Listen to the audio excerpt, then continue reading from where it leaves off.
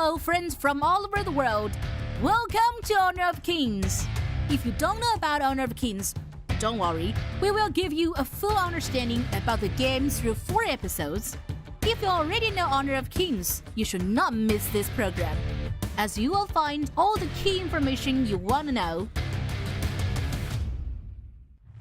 Honor of Kings is a mobile game developed by TianYun Studio Group focusing on battle. It was released in China on November 26, 2015, and is currently the mobile game with the most players in the world. You will find a large number of unique heroes and finely designed skins in Honor of Kings. What's more, the immersive battlefield will also bring users fresh gameplay experience. That's why it is a fantastic choice for social entertainment.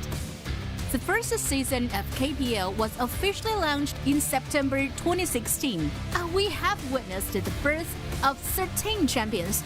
After about 2,900 days and nearly 8,000 matches. Honor of Kings International Championship is an annual world-class esports tournament with the highest level of competition.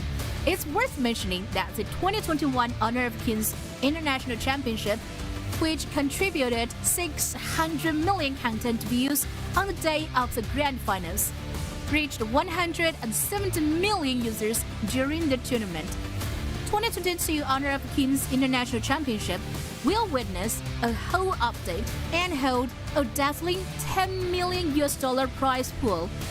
The wild card qualifiers will start on November 22nd, and the group stage will start from December 3rd. You will see the strong teams from all over the world fighting for the World Championship. KIC2022 will kick off shortly. Let's witness the wonderful performance of players on the stage of the 2022 Honor of Kings International Championship. Let's high five for highlight.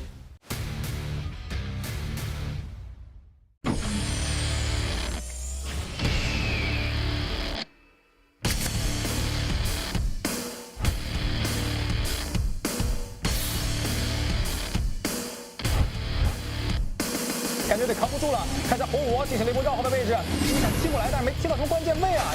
If you came to watch me dance.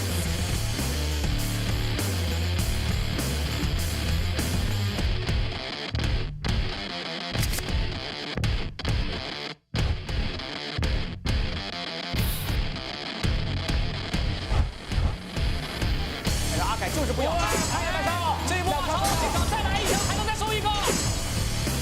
无枪进场，收枪收枪，微博有点遭不住啊。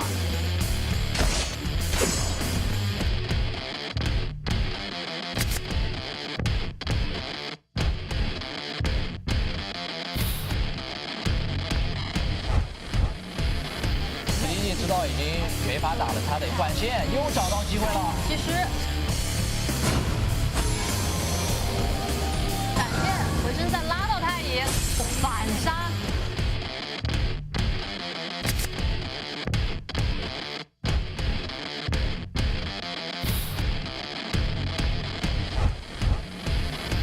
但是张飞直接开，把明天运进去，但凯开大，冲进去，阿里先撤一波，风筝一下凯。先生选择了回闪。 If you came to watch me dance. 那个米阳的蓝进场，先将别人给秒了。 Perhaps you'd understand me better. 这一波公孙离绕后开团呢。是的，和蓝的一波完美的配合。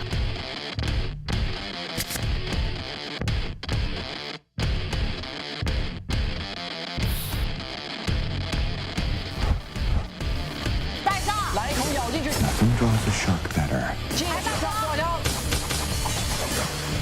断腰回头一下。 than the sweet scent of blood.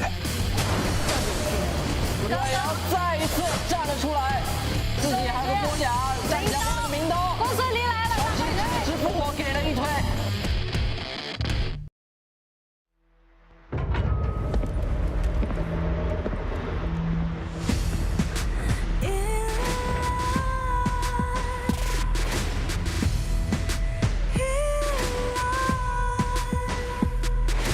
What's a life without its worth? Compromising with what hurts inside. inside. When you let fear decide your fate, you don't choose which path to take in life. In life, I'm finally letting go of everything that still holds me. I'm against the odds, but I won't give up, 'cause it's my time to shine. Standing in the spotlight, can no one let me down. Destiny is calling higher night. I'm not afraid to fight for everything I love. Victory's in my sight.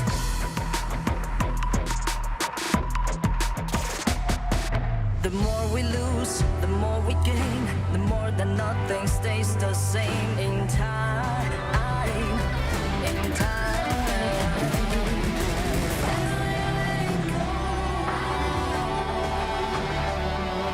Everything else still holds you. 'Cause it's our time to shine. Standing in the spotlight, can no one back us down. Destiny is calling higher night. We're not afraid to fight for everything we love. Victory's in our sight. It's our time to shine higher light.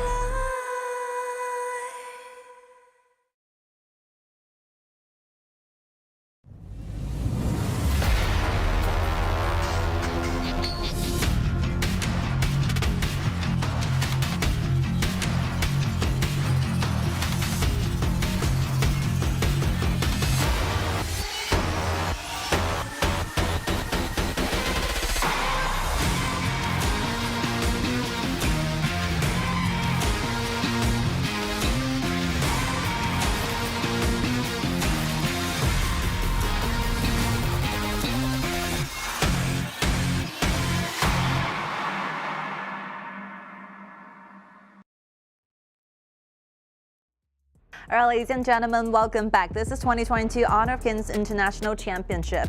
And here we go, knockout stage. And this will be the very first day of our knockout stage. And I'm today's commentary, TianYun. I'm today's commentary, Jacko. Always good to be back. And we have been talking about knockout stage for a long time. Yeah, finally we come to the knockout stage. As we all know, Wuhan eStarPro, they won all the matches during the group stage, and right now they're gonna face the Shanghai EDG.M, which team already reborn in the 2022 KIC. It's such a coincidence, since I've dug in a lot further and very deeply into their history records. And the last time they bumped into each other, it can date it back to 2021 summer season, and even spring season, and even it's like a pre-season show. So only like 2 single matches have been taken place, and eStarPro completely won at that match. But you know, these two teams have a lot of histories, and we can see that we have talked about for such a long time, because we're playing in BO7 single round robin today. So Global BP and the Ultimate Battle will be applying at the same time. We talk about a lot about BO7 and the Ultimate Battle, and today I'm gonna show up. So like the words is very complicated. We can put it in very easier term to understand. For example, we're playing BO7, so you basically have to win yourself 4 points in order to be the winner for the series. And the maximum number of the entire series will be 7. So which we have witnessed a 3-3 that leads us to the final glory, like the 7th battle. And that one will be extremely exciting, because all the BP, all the heroes they have used before are available at the same time. So basically you're doing a blind process. You have no idea what your opponent's gonna say, and you know, basically we're gonna see 2 exact same composition for both teams. Yep, you're gonna see 2 Gongsun Li or 2 Maishilin Niu at the same time. That's available, and look at the heroes they are today. Gongsun Li, Maishilin Niu, and Shen Mengxi showed up a lot in the KIC 2022, and the core item of the lead and Gongsun Li will be the Doomsday and Eternity Blade, and Maishilin Niu is Scepter of Revelation is quite important for him, and also the Shen Mengxi as well. You know, this board actually shows those meta heroes, the most picked heroes, which means that these will be the heroes that the most probably going to show up during the ultimate battles. Yeah. So usually we're going to see those exact same composition because in one meta, those very popular and the most meta heroes will stay the same. But you know, sometimes you can see those teams getting predictions on their opponents so that they can do a counter compensations. So whether we can see the ultimate battle really depends on the early 6 matches between the two teams. Do you think that we have some possibility that ultimate battle will be really going on? I think today actually have some opportunity to see that, but Wuhan eStarPro, they won all the games in the group stage, and actually they played the BO2 before, so the upper limit of the Wuhan eStarPro, I haven't seen that yet. Exactly. I mean, my personal opinion for this one, maybe nearly 20% of the possibility that we can see the ultimate battle. But for most of the time, I think Wuhan eStarPro still showed and grabs a lot of winning percentage directly, aiming towards EDG.M. Yeah, but who knows? We have no idea. I mean, eStarPro is one of the oldest generations in KPL. Yep. I mean, this team have participating in every single season since the very first KPL. The first tournament they have dated back to 2016, the very first Honor of Kings Championship, and then they have won so many champions that we can see from that dashboard before. And for EDG.M, I think EDG.M is also one of the oldest generation. But I mean, they have gone through obviously more, when it comes to their lowest points in their entire professional career. Yeah, especially in this 2022 KIC, I think Shanghai EDG.M, they have been a lot since the KPL region qualifier. They play a lot of games against with a lot of teams, different teams. So definitely they will have no more experience in this tournament. You know, for those of you who are not so familiar with the history of eStar or EDG.M, so don't feel worried. We're going to walk you through their whole process, their whole professional career in KPL. So firstly, we're going to talk more about eStar. So their journey in KPL started from the very beginning of 2017, and they actually participated in 2016 Honor of Kings, the very first Champion Cup. And then they have never been absent for even one single tournament. The biggest participation it is. And they have peaked at the time of 2019. That will be the one that, if we have some old viewers or audience, you're going to have those memories for 2019 KIC, right? Especially the fans of the Wuhan eStarPro. Actually, they know better than us, I think. But you know, after 2019, the summer passed, there's some few changes in their coaches, in their, for example, starting up list. So a lot of transfers of the players have been witnessed. So that eStarPro actually going through a lot of ups and downs in the year of 2022, the early half of 2021, and 2021 KPL fall season was the time where eStar has finally formed a complete formation, I could say. I would say that because this is a crucial point, because we have a lot of transforms in every single season, and then the team, the whole formation for them, that will separate apart from them. So they have to unite together once again to solve a lot of problem. Communication and the strategy, you have to build up the system once again. You know, SK got his way journey. SK has been through a lot of clubs, esports clubs. He has personally gone through 4 different clubs, and 2021 spring season will be the time where SK got his very first footsteps into eStarPro, and they have overcome so far, and at last we can see both Qingrong and Ziyang together as a duo transfer to eStar from Hero, make the final piece of the puzzle been fixed up. Until now, eStarPro has been to every single grand finals in every single tournament. Yeah, that's why I always showed my respect to SK. Of course. Since SK arrived to the Wuhan eStarPro, I think he's really good at discovering the potential of players and put them together Yes. as a whole piece. I mean, SK, I dig a lot of information on this coach. He carried different teams to the grand final for 9 times. Nobody right now existing in KPL League can top this record. 9 times, imagine that. This is incredible record. Incredible records. I mean, he's still looking for the 10th, right? For this one. Maybe this time it's the 10th. And for their opponent for today, like EDG.M, their best records will be like 2018, quite early. Yep. The spring season, where they got to the final grand, but actually they got defeated by Hero. Won themselves the second prize. And after that, the whole team began their places to collapse. They're trying to make a lot of changes. And you know, one fact, after Ming and Rock transfer from Dongguan WZ to EDG.M, something happened. Yep, there might be some. That's a great piece to join into this club. I think that's quite important for the EDG.M because the new generation joined the KPL from the KGL. It shows a lot because a lot of players actually play so well in the KGL. Of course. Yep, and then Ming and Rob actually show their value in this team, especially Rock. Rock already got himself a double pentakill. That's huge accomplishment, personal accomplishment.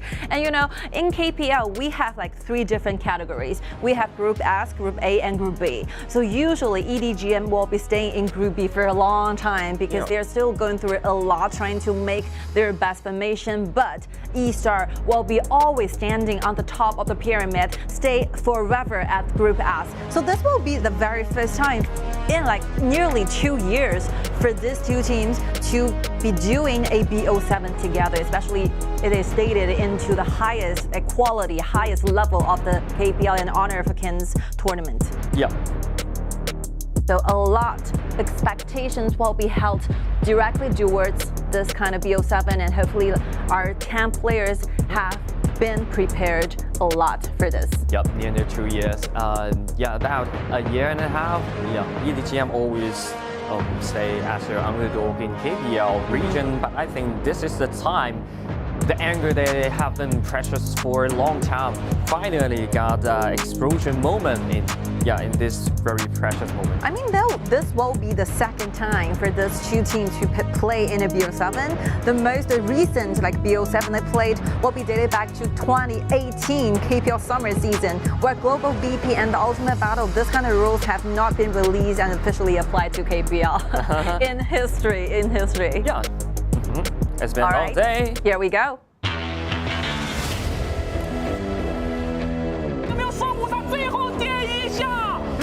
一舞剑气动四方。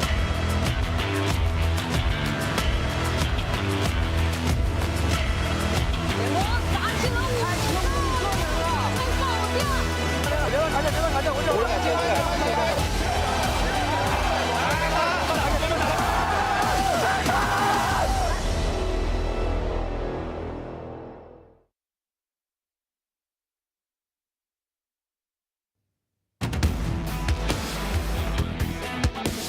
We are fully prepared for this battle because this will be the very first stage for us to finally going through and going directly deeply into the quarterfinals. We have been seeing a lot of battles, different kinds of the formats going on. We've seen BO1, we've seen BO2, but BO7 definitely the best one in our home matches. Yeah, definitely the best one because it's gonna test the hero pool of each team. Wow, so many audiences. We really missed you a lot. It's been a while since the last time we have so many audiences sitting down below. And this will be a true fact. Some of the players got really excited when they have audiences sitting down below. That would be a different state they are because last time we saw this kind of picture, just like we are in 2018, 2019. It's been 3 years, come on. It's been 3 years. We have been through a lot. Yes.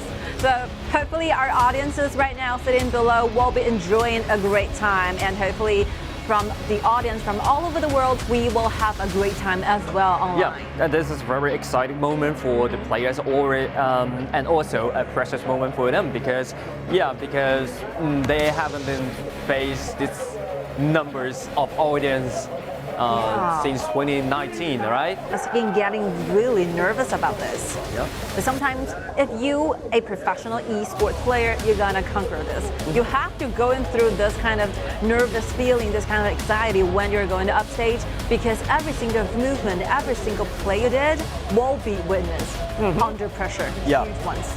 I don't worry about the Wuhan eStarPro because there's most experienced players in their team. But Shanghai EDG.M, I think Ming and Rob, these two carries in this team, is very new generation for the KPL. So Yeah. can't worry about that. I mean, if you're talking about the pressure when you have audiences in down below, the experience will be a, very, very valuable thing trying to decide who will be a better player than the others.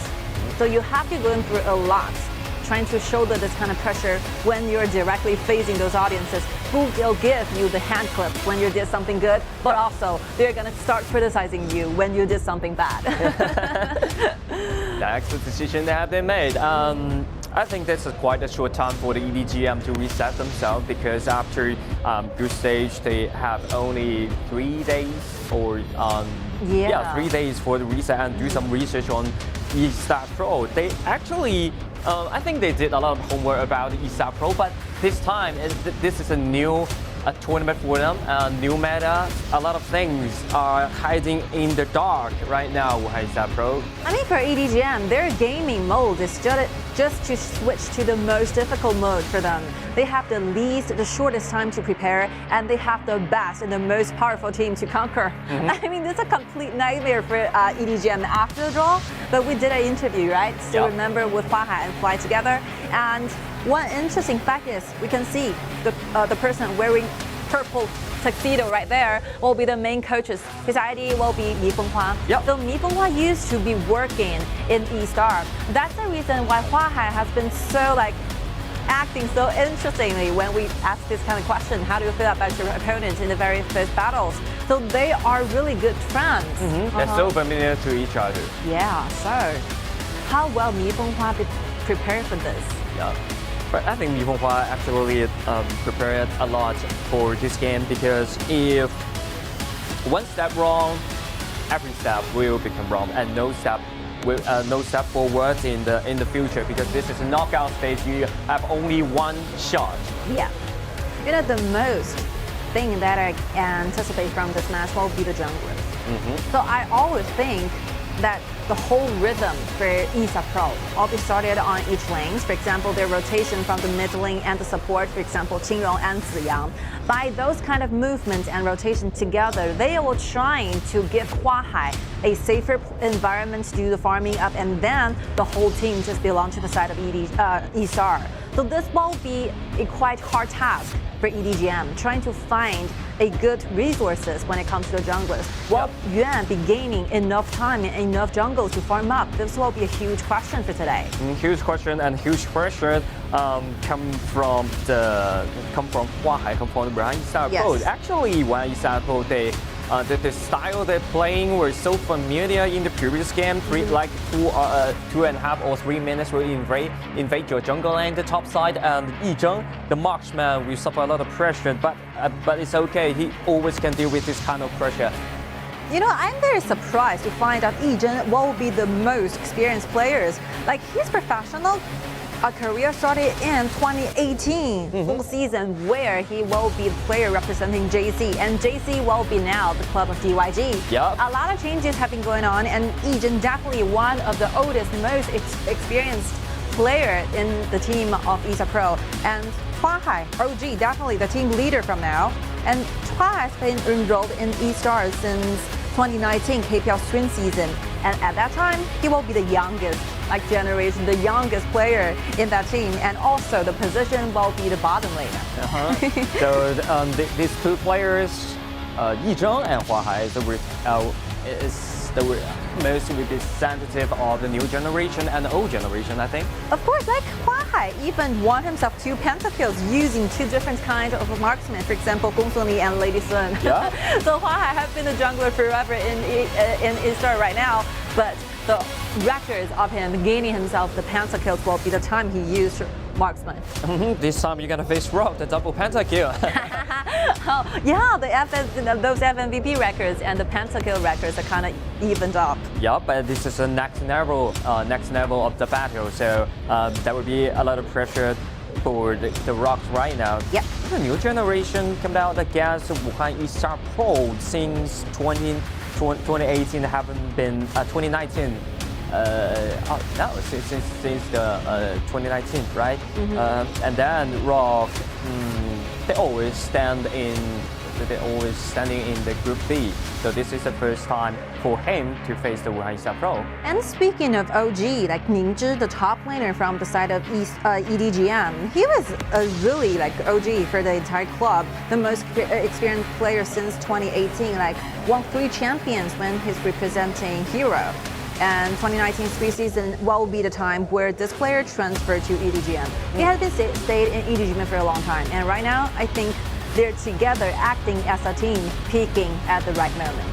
Yep, and the hero pool of the Wuhan eStarPro actually, I think it's deep enough, and a lot of things still hide in the dark. TianYun, they only played 12 games during the group stage, but TianYun already used a type of side laners, so it already showed deep enough of his hero group. I mean, if you're gonna stand in the top of the pyramid to the entire league, you're gonna be very deep into hero pools. You're gonna be having those strategies waiting ahead, hiding in the dark, trying to develop more in the future when it comes to BO7 or even BO9 in the future. So definitely, I don't feel worried about eStarPro losing a lot of options when it comes to composition. Even though we're playing BP, global BP, it's completely okay for eStar. I mean, I can basically, without this game even being started, I can name those very good compositions from eStar. For example, Maishinanui at the very main core from the mid laner. This will be coming up as a whole composition for eStar trying to grab themselves one more points. Yep, played by Xinrong and always can start up the plays.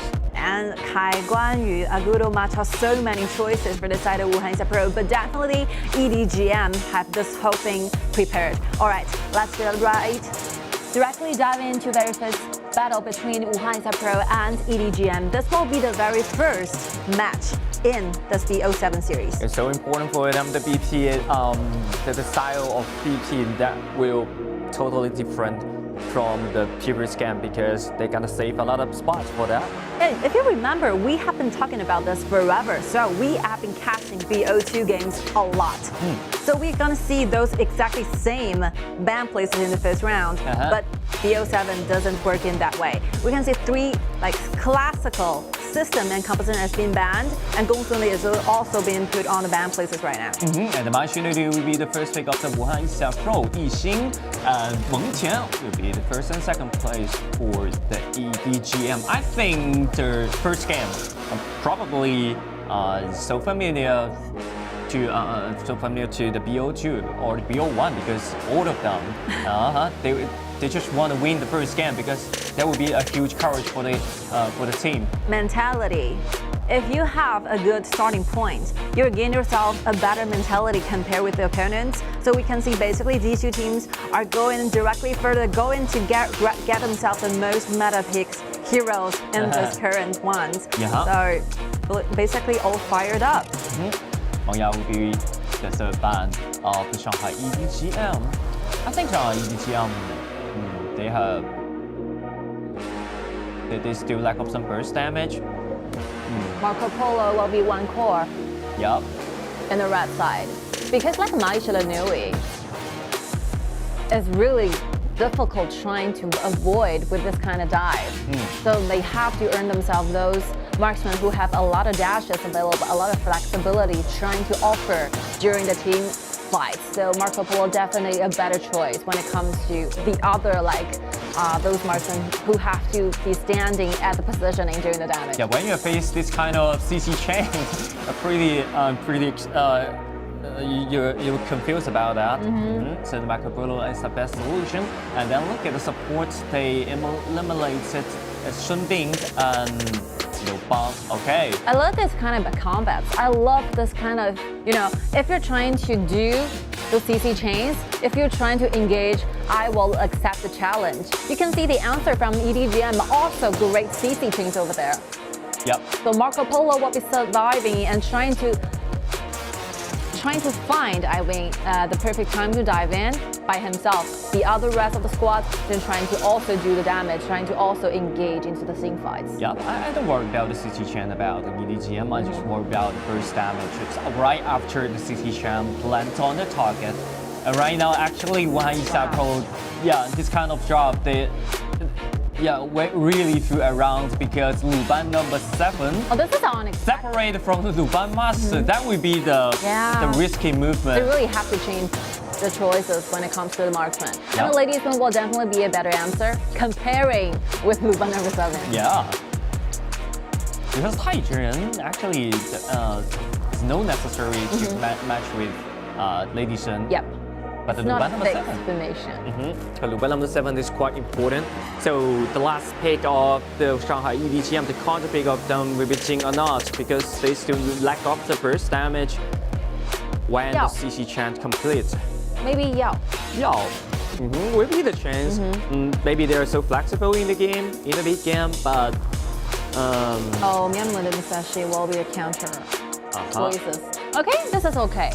No, I really think EDG.M will be saving this Jin to do later few ups battles because definitely like Jin will be those heroes who is also not a very good choices when it comes to fighting against this kind of composition who have a strong CC chains.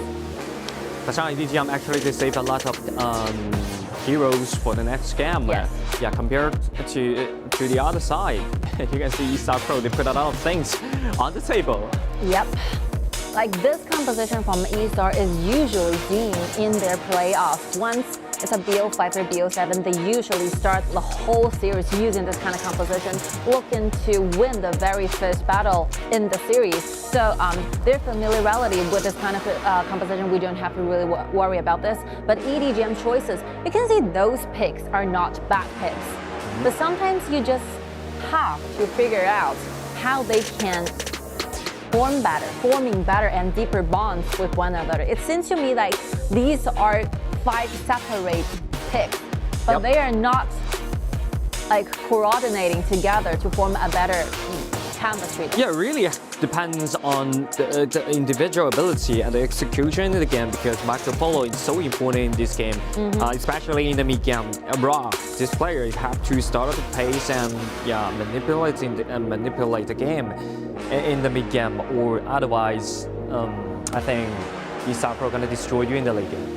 I think that EDG.M's composition will be working better if they choose to fight back. Like counter fighting back will be their only strategy trying to win this game. Because you can see those CC chains from eStar, they're definitely gonna try to initiate when it comes to team fights. So they have to wait patiently for those loopholes that are exposed to you when eStar is trying to engage in the team fights. So you don't have to acting so pushily or actively trying to engage. I think EDG.M should be playing with their patience. Yep, aggressions no need for the Shanghai EDG.M in this game because they're actually it's a team so flexible and they can strike back easily, but not good at in initiation because look at the other side. Lu Bu combined with Xiang Fei, how can you do some initiation to the other side? Because Wang eStarPro, they also strike back,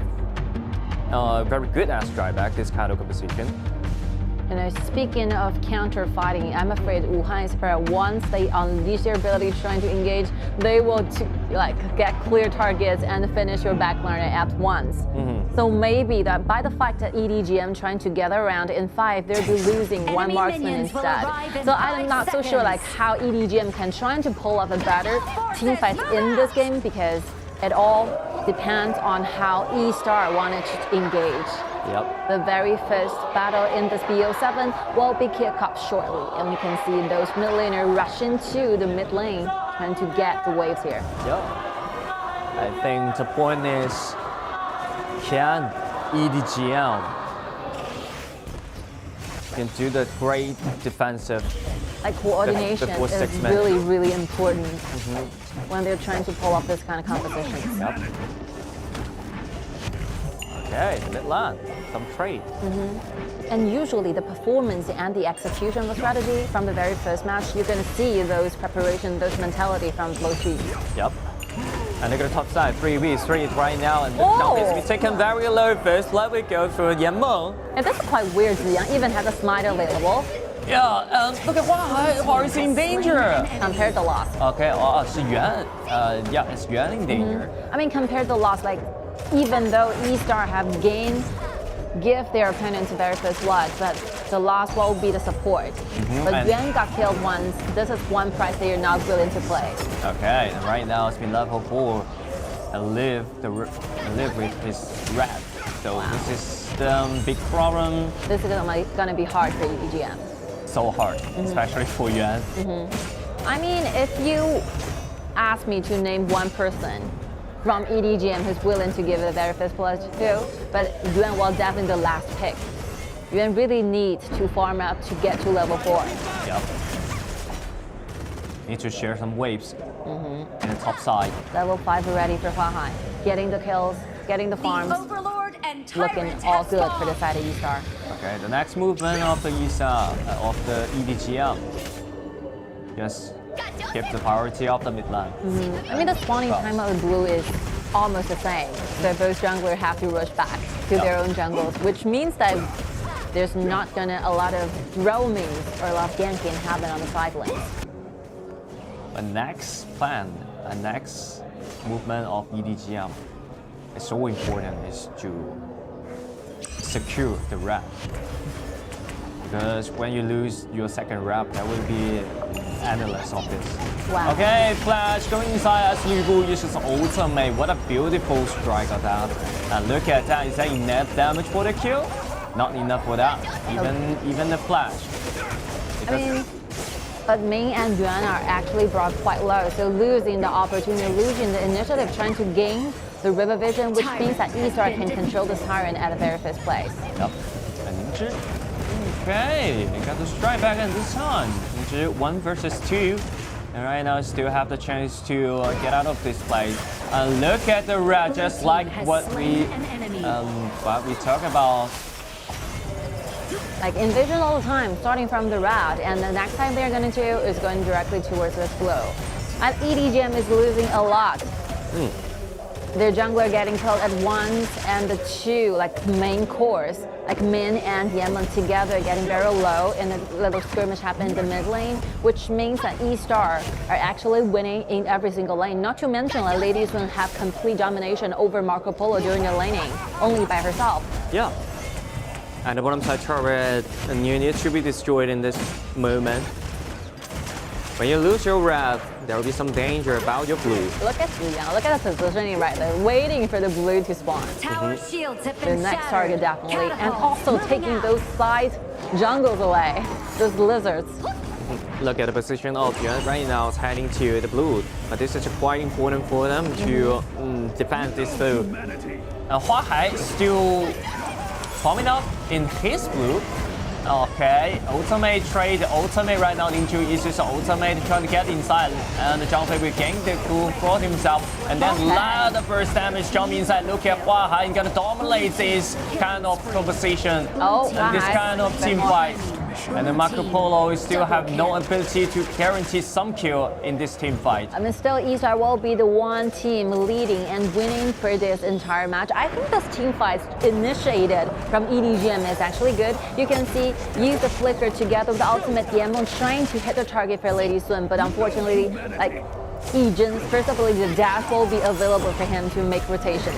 Yeah. So Lady Sun will be kept safer than ever.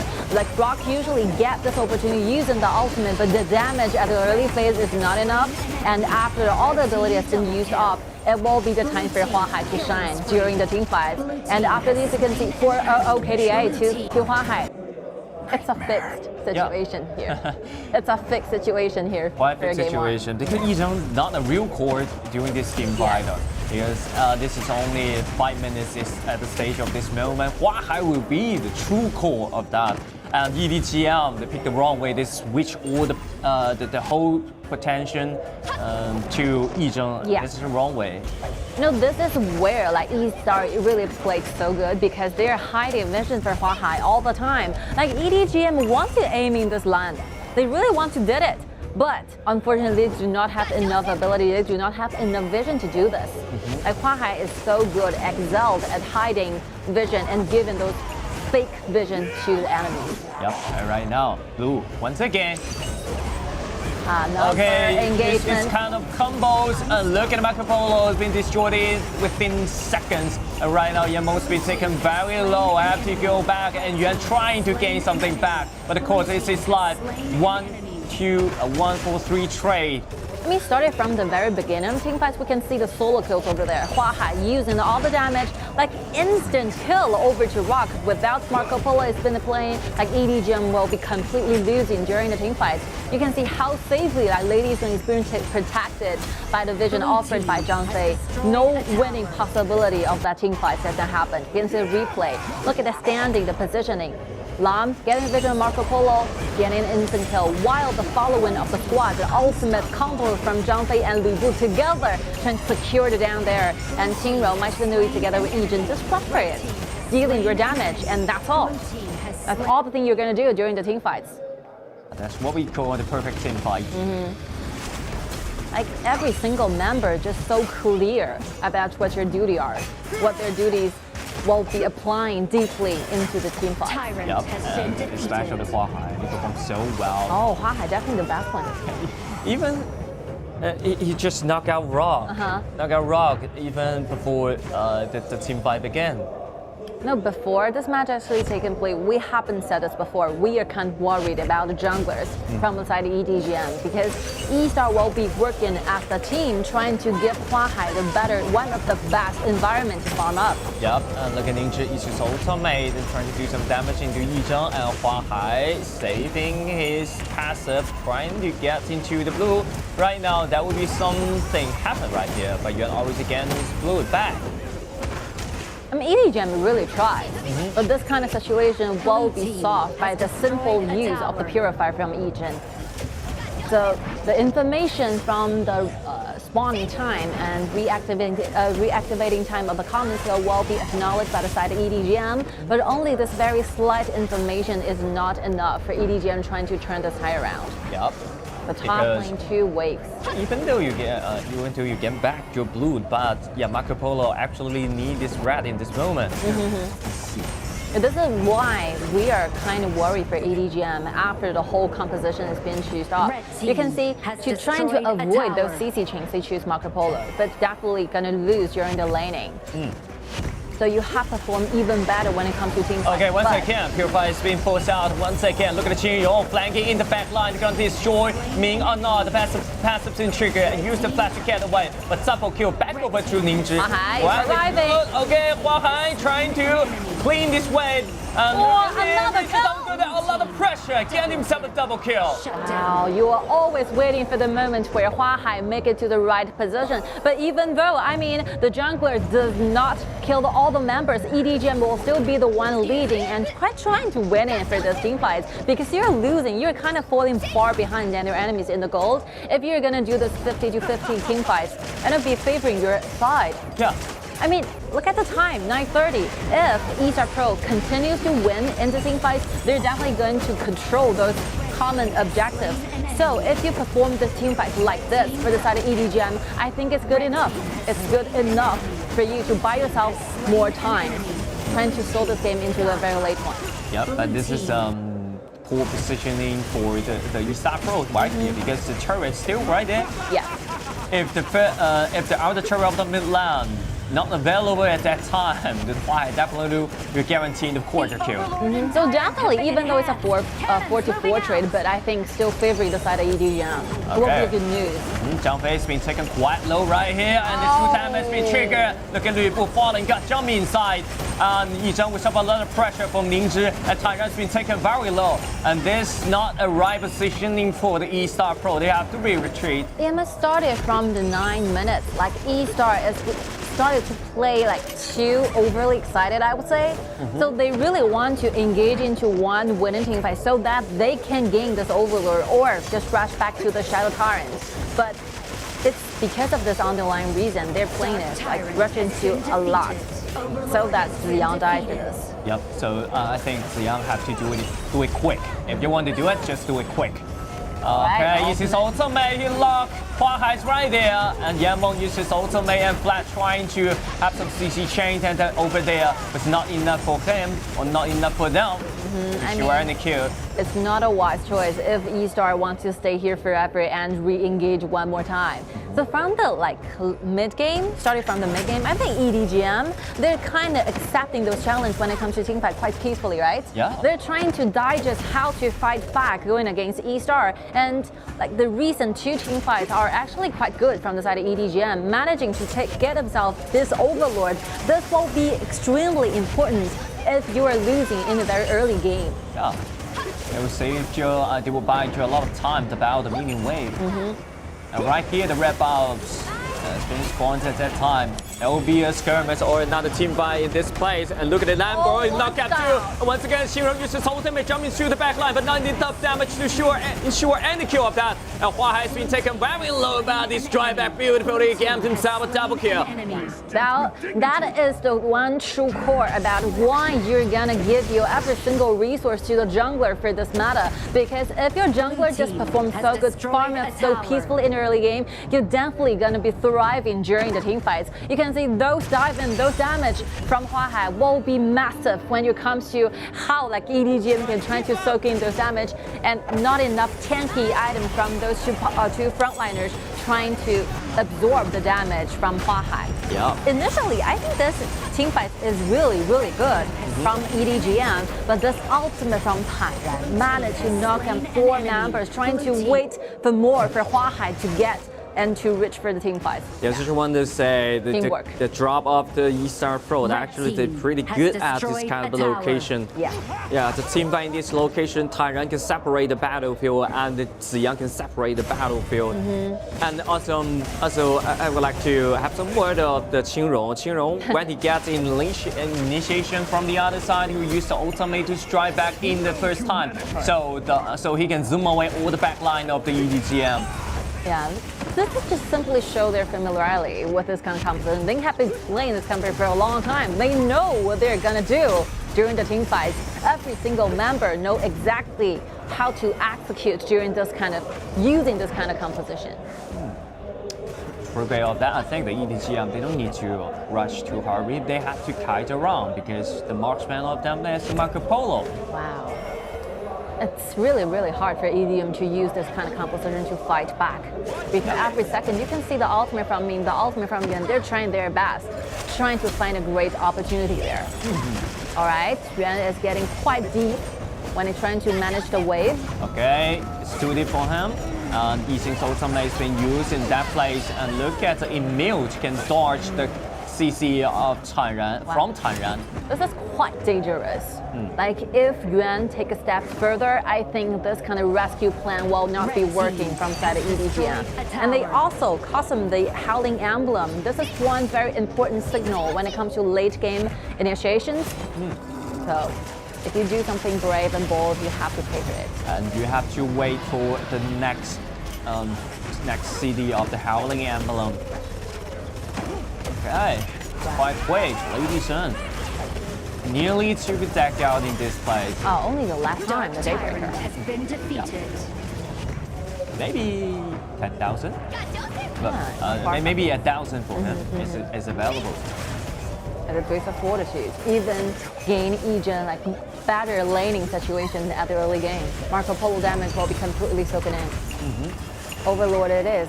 Another try, and for this one, I think it's not possible for EDG.M trying to gain this Overlord. It's quite hard for him right now. I think even though Rockets and Marco Polo can deal with a lot of tanks, but right now it's hard to deal with this kind of position. Yeah, Lu Bu combined with Zhang Wei. If she wants to do some poking damage, it's quite dangerous when he stays in the front line. Right now, they have to stuck in the high ground and defend the high ground turret. This is the only chance for them. And Qingrong's been taken a half, and then respond with the fan. I think EDG.M, they're trying to fight back, looking to those one chance. It's do or die. You only have one chance, and the vanguards are ready. 2 vanguards available on the top lane. And this is a big one. Look at the ultimate come from Yixing right now, but yeah, it doesn't work in this place. Everyone just been zoom away. In their time, look at Zhang Fei uses ultimate combined with Lu Bu. Zhang Min side to zoom away over the back line, but Lu Bu went too deep right there. Uses a flash, trying to get away. And my Shinanu has been taken very low, as well as Yuan right now. And look at Hua Hai Zhang Min side, the resurrection has been triggered. Everyone staying low. From the side of EDG.M have to retreat. So the purpose from the side of eStar is very, very clear. We just want to make sure we have gained ourselves this high ground tower in the top lane, and after we get this, we will be going. We will be retrieving to our base. And Yuan is looking for those kills, and I think the angle is really good, but only lose a slight, like very slight, tiny damage from that action. He almost got the kill. Maybe he can do it bad. Maybe if he have more build on that. But good coordination shown. You can see the positions from Ning just standing at the only frontliner for the whole composition all the time, trying to clean the wave, trying to absorb the damage from eStar. The poking damage from eStar is quite huge because you can see the constant poking. Those fans from Mai Xianlu is quite annoying. Yeah, quite noise and with huge damage. But the 2 ultimate have been pulled out from eStar. Like the cooldown for TianYun is ready. They're still waiting for Zhang Fei to get the ultimate available. Okay, right now it's pretty hard for them because 3 lands already crashed into the turret. Really, really hard for the side of EDG.M trying to solve this game quite late. And even when you're talking about those late game fights, the damage from Ladies One will definitely be a better one when compared to Marco Polo. I think Marco Polo will have enough damage, but whether he can pull off those burst damage using the ultimate really depends on how the environment goes. Environment, and you need a lot of time to stack your passive. It's quite important for him. You know, without the 2 damage, how can you destroy the front line? I have faith in Rock. I just believe like this player will try his best to find a place to use the old ultimate battle, using the bullets, trying to shoot down, trying to get those HP from eStar. I think Rock fully decked it is. Yeah, fully decked. And Rock have them pay for himself too. You have to trust himself to do to find space and room to do such kind of damage. If you're going to be choosing Marco Polo as the very first pick in the entire BO7 series, it will definitely be the signature of the confidence. You know, Marco Polo is not a very easy marksman to lean in, and definitely one true core for the side of EDG.M. Rock is dealing a lot of pressure right now. Yep. And look at this red Shadow Overlord. I think strike back in the high ground. Maybe it's a wise choice for the EDG.M. Yes, but do it quick, do it in instant, do it without hesitation. They still need some damage from the high ground turret. Right, from the use of this Overlord, like eStar is going to end this game using this Overlord. Definitely their purpose. They're not waiting for the Tempest Dragon. They want to finish the game or even gain more high ground towers. There's 2 high ground towers right now. Okay, right now, that would be the key. Double Dragon Buff right there. A huge pressure comes from the eStarPro. But look at the jump inside. Look at the ultimate used a lot. He's still holding his trigger, Ziya. So funny of that, but yeah, definitely will destroy this game right now. Look at Lambo uses ultimate trying to block TianYun outside. And right now, look at TianYun's been taken a half. Zhang Fei will use ultimate to zoom away all the members of the EDG.M. Okay, this is enough. All the high ground turret has been destroyed by the eStarPro. I mean, if eStarPro is looking for those ace team fights, they're gonna do those combos, ultimate Lu Bu and Zhang Fei together. But since Zhang Fei is really low in HP, making the retrieval back, and TianYun is still looking for more. So only 1 ultimate is not enough for eStar trying to initiate.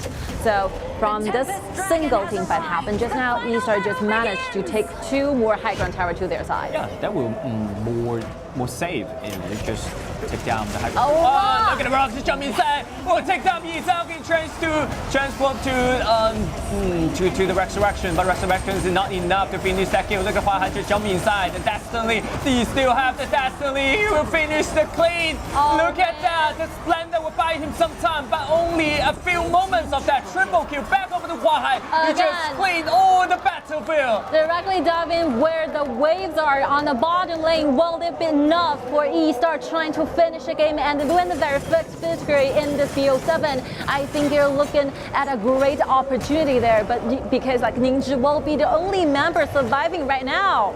30 seconds, 10 seconds for Rock to reborn this time, and look at the open mage to come inside, but Ningzhi can stop all the super soldiers. Very tanky. Very tanky this time, but without other targets, Hua Hai cannot do anything more. But you know, this team fight, like eStar actually won this 4 against 5 because Lady Sun Yizhen was being killed at the very first minute. Yeah, Rock. This is why we always have faith in this player, right? Solo kills when it's surrounded with all the enemies around. Very hard to do this. Actually, crucial kill for that by another team. Five regret right here as Lu Bu falling guard, Xiao Mingqiu the back line and then separate the battlefield. Rock spin down the right here, and Hua Hai and then the Xinrong will jump into the back line and destroy all the members of the EDG.M. Right now, that would be the case. Nearly to be ace. And Ming is the last remaining guy. This will be the end. I think if Ningzhi will be the last remaining guy, they still hope some hopes there. But if by Yixing, there's no way they can finally fight back. Congratulations to eStar to hold the very first victory within this whole series. The MVP, with no doubt, it should go into Hua Hai. Hua Hai, absolutely.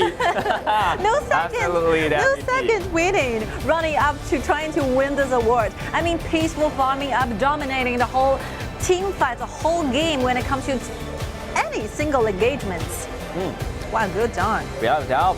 Even though Yizheng's been taken down in the first place, but I think that Hua Hai will finish his job because he gained himself a lot of goals and a lot of goal leads in the mid game. And yeah, when Yizheng's down, it's I think it's no, it cannot create some problem to Hua Hai. I mean, this kind of team fights will be only happening in our imaginations, you know? If you're gonna do those fully decked late game team fights, for those teams who have only 4 members available going against 5 and actually winning at the end will be like complete dreamy situation right there. This is what makes eStar a good team, one of the best team in KPL. They usually do this, even though the marksman went down the very first place, but they ended up winning in the team fights. When it comes to good coordinations as a team, I mean, not only like Hua Hai will be the best player performed during the team fights, but it all comes to the whole contribution with 5 members. It's that work of team make. Very important, but I think Rock already did his great job. Yeah, tried his best to eliminate the core of the other side, but unfortunately the cause is his life. You know, the fact that we're talking about when will be the time and moment where EDG.M started to losing will be Yuan, that Miyamoto Musashi, went down as the very first blood to EDG.M side. They actually won the entire first blood, getting the life up there happening, skirmish happening down the top lane, but it's not enough. You know, you have to gain your jungler enough time, at least to level 4. Yeah. At least to level 4 in peace, right? In peace is so important. I think Yuan maybe he should improve himself a lot.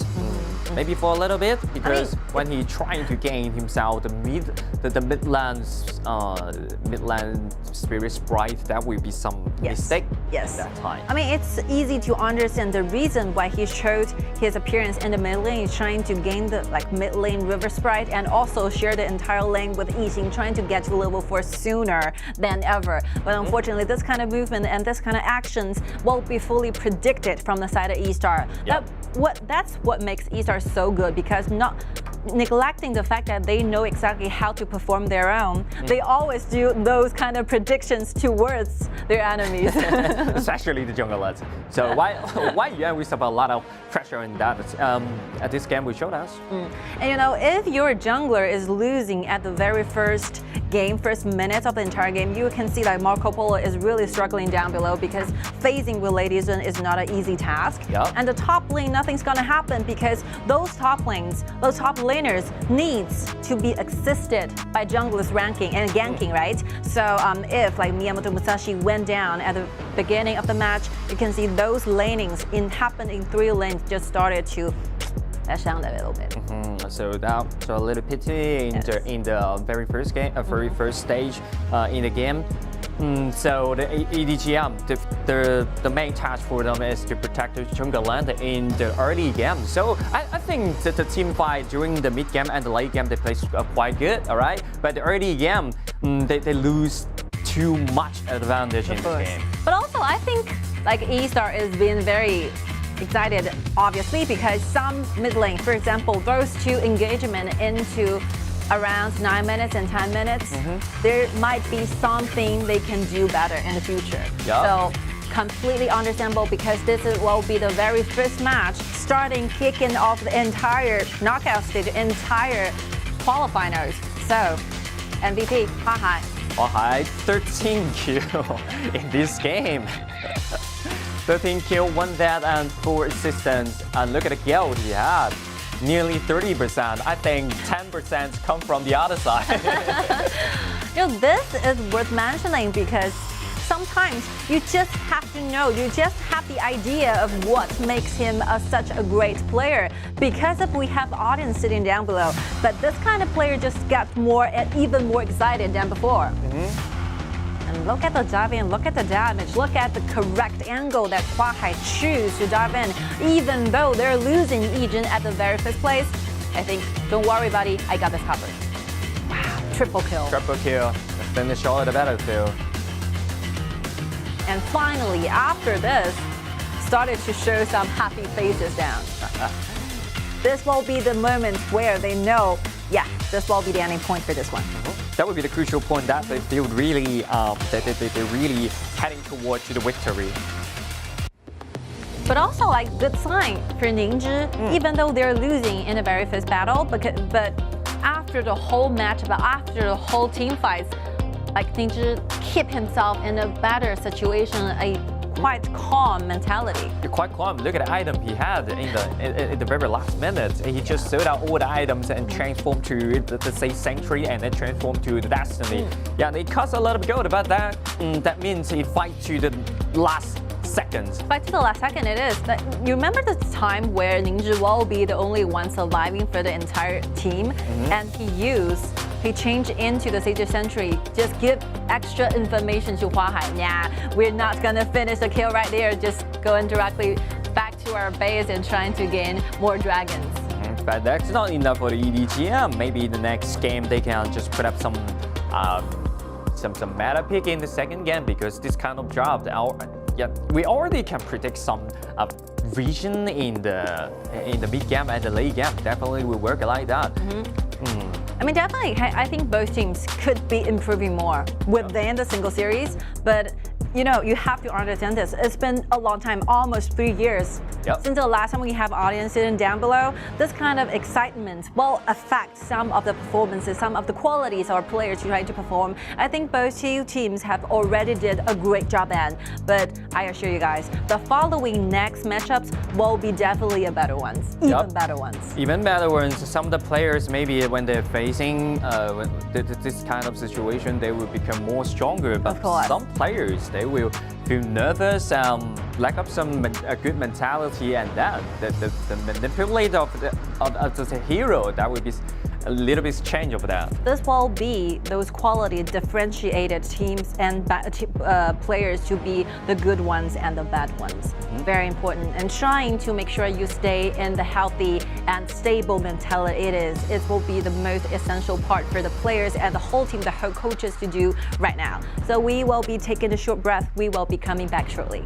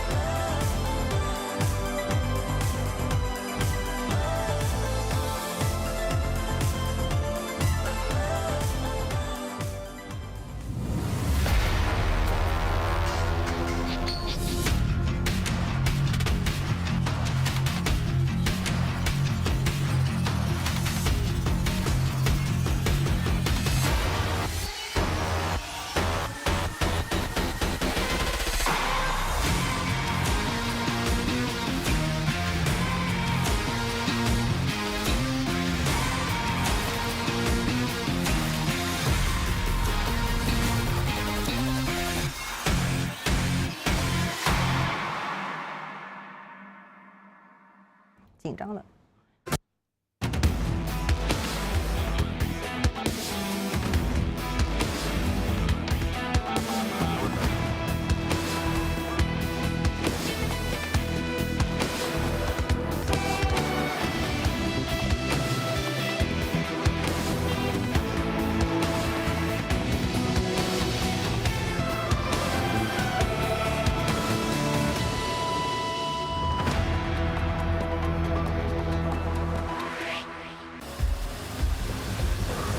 Alright, welcome back.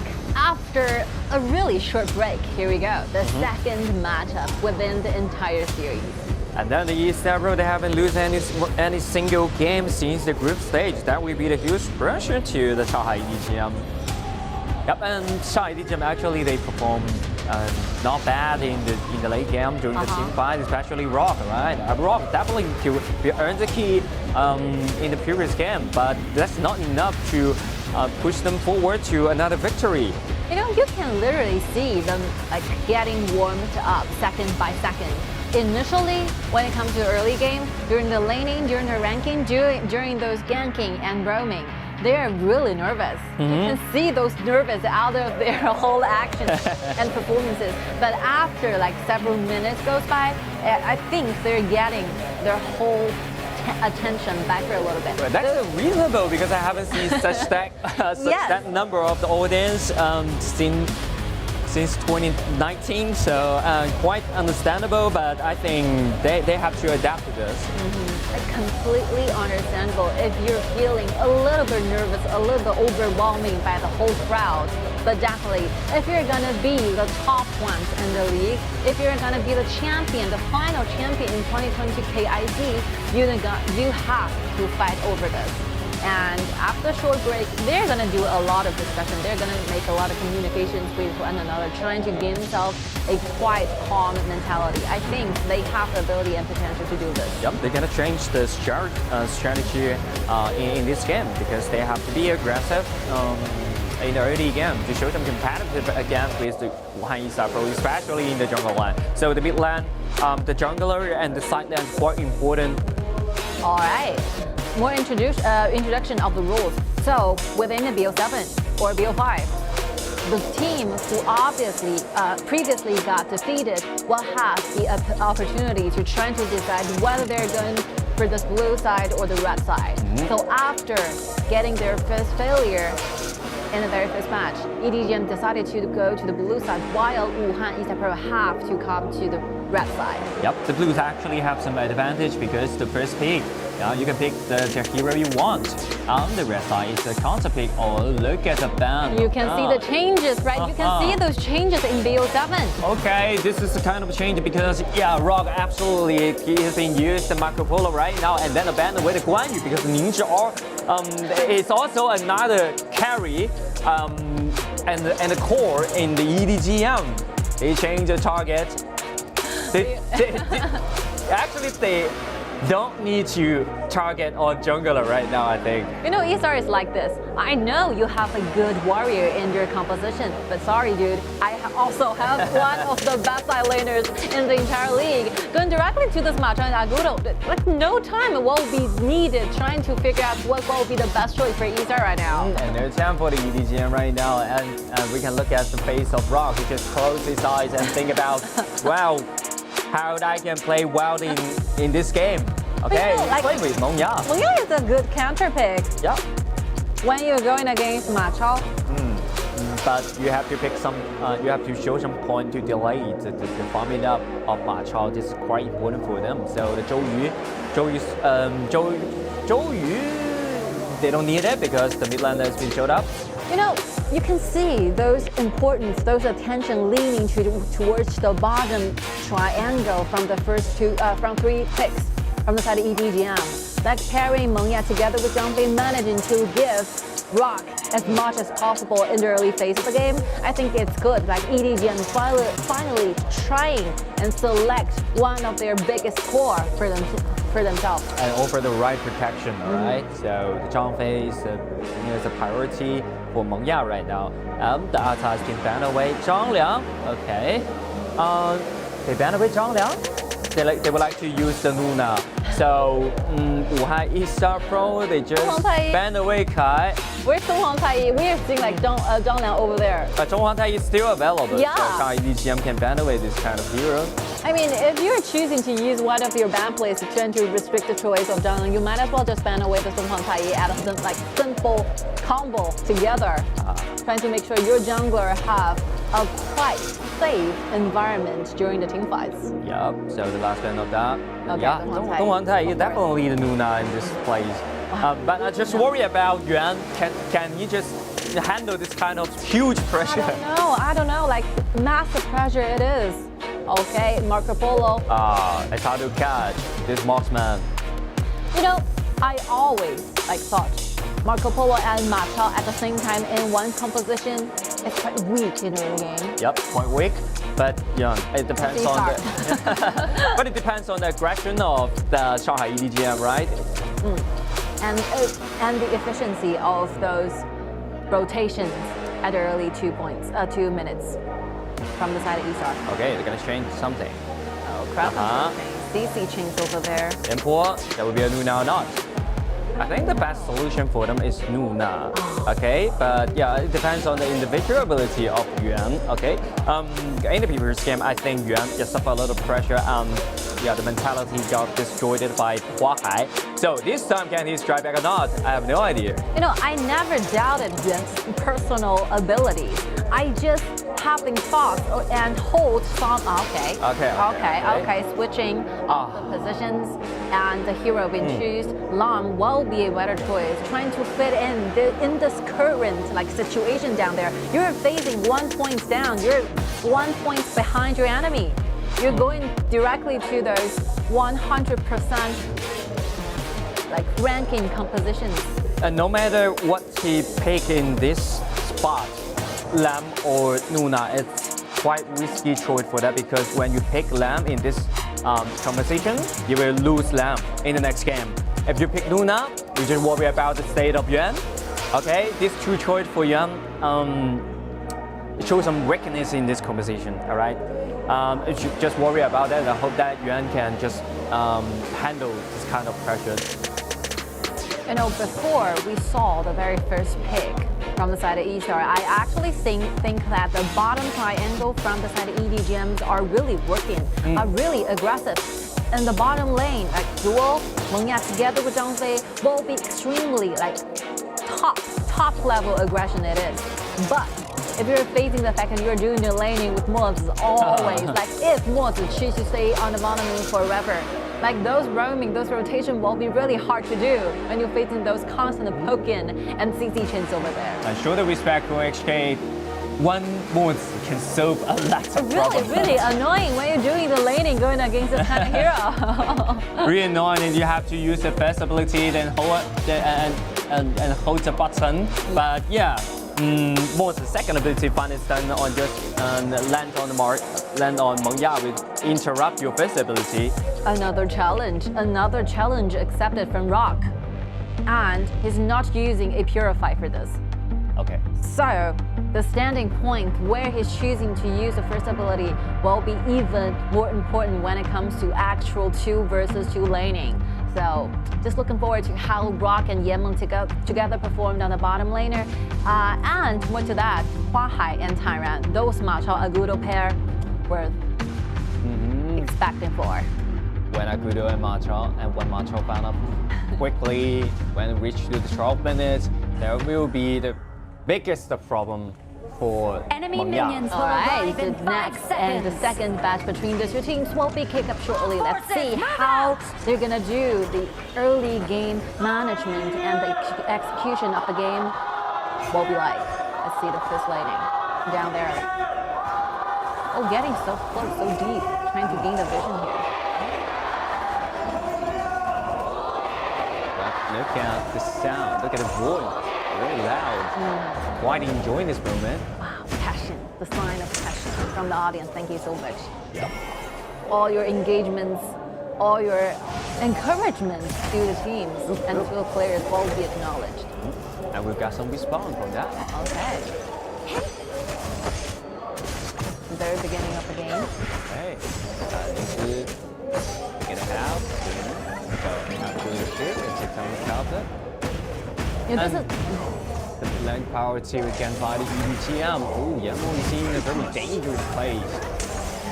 But yeah, priority of the Midland River Spire again by Smite. Using the smite trying to secure the very first river strike. But you can see the rotations. This is a very classical early game movement from eStar. Like if you're going to choose Ma Chao as a top laner, after cleaning the first race, both the mid laner and support will be together directly roaming to the top, trying to get TianYun down there, sharing the whole lane together. Next mid wave. And Hua Hai will always stay together with TianYun. More for the protection and Vision. speed up. Vision.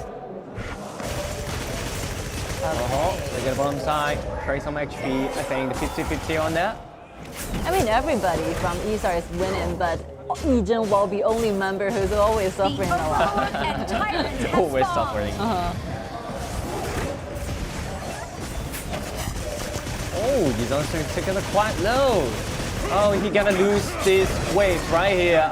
Look at Flash and jump inside. That's not enough damage for the kill. But Yuan will use his ability and guarantee the kill. But this kind of cost, I think we just called it 50-50. It's all that TianYun can do. It's facing the 1 versus 2 situation. It will be a bad solution for him trying to win exchange live versus the 2.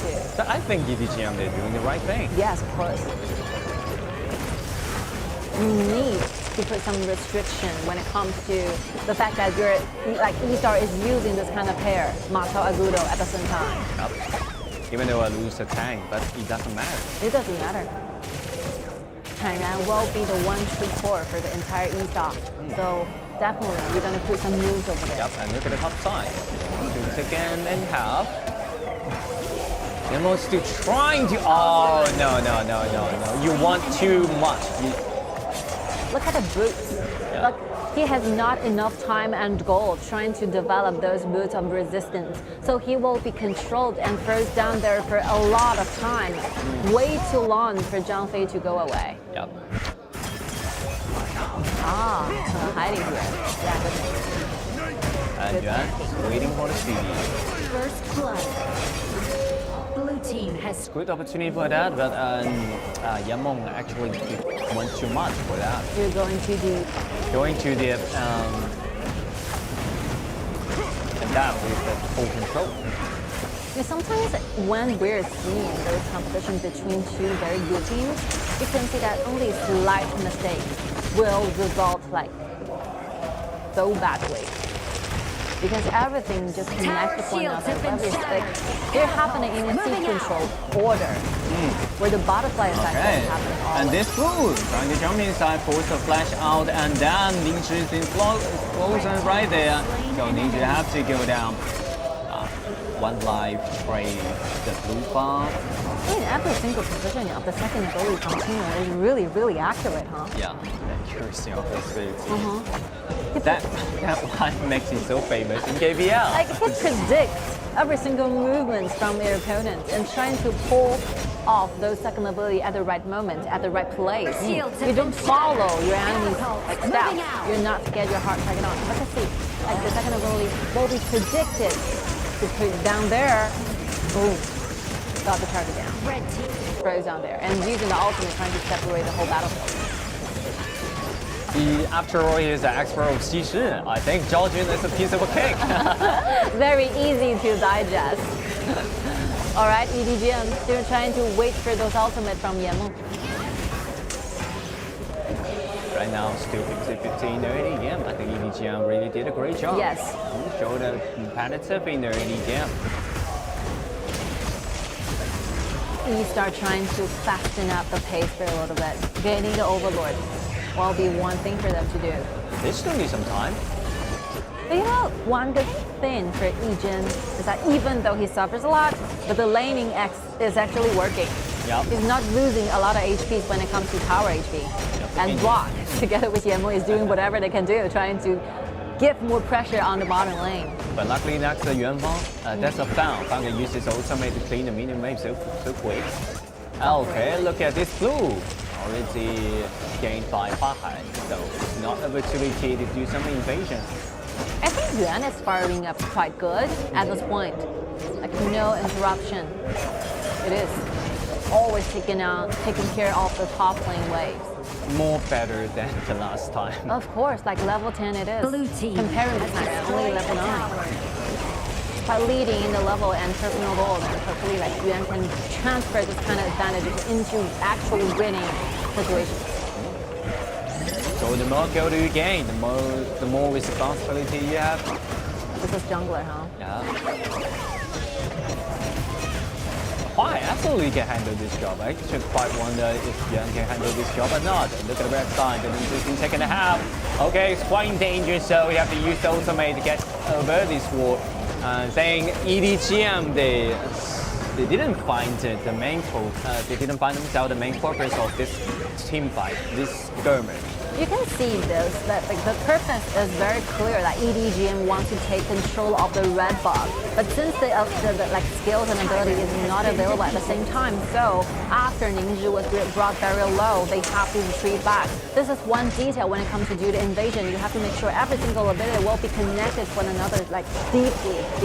Yeah, they really like to do some invasion, but they lose too much HP. You know, another like blood HP stealing away from eStar, trying to make sure that the other frontliners stay on safe in the HP. So from the side of EDG.M, they're unable trying to defend their own territory. This is one slight detail from eStar. Token is really very important, and the position, the front line, they are so important because we can see Ningzhi. They will got still a lot of HP from the other side, as well as Zhang Fei is right there. And sometimes you don't really have to find those kills trying to be the winning one, trying to lead the game. You only have to steal those HP away from the frontliners. So your enemy is begin to lose sight. Oh, okay, look at Ningzhi uses ultimate flash trying to get inside. Oh, look at the damage from Rocks. Quite important. Destroy the backline right now. 2 members of eStarPro has been dead, and TianYun's been taken quite low. All around explosion won't allow it to happen. Yeah, you want to retreat? No way. Like perfect combo chains and team fight from the side of EDG.M. After winning this, they actually rush into the red, trying to gain more step for them. Oh, it's really looking good for the side of EDG.M. And now they're simply waiting for the wave to arrive, and Rock is on fire right now, surrounded by 2 bodyguards. 2 bodyguards and Rock, the damage and export restore is not bad, but the damage from Agudo. They stay here side by side. For too much time, for such a long time. You know, Yan simply taken too much. At least you gained yourself the ultimate trying to standing up so deeply. I mean, even though it's a 3 versus 2, but you never underestimate the burst damage coming from the ultimate from Ying Kai. Yeah. Quite important. The details quite important for them.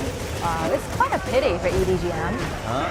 Did it, and Qingrong's been knocked up, and then all around explosion will get himself another kill. And look at the Yuan coming inside. Yuan, he's about a lot of damage, and he's still trying to do a lot of damage. He's still alive when he gets out of this stage. Yuan really effective in this game. I mean, Yuan is a hero for the team fights. Like, he basically happens his target onto 3 members and chasing it all afterwards. Use a perfect ultimate, trying to put himself together and waiting for his member to arrive and soaking in the maximum amount of damage and go back.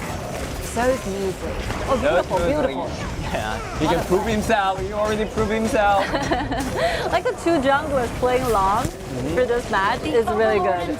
Pretty good. So Lam definitely is the point of this game, of these 2 games right now.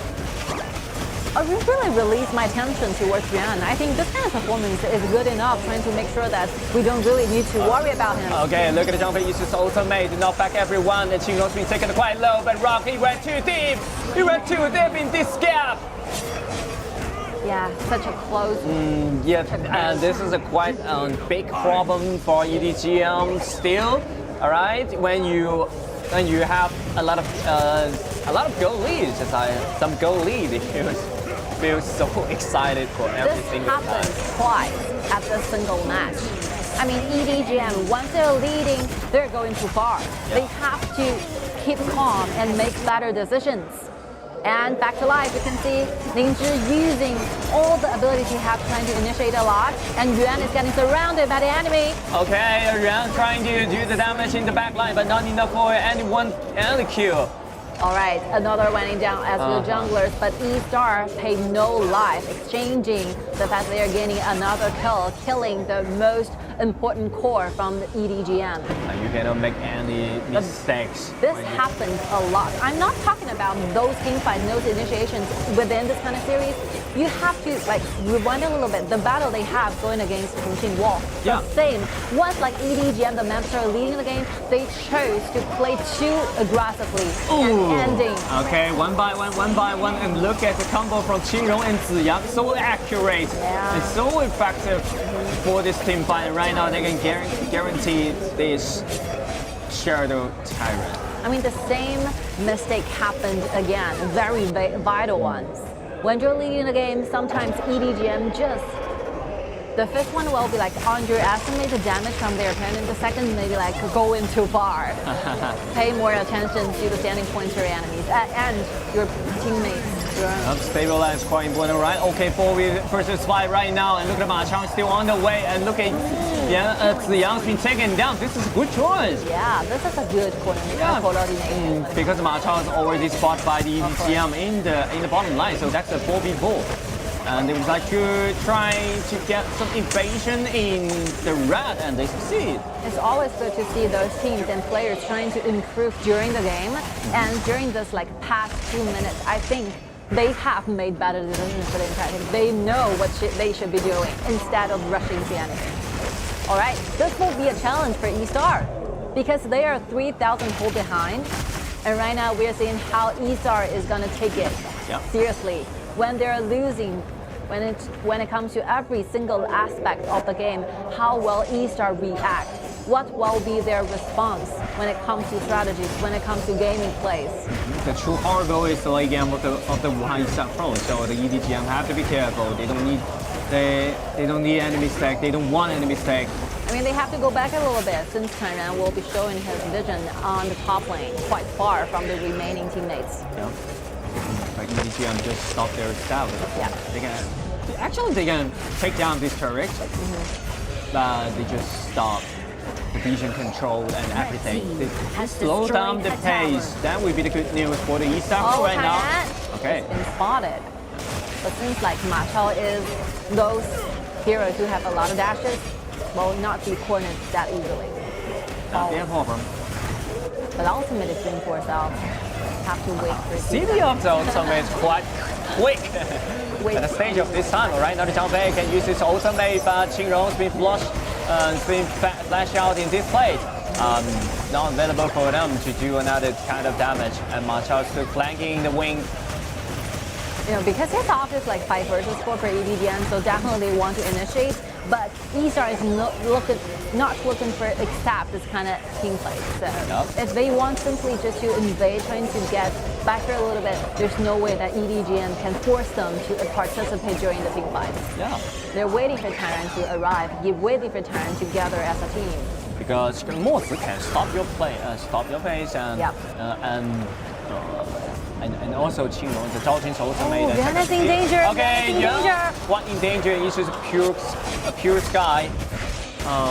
Can dodge a lot of damage, but without a pure sky, I think the next team fight might be in danger. Yeah. One lucky news for Yuan to stay alive, but one sad news is that he has already used the pure sky. That's the main purpose of the Wuhan eStarPro. Actually, this is a core item in the team fight. Wow, Yijun standing as a frontliner right now. Quite dangerous. Quite dangerous. But the flash is available for Yijun. Okay, look at these two combo come inside, and Qingrong's flash still not available in this time. It's the right timing for the EDG.M. Right now, TianYun is in the back line, still flanking, but not a good position for him to do anything. I mean, just now, like those cores are like positioning weirdly from the side of eStar. Like they're showing their appearance in different angles. And you can see like Fang hiding in the bush and Qingrong stand a little bit too far from the other like bodyguards. Yeah. He really wanted to initiate, but unfortunately like got completely controlled by Zhang Fei's ultimate. This kind of CC chain is so So perfect. EDG.M getting the Shadow Tyrants to Okay. Oh, look at this AOE. Everyone's been taking a half right now. And the EDG.M. Shut down. Oh, and look at the other side. Take down Blue team has land. slain an enemy. But still, That's a 1-to-1 trade. 1-to-1 trade, yeah. 1-to-1 trade. Still buying the whole EDG.M the time they needed to control these two objectives, two dragons in one row. That's really good. Maybe they can delay the game to the 20 minutes. Yep. But they need a successful team fight before 20 minutes. But when the Tempest Dragon arrive, everything becomes 50-50. Well, you know, eStar is doing their best, trying to keep up the pace and trying to keep up the whole goal differences. Not a huge, the massive one is being shown. You can see our Min is trying to clean away, but got those full damage. Shut down. Just still under the turrets. But it took a lot of power shots. 3 auto attacks. Back to life. I think this game, we're gonna see those Tempest Dragons in spawn. Because you can see, Qingrong, once the Zhao Jing is alive in the game, they can clean away the Look at Zhao Fei's ultimate, maybe it's ultimate too quick, too great. Oh, come on, yeah, just jump inside the backline and destroy all of them. And look at TianYun, it's the last standing man. You have to run, and then you have to clean away. But this kind of Shadow Tyrant can he clean his way or not? Just at this, but EDG.M managed to do the back situation happen down there, managed to end this game between the Tempest Dragons. All right, the second point, 1-to-1. That's a coordinary between Yanmeng and Yuan. Wow, it's quite good. And Zhang Fei uses ultimate to knock back forward and find the stun on 4 members and all. Nice. They get around together. I mean, tonight everything just got more excited. Yep. Because a lot of catchers, a lot of people who participate into the early game and pre-game predictions, we all going directly to the eStar. You know, because the eStar will definitely be the best one. But after this battle, you can see like EDG.M, it's so competitive when it comes to every single aspect of the game. Yeah. They're performing perfectly during the laning, and they make clear targets, trying to invade, taking all the resources away from eStar. And finally, good, like perfect control, like those Zhang Fei's ultimate, getting 4 members down in one roll. Maybe they had some kind of mistake at the stage of that time, but I think the initiation from the EDG.M without doubt that's immaculate, so great, and in every single team fight. Such a master when it comes to crowd control, right? They make the best effect out of these compositions. So after the 3 picks, we also like they're trying to leaning directly towards the bottom triangle, trying to make sure Rock stays in the safety zone, right? Yep. But one surprise from Yuan, like actually finishing all the kills, getting those 1 versus 3 happening so beautifully. That's the reason, that's the whole reason why the whole vibe from EDG.M just got fired up for a little bit. Okay, after this game already fired up. And already on fire. I think this the first game, the state of them in the first game are not quite good in that time, especially Yuan. And since Yuan's been reborn in this game, everything seems different. Well, every highlight comes from Yuan. Of course. And you can see those hero pulls being left out. Like the first one, Huahai used Lam, and this one Agudo. So the 2 systems are being completely used up. But aside from EDG.M, Miyamoto Musashi and Lam will be used. So Lam will not be available unless we are gonna do the ultimate battle. So I mean, Jing might be the most popular hero these 2 teams are going to be fighting for. Okay, Jing is a crucial point for them, but also that would be another choice. But and Kai Guanyu also, right? Yeah, Kai Guanyu also available for them because he played 2 tank. Yeah, 2 tank in these 2 games. He's waiting for the order, right? A lot of things might be happening in the very 3rd game. The first round of the BP will be extremely difficult because you can see like Mai Shiranui from eStar, like Qingrong used it before, and Meng Tian from EDG.M actually used in the very first game. So these 2 teams have those targets, have those heroes they have to ban away, because if they do not choose, if they let these kind of meta hero out, it will be a very difficult bond to bite. So definitely finally, like the third game of the BP will be extremely interesting. Let's see whether the two coaches are prepared for this. Yeah, the Meng from the EDG.M have to be banned already, and right now the Shen Mengxi is being used by the EDG.M. That will be the second spot of that. Yeah. And then the Wuhan eStarPro, Wuhan eStarPro, they need to ban away Gong Li. Gong Li and Mai Shilanui. Yeah, Mai Shilanui. But you are letting out Da Chao, you're letting out Lu Ban, you're letting out a lot of meta picks also. Yeah, you have to face one of these systems, Da Chao system. The more early you release, the more early you can just feel comfortable in the next game. You know, speaking of how eStar performed this one, you can see those positioning. It's really extremely dangerous in the late game team fights. It's not like EDG.M tries their best to chase and trace upon eStar's members. It's like eStar walking deliberately to their frontliners and making EDG.M an easier way trying to secure the targets. So I think basically they can choose a better positioning for the backlines.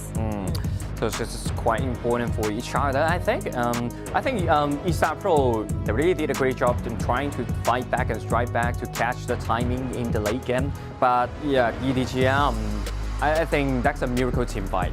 Yeah. It's hard to see it when a strong team against a strong team in the late game. You can finish the game within a team fight. Okay. It destroys a lot. For me, I think eStar is not looking for stalling the time to 20 minutes because they are fully aware of the idea that Agudo is not a very good dragon fighter. Yep. Because the special mechanism from the smite he will be having lower damage compared to the traditional smite. So definitely not a good choice when it comes to dragon fights. So they wanted to finish the game, they wanted to fight back once they have the crucial items available for those core positions. Yeah. But just because of this fact, maybe they're acting and standing up too closely to the frontliners, making themselves as a target for Zhang Fei trying to pull off the ultimate. Especially Qingrong. He's been in maybe 12 or 13 in the poor positioning, and got initiation from the other side, especially Meng Qian combined, Lian Po combined with Zhang Fei. It's hard to dodge this kind of CC. Yes. We can see the MVP for this game, Yan Meng, Zhang Fei. The ultimate in the last game, in the last team fight, quite important. Damage taken 32%. And we can see, have a one more look at the team fight. It's very straightforward. Like Yan Meng's ultimate, just using the ultimate, aiming at the backlaner, and it is like boom, like 4 members, 3 members down in one row. We can take a look at the flash and take a look at the replay just now. I think the replay will have a lot of highlights of Yan Meng and then Yuan. Yeah, this will be the mid-game team fights where EDG.M surrounded eStar. This ultimate is really important, followed by the flicker and ultimate from Lian Po. These kind of CC controls is so hard to dodge away. Yeah, and a lot of damage will follow up by Rock. And right now, another engagement. This is it. That's it. Second routine and use the ultimate. Is that a coincidence or the accident? We have no idea. But in that time, just like the destiny brought us together.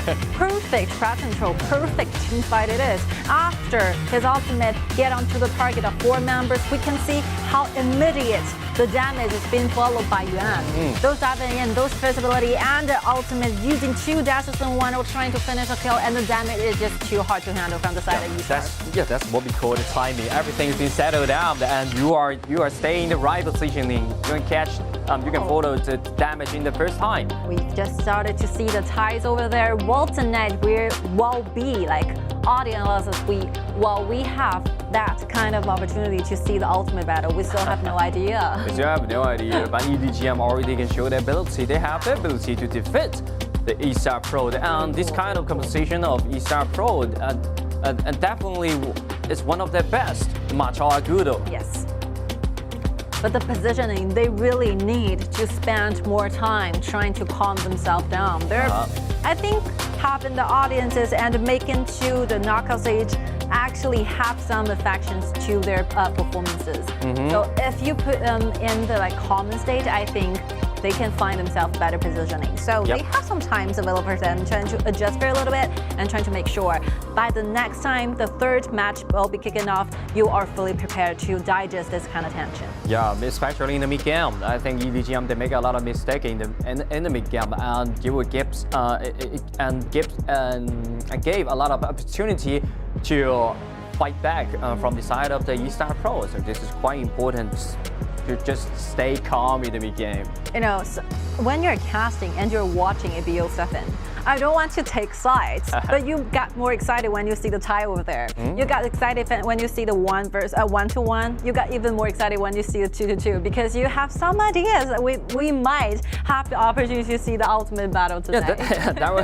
Yeah, that's so excellent. We can see that all the way tied, 2-to-2, 3-to-3, and then we're gonna head to the ultimate battle. It's so excited to see that. I mean, the next recess time, it'll be very, very important for both teams trying to calm down for a little bit and make back decisions when it comes to BP and when it comes to during game team fights. So let's take a short break. We will be back shortly.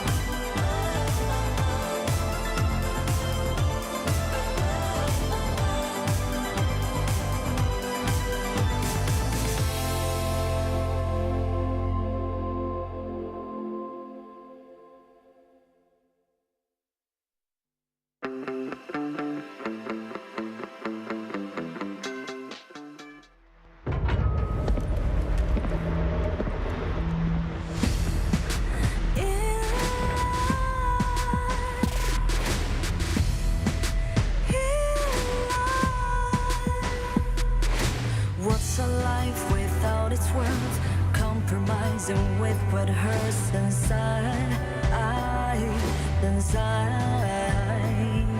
When you let fear decide your fate, you don't choose which path to take in life. I'm finally letting go of everything that still holds me. I'm against the odds, but I won't give up, 'cause it's my time to shine. Standing in the spotlight, can no one let me down. Destiny is calling highlight. I'm not afraid to fight for everything I love. Victory is in my sight.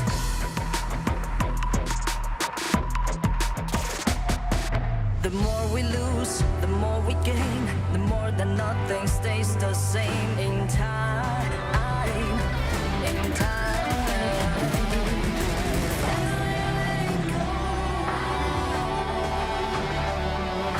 Everything that still holds us.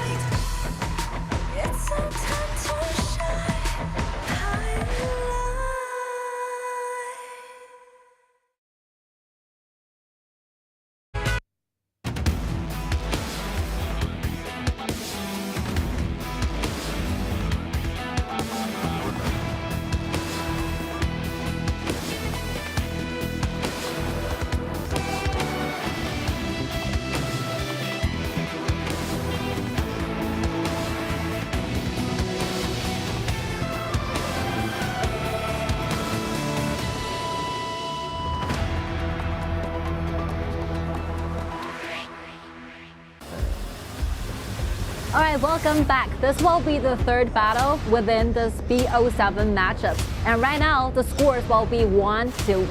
1-1 next up brand new BO5. I would like to Quite tight. quite tight.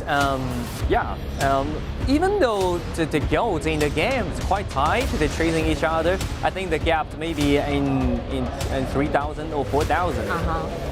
And I would like to mention a name just like a Rock. It showed a very stable mentality in these two games. Stable. I mean, we have a lot of expectations to Rock, but you just never expect Rock to play this kind of stably, you know? You're facing a lot of audiences, and this will be the very first time for Shanghai EDG.M, this whole team making this far in the whole history of KIC. Yeah. So every step they make further will be renewing their best records in KIC.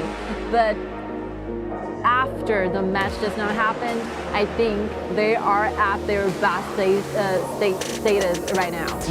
Even though Rock is a new generation of the KPL, but the action of Rock, I think, is just like a player with a lot of experience. You can see the BP here. So the one thing that I use and you cannot never get your hands on will be Mengtian. So that's the reason why EDG.M continues to ban those heroes away. And for like Wuhan, eStarPro, Gongsun, you might no need to explain more, right? No need to explain. And right now the Kai combined with Kuang. Okay, just like our prediction in the previous game. Okay, Nian Xiao. Yeah. All right. That's what right, will be the support? Like getting in line with those 2 versus 2 bottom laners. What Lambert has been used by the Shanghai EDG.M. Now might be the choice. TianYun or the Donghuang Taiyi. Actually, BNJ can follow up the burst damage. Okay. That's a lot of choice for them. You know, the third pick from the side of Wuhan eStarPro, either they're going directly to grab one of the most popular, one of the highest priority hero as a jungler, for example, Jing. If they're gonna choose to just consort at this kind of time, they are gonna be facing the problem where EDG.M might be using the rest 2 of the bans here, trying to secure and trying to restrict the choices when it comes to the junglers. Yeah. Like Jing will be eliminated, might be eliminated from side of EDG.M. Yep, from side of the eStarPro, they're gonna target on the support maybe. Yeah, the TianYun and Luban Master is still available. Oh yes, also Luban, So a lot of option for the eStarPro, so they choose to target on Shangguan. Alright, so because they choose to consort Yu, which will be a very late game hero, so they ban away those mage assassins, trying to give the whole pace like the booting up effect. Wait, Shangguan will be the choice. You know what I'm thinking about? This is the first time I think he can play as a core, and that offers some protection from the BP. Oh, Ukyo Tatsuna might be the choice because the eStar often is going to be getting themselves those very aggressive early game heroes when it comes to junglers. If they're trying to just gauge the junglers those very late games, I think EDG.M will be thriving and taking full control starting from the very beginning of the game. Yep, of course. Ukyo will definitely be a good hero to grab. Ukyo Tatsuna actually can have some coordinary with Ata to invade the jungle land, especially the blue side. Yes. Well, Ukyo Tatsuna being secured from the selection. They still have like 2 rooms, like support and as a jungler. So the support or the jungler would be the concept pick of eStarPro. Myanmar Musashi, that's the same formula. They're losing a lot of initiative in the very early game. But it doesn't matter. You will affect something in the team fight. I don't know. Let's see the rest parts of EDG.M's compositions. Yeah. What will be support from EDG.M? And this is very interesting because like eStar will be the one who lose the previous game, but they deliberately choose to go to the red side. So obviously they got something prepared for this. All right. And lose 1 game from the red side right now. I would like to strike back from the red. Then will be choose. This is so good. They are predicting that eStar going directly towards the Donghuang Taiyi, but I think Donghuang Taiyi will be leaving for eStar trying to dealing with Dachao. But I think EDG.M will not use Dachao, even though it's available. they're gonna save this spot for the next game. Wow, what will be the choice for eStar, the support? Oh, they are struggling a lot. There's still lack of some initiation. Oh, Yang play with. This is his first time play with Su Lie in KIC. Oh, this is the very first time Su Lie to even be coming up. You know, guys, I assure you, for a lot of times, like BO7, we're gonna see those different kind of hero being put out. Yep. And my assumptions have been answered by the selection of the support here. So basically, simple introduction, like Su Lie will be having 2 lives using his passive. Like this passive have a long time of a cooldown, but it's okay. Sometimes when you're doing yourself with a passive, you're active with a passive, you can revive from the team fights, just like KIC2022. That's you just don't like have KIC2022. to press your ultimate, it's born inside you. And Su Lie is quite tanky, right? The lack of some tank and Su Lie is quite tanky. I think that's a good solution because, yeah, Su Lie, you mentioned before that he has the extra life by his passive, and then the range of ultimate has been changed, so quite a little bit more flexible than before. You know, the difference between Nian Xiao and Su Lie will be like when Nian Xiao is using the ultimate, he will be gaining himself the immunity, right? But when Su Lie is using the ultimate, he will be stopped and kind of just interrupted by any single minor CC change. This is what makes Su Lie not a very common pick because the ultimate will be interrupted a lot during the team fight. Yeah, but Su Lie has been in neglect for a long time because inflexibility is the biggest weakness of this hero. I don't think that the second ability as a dash, just a smooth, a slow movement. I think. And a little CC from that. Hopefully, Yang can handle this hero. I mean, this hero could be played with the same gaming style like Guiguzi. It's not like you can force into team fights by simply going directly forward to the backlines. You will be interrupted with all the minor CC controls. Yeah. But you have to hide somewhere. You have to find yourself a very dark places where you hide it for a very long time, waiting for your enemies to be your baits. So ambushing is quite important for Ziyang. But Ziyang Enemy is minions so will good. arrive That's at so good at passive heroes, especially. All right, third battle for today. Who will take this, becoming the leading one in this BO7? The second scores will be extremely important when you're coming and playing in BO7s. Yep, that's a quite nice counter pick. Coming out against Zhang Liang. At the stage of this time, let's check the solution of EDG.M. How are they gonna use this Zhang Liang to start up the plays? Those very good coaches, you know, counter, anti-countering all the way again. You just have no idea what will be the numbers of a hero being countered using this kind of BB. Yeah, and this is the very first time BO7 in this tournament. Yep. So this is quite important to see something's been put out. Yeah, it's quite new because we only have like 2 BO7s for the very first round of KPL qualifiers. Yeah. And all 4-2, right? The ultimate battle has not been discovered yet. So this is just like an example for the rest of the rest teams, which who they're watching this game in order and sit. In this bottom lane laning, nothing's gonna happen. You know, like 1 versus 1, no solo kill will be happening down there. Yeah. Quite pissed in early game, not enough damage to guarantee some kills. Safety choices. All right, so both junglers reaching to level 4, gaining themselves the ultimate available right now. Waiting Guan Yu to reach the level 4.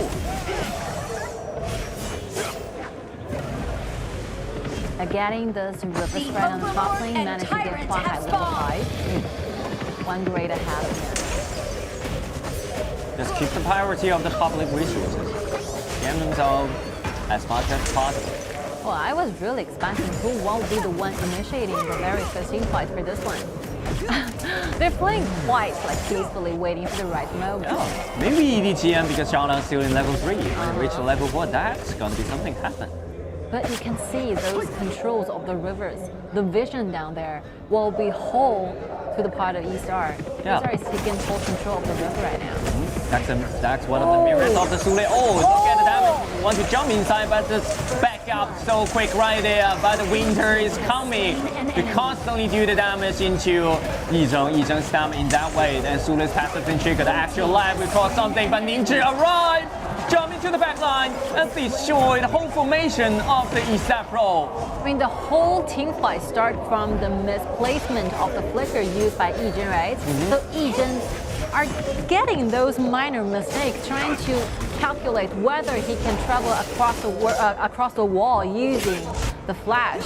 But unfortunately, he ended up bombing into the wall, so making like constantly unable, impossible to run away. And after this, like he was being secured down by Yanmeng's ultimate, and this is all how the team fights actually happened. And nice like roaming from Ning. So nice, and he runs so fast from top to the bottom. So EDG.M is starting to look good. Yeah, but Rock is. But Wang actually performed so well and so accurate with his ultimate. Look at that. Ultimate. Oh, ultimate. And then finally stunned. I mean, the counter fight from Ziyang is really, really good. Yeah. He immediately like using his second ability, trying to pull the enemy around, but the rotation of EDG.M really quickly. You can see like Kuang again joining the team fights and dealing those damages to themselves. And the flashes of EDG.M been forced out in a single team fight. You have to wait for the CD. And right now back to the mid lane where 2 versus 1. Oh, look at that. Yanmeng's been locked right here and take a lot of damage from 3. And right now, Ziyang's been taking very little second ability, trying to get himself out of this way, but yeah, without the passive, you have to die here. Yeah, because of the passive has been triggered just now during the very first encounter with one another, so Ziyang will not be reviving again from this. Oh, that's a support 1v1 trade. Well, this is really sacrificing. You can see the red buff. Like in the early 5 minutes, you just went directly to Rock. Rock is a true core. And look at that, Flash jump inside, trying to get a kill on Yanmeng. Yanmeng's been taken down, but what about the NX? What about the L's? The rest of the squads can guarantee their kill, and TianYun has been taken very low, 1 for 2 trade. I think that's a bad idea from the side of the eStarPro. You only knock out a support, and look at this place. Yeah, that's a nice ambushing. All right, finally make the team fight a fair one trade. You know, fair 2 to trade, 2 to 2. And eStar show their patience in this team fight. Their resilience, you know, they have those kind of ways and solutions when it comes to the fact that they're always trying their best to earn the best results when it comes to team fights. All right, the ultimate's being pulled out. Ziyang tried his best to escape away, but I think the HP bar is quite healthy before he got froze down, so it will be a safer trade. Yep. If Ziyang can go back. Let's see how this pretty much happened at 3 versus 2. But the direct Ivan using the ultimate from Huahai managed to keep the province over there, and TianYun did his best, trying to deal the maximum amount of damage using the ultimate. But the location is so embarrassing that time. And Yuan, I mean, this state of the time, I think this time with the ultimate available is very handy for eStar trying to digest. Very hard. All right, Rock. Rock, he's so dangerous in this positioning, and look at that. With his drawing back so beautifully, and right now the passive in trigger once again, and then Ziyang cannot suffer this kind of damage. I mean, EDG.M, like with the good help of the Tyrants, managed to win the team fight. Yeah. The eStar is quite rushing, using all the ability to have trying to rush the Tyrants, but unfortunately the Tyrants just have a huge knockout, and 2 members from eStar is getting controlled by that single action, making EDG.M finding a perfect way trying to use this might to secure the Tyrants. Yep, but most important is, eStarPro, they're actually out of number. Yizheng's still on his way to farming up. Farm up. They're trying to chasing the difference of going against Rock, because Rock is quite leading in the personal goals compared with Counter Yu. Yep, when you are trying, when they were trying to target on Rock, that would be a lot of mistake made by them. And Rock is getting the red buff all over the time. So one after one. He's getting in the extra waiting for the next round. The damage from Rock at the stage of this one, and eStarPro is hard to take. It's hard to suffer this kind of damage right now. Another wave cleaning down below. But eStar, even though they have a vision, there's no way they can make that far a distance trying to go to the bottom. And they're losing those side lanes priority. EDG.M is getting back this river vision control. And right now, exploring towards eStar's territory. Yep, when you put out the concept, everything is predictable, especially in the early game. If you want to commit in the team fight, by 4 members, it's not available for them. Okay, Ying chased by Shanghai, not enough for the kill, but he can force the sprint and pull something out. This information will be really, really key for eStar because you have to make sure that this kind of warrior, this kind of batliner, just disaster cannot have the full stage prepared for the next team fights. Yep. eStar getting the vision together. I think this minute will be really, really important because okay, look at TianYun. Zhao Minzai used a flash. That's a flash trade and used his second ability to pull back himself. So it's been taken very low. It's quite risky movement. But like, nice try trying to trade this flash going against the marksman. I think it's fair run. It's a fair run. But I think Rock just became more bolder than before. That's a quite dangerous place and quite risky moment. Oh, you can flash and take everything in control. And and Ziyang's been taken very low. Tested and triggered, but not enough damage to secure the death of Rock right now. And Yuan's been taken very low. Use the first ability to get himself some XP restoring. That will be the 1-3 trade. Completely winning because like more detail have been revealed just now happened. Like using the first ability like Rock clear the sound effect. When you hit the target head in the bush, the first ability will be gaining yourself different animation effect and different kind of voice effect. So getting that kind of voice, just offering the whole information for EDG.M. There is someone hiding in the bush right now, making a quick rotation and getting the kills. Like eStar at this kind of state, they have not enough damage. Let's see the course, like Miyamoto Bisashi counter you and Shenmengxi. At this time, the damage will be way insufficient trying to win the game. Yeah, and take a half second for the Huahai to take some reaction of it. And let's see the item bought by Rock, like whole succubus cloak. Succubus cloak and Xingrong have no way to have more extra poking down damage. From this time now on, like EDG.M is not looking for those protection to marksman. Like Rock will be standing on his own. Yeah. They're looking for those team fights all the time because they're leading in the gold and they have way more damage than eStar at this time. I think eStar should be waiting for 5 more minutes and trying to accelerate the farming. Maybe more. Maybe more.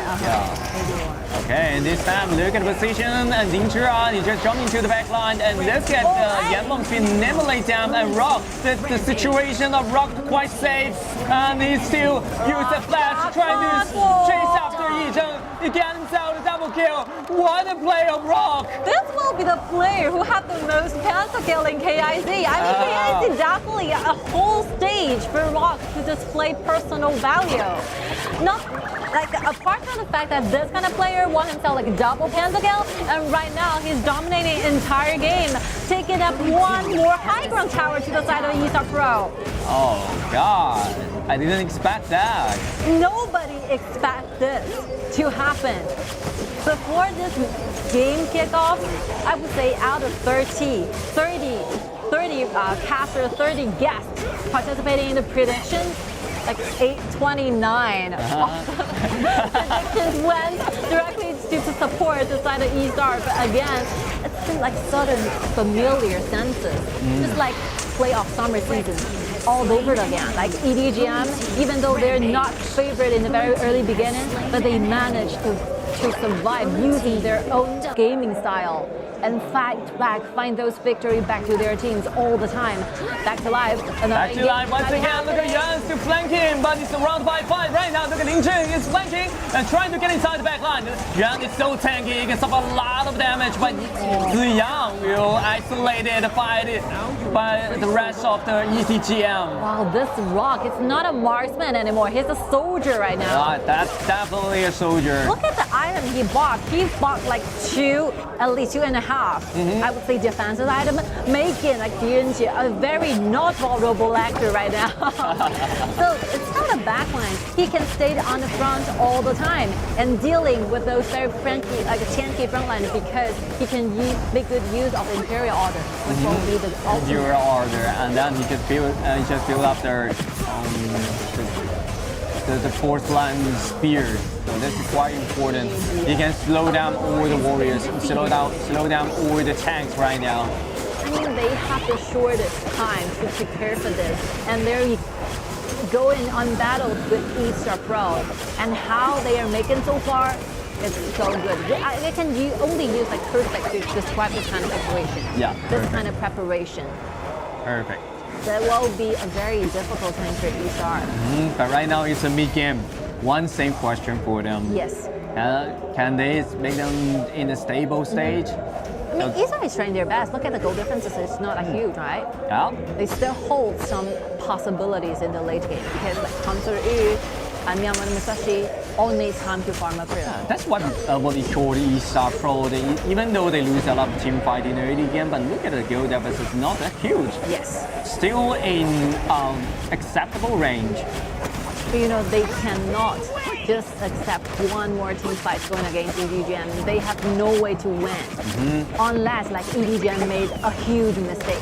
Yep, and the EDG.M, they would like to accelerate the pace of this game because they don't want to see Yizheng fully deck out in the late game. Team has destroyed a tower. Wow, taking down the tower so efficiently from the side of EDG.M and Block standing up front, doing those damages to the backlines and the towers as well. Okay, the turrets nearly to be taken down right there. Wow, so hard to defend it. It's so hard. Look at Rock, it's just like a soldier, like an assassin of that. And look at the damage, just like to join inside. And Yizheng trying to find some damage on the back line, but he's been taken very low into a kickback, everyone. And then TianYun wants to jump inside, trying to defend his turret, but it's hard to do that. And then Ziyang will fall, everyone fall from the eStarPro will fall, and the EDG.M will win this game. And turn the point into 2-1. They're not leaving a lot of time for eStar trying to battle them, trying to do those burst them in the late game. They only use a slight overlord to do this. Like 3 vanguards will be controlled to go into the base at the same time, making eStar very, very hard to clean a wave at the same time. Yeah. You can see those damage putting on Yizheng. Yizheng tried his best to stay safe, but you know, 15 minutes, it will be definitely not enough for Consort Yu to deal those damage for the entire team. Yeah. Like EDG.M finally losing the very first battle, but gaining themselves 2 winning in return. I think the mentality are completely different. This will be very, very important because like if you put an assumption there, so the 4th one, if EDG.M finally get themselves 1 more winning, 1, 2, 3, it will be called mission impossible to eStar trying to chase up. Yeah, and right now they feel so confident actually right after this game. I'm just quite worried about if the eStarPro they lose 1 more game and reach to the match point, that will be a totally destroyed. Of course, every single like snowballing, every single winning team fights actually started from the very first one. The skirmish happened down the bottom lane where Zhang Liang reached to level 4, but one single and tiny mistake by Yizheng. So he should be knowing the fact that Zhang Liang will be available for the ultimate. So simply using the ultimate, trying to chip away those HP bar from Rock, I think this decision should be reconsidered. Yep, and every time Ningzhi made his rotation from top to the bottom. Just every time just seems so in time, you know? I mean, the damage is not online from the side of eStar. No matter what the formation, what kind of situation down there, as long as the team fight is being initiated, you are losing it. You can see the Kai at that stage, basically 1 versus 4, going all around and circle 4 members and trying to initiate team fights. So I don't feel worried about the whole EDG.M thing. I mean, their mentality, their vibe, their aggression, their understanding and comprehension of their composition is good enough to cover in the future matchups. But I feel desperately worried for eStar. Yeah. Will be one true thing and moment for them, trying to figure out what will be the best solution for them now. Yep, they have to figure out something to find a solution, but I quite show some respect for EDG.M. A lot of respect. Only 5 or 6 minutes, this kind of reset just happened. I'm just wondering what kind of words that Mifenghua will say to the teammates. How they do this. You know, before this game starts, I mean, Mifenghua definitely going through a lot because you have to shoulder up those responsibilities. You have to work to your limits, trying to make sure that you have a full picture of how the BP should be going, how you're going to use very limited number of the bands here, trying to target on every single positions from eStar. But not to mention how the BP, I mean, the personal performance today for eStar is not their best. Not their best. Fairly speaking, I don't want to say those very cruel words to them, but it will be the fact. Normally, if we can take and more like EPL histories and matchups in as a references, definitely they are playing with less consideration, I would say. Less consideration with not good states on that, because contrast to the opposite, you can always feel like Ningzhi is in a great state and Rock in a very great and stable state. You cannot just handle this kind of 2 carries, and then Yuan got reborn from the first game. Okay, everything changed and everything they unite together and they become the different style they play. But back to the topic, the MVP for this particular match will be awarded to Yuan. Yeah, good ones. Proved himself. He already proved himself. Like this composition will be completely different when it comes to the previous one when he's playing Lam. You know, this kind of 2 junglers are so different when it comes to gaming style, when it comes to the thought of your during game like actions and decisions. And I think this player really digests this kind of 2 heroes perfectly. Yep, 2 type heroes, and when you switch this mode, you have to change the style you played. Yuan he handled this successfully, and then the Kai, the damage taken 37%, nearly 40% of the team. Wow. He suffered a lot of damage. Yizheng is trying his best to make sure some killed from his side, but it's too tanky, and he's still in a weak period in 12 minutes. Oh, 1 surrounding 4, basically 5. Basically 5.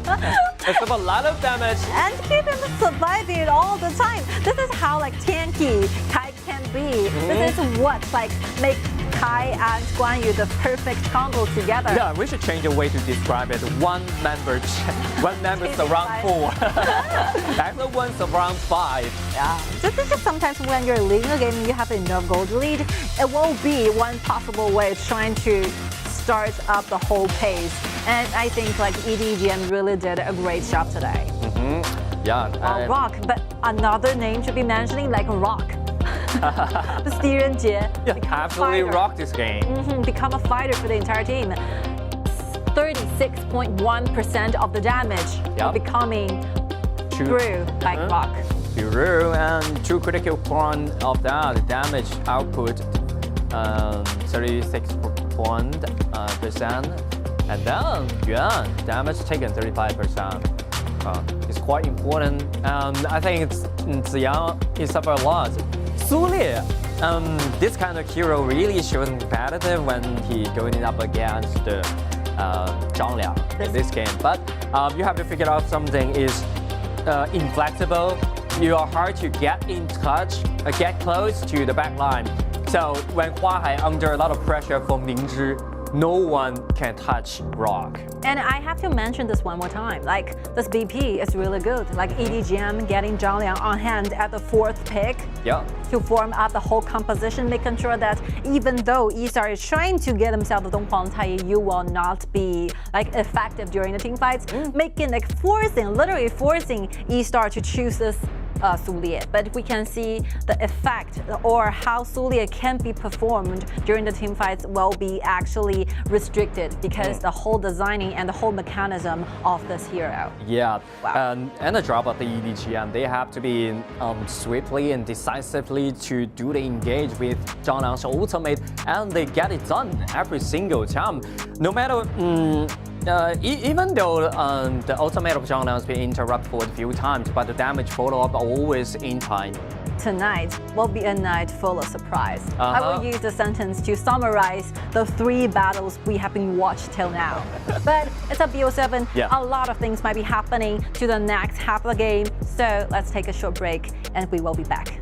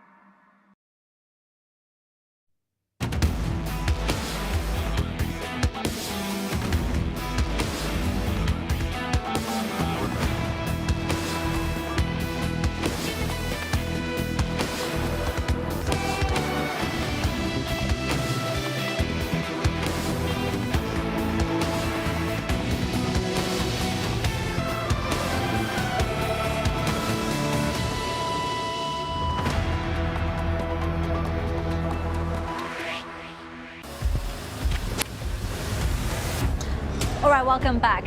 This will be the starting point from the next half of the BO7s. 7 in total. Will we see the ultimate battle? The chances will be provided by the performance from both teams. Yeah, and right now it's been increased to maybe 50%. I don't know. I mean, this 5 minutes of break will be a huge benefit from the side of eStar because they have some more time trying to figure out to set up with a clearer mind.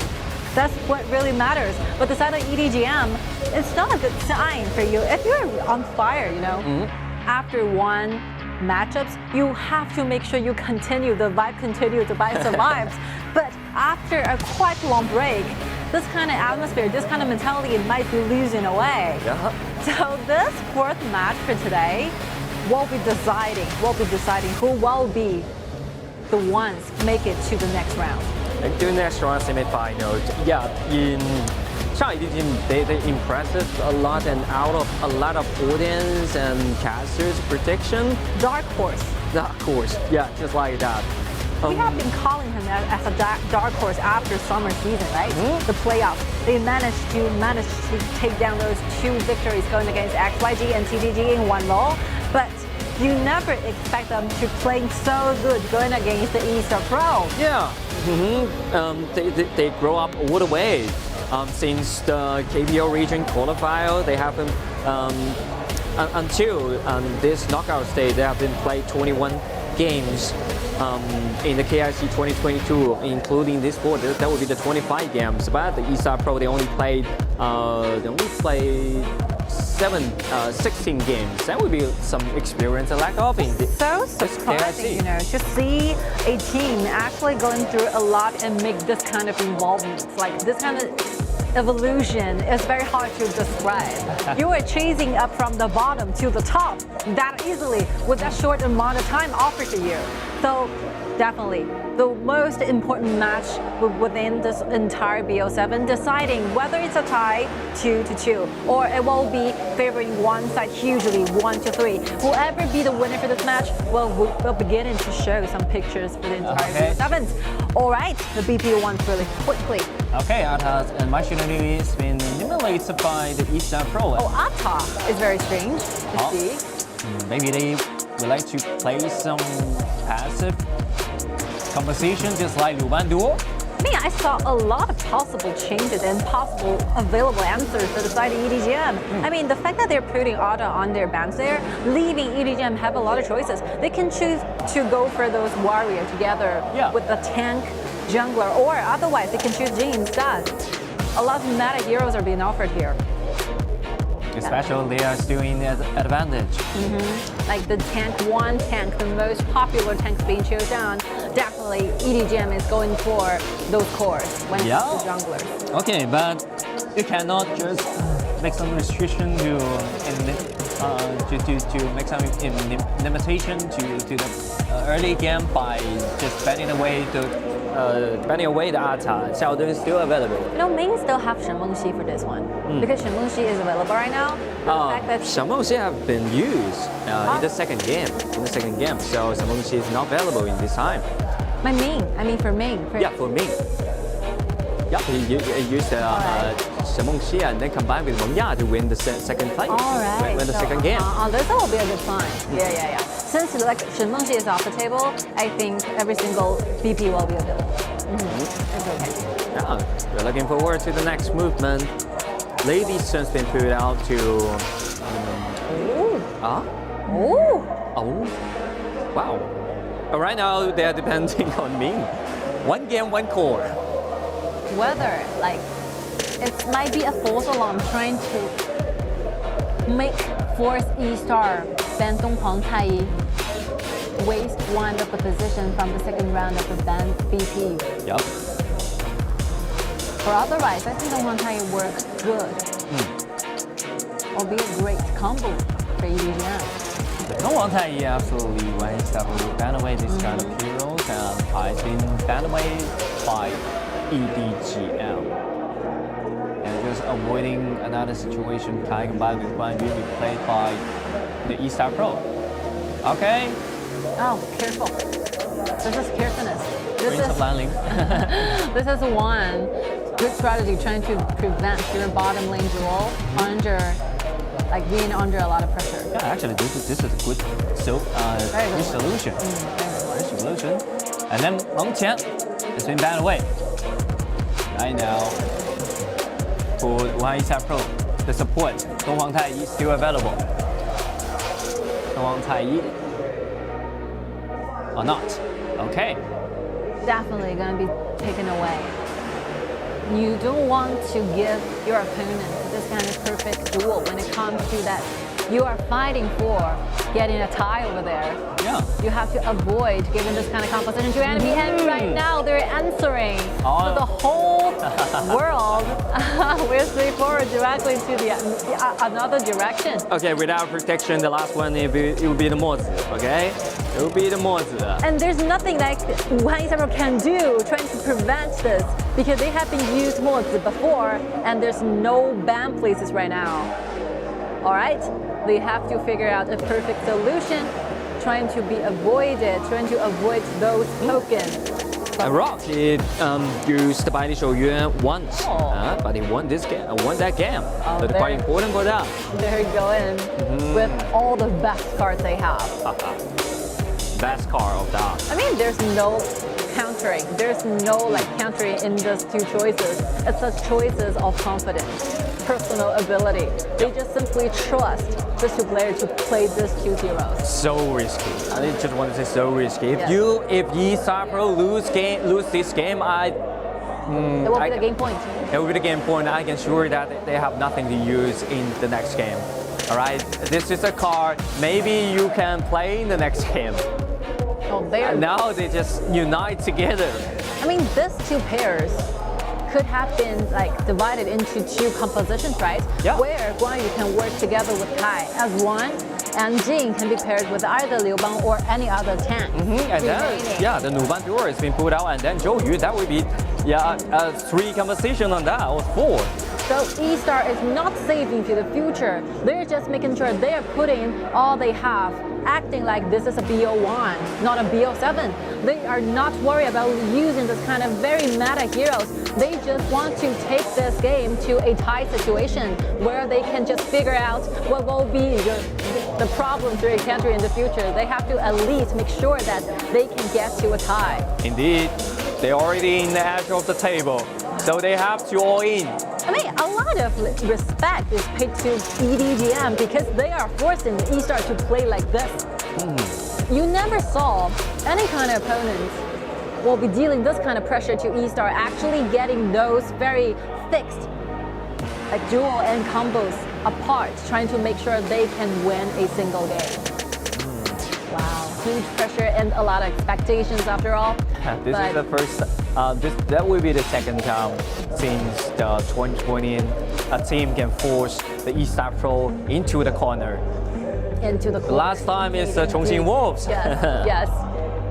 All right, quarterfinals. The first day between this best 5. Whoever won became the winner of this BO7 will be continuing journey and make it to the semifinals, making you the best 4 for 2022 KIC.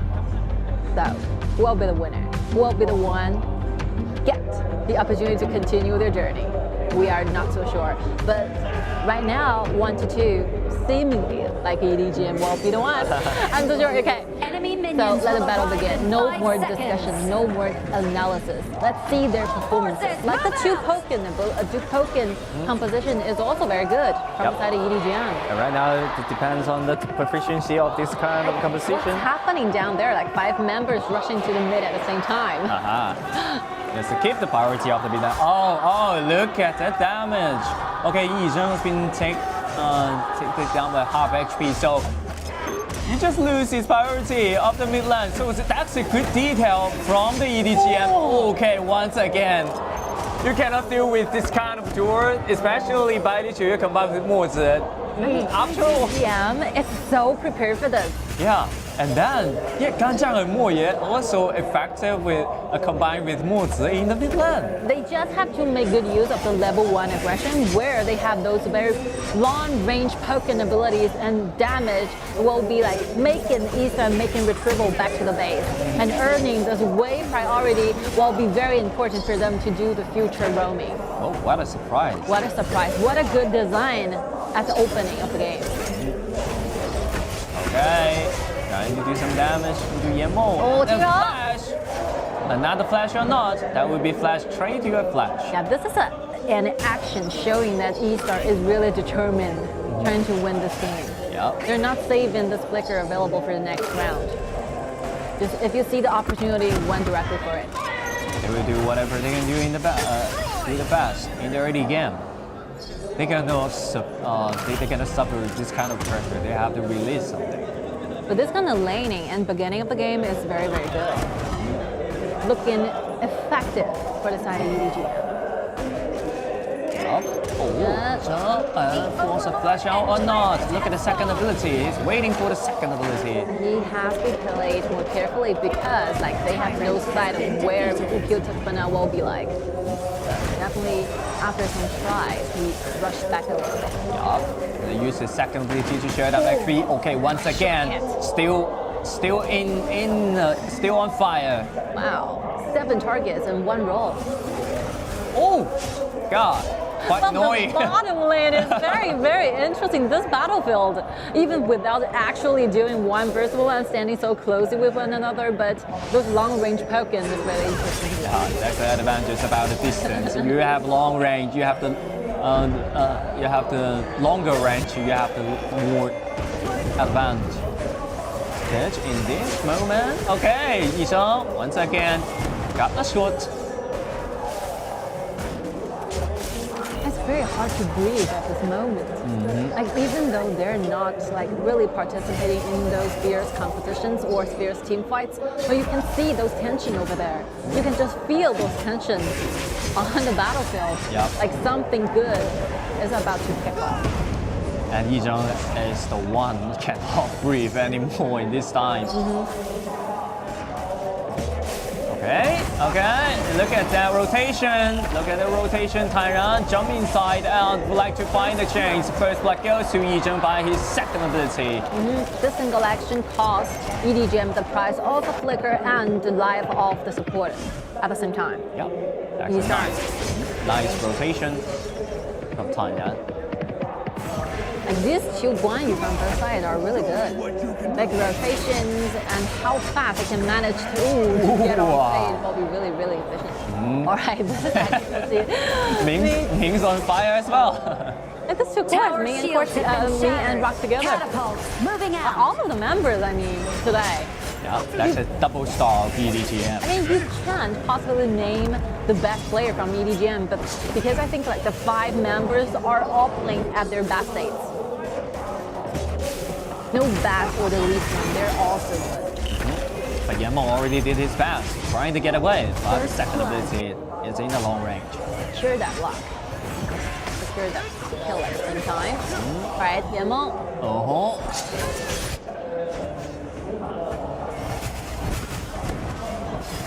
Okay, these 2 marksmen are competing for this. 3 poke.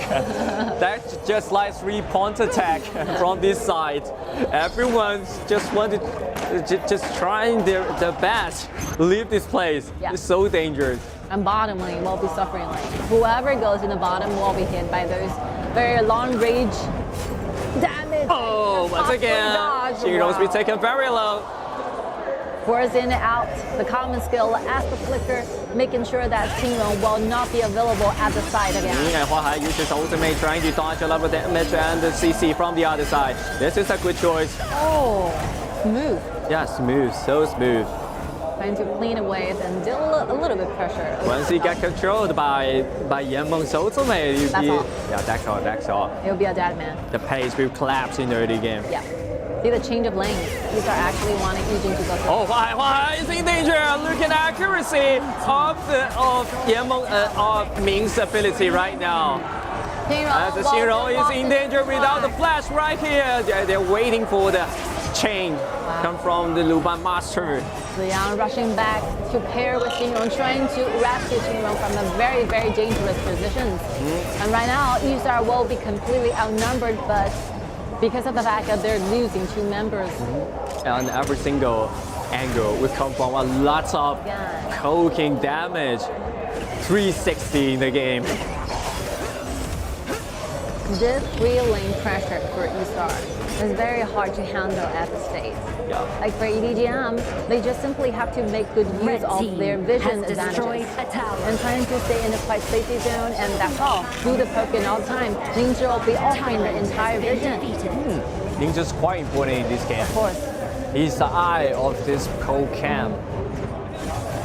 Okay, once again, 1, 2, 3. Oh, one sword. And then another bullet is coming, but without the vision, it's hard to do that.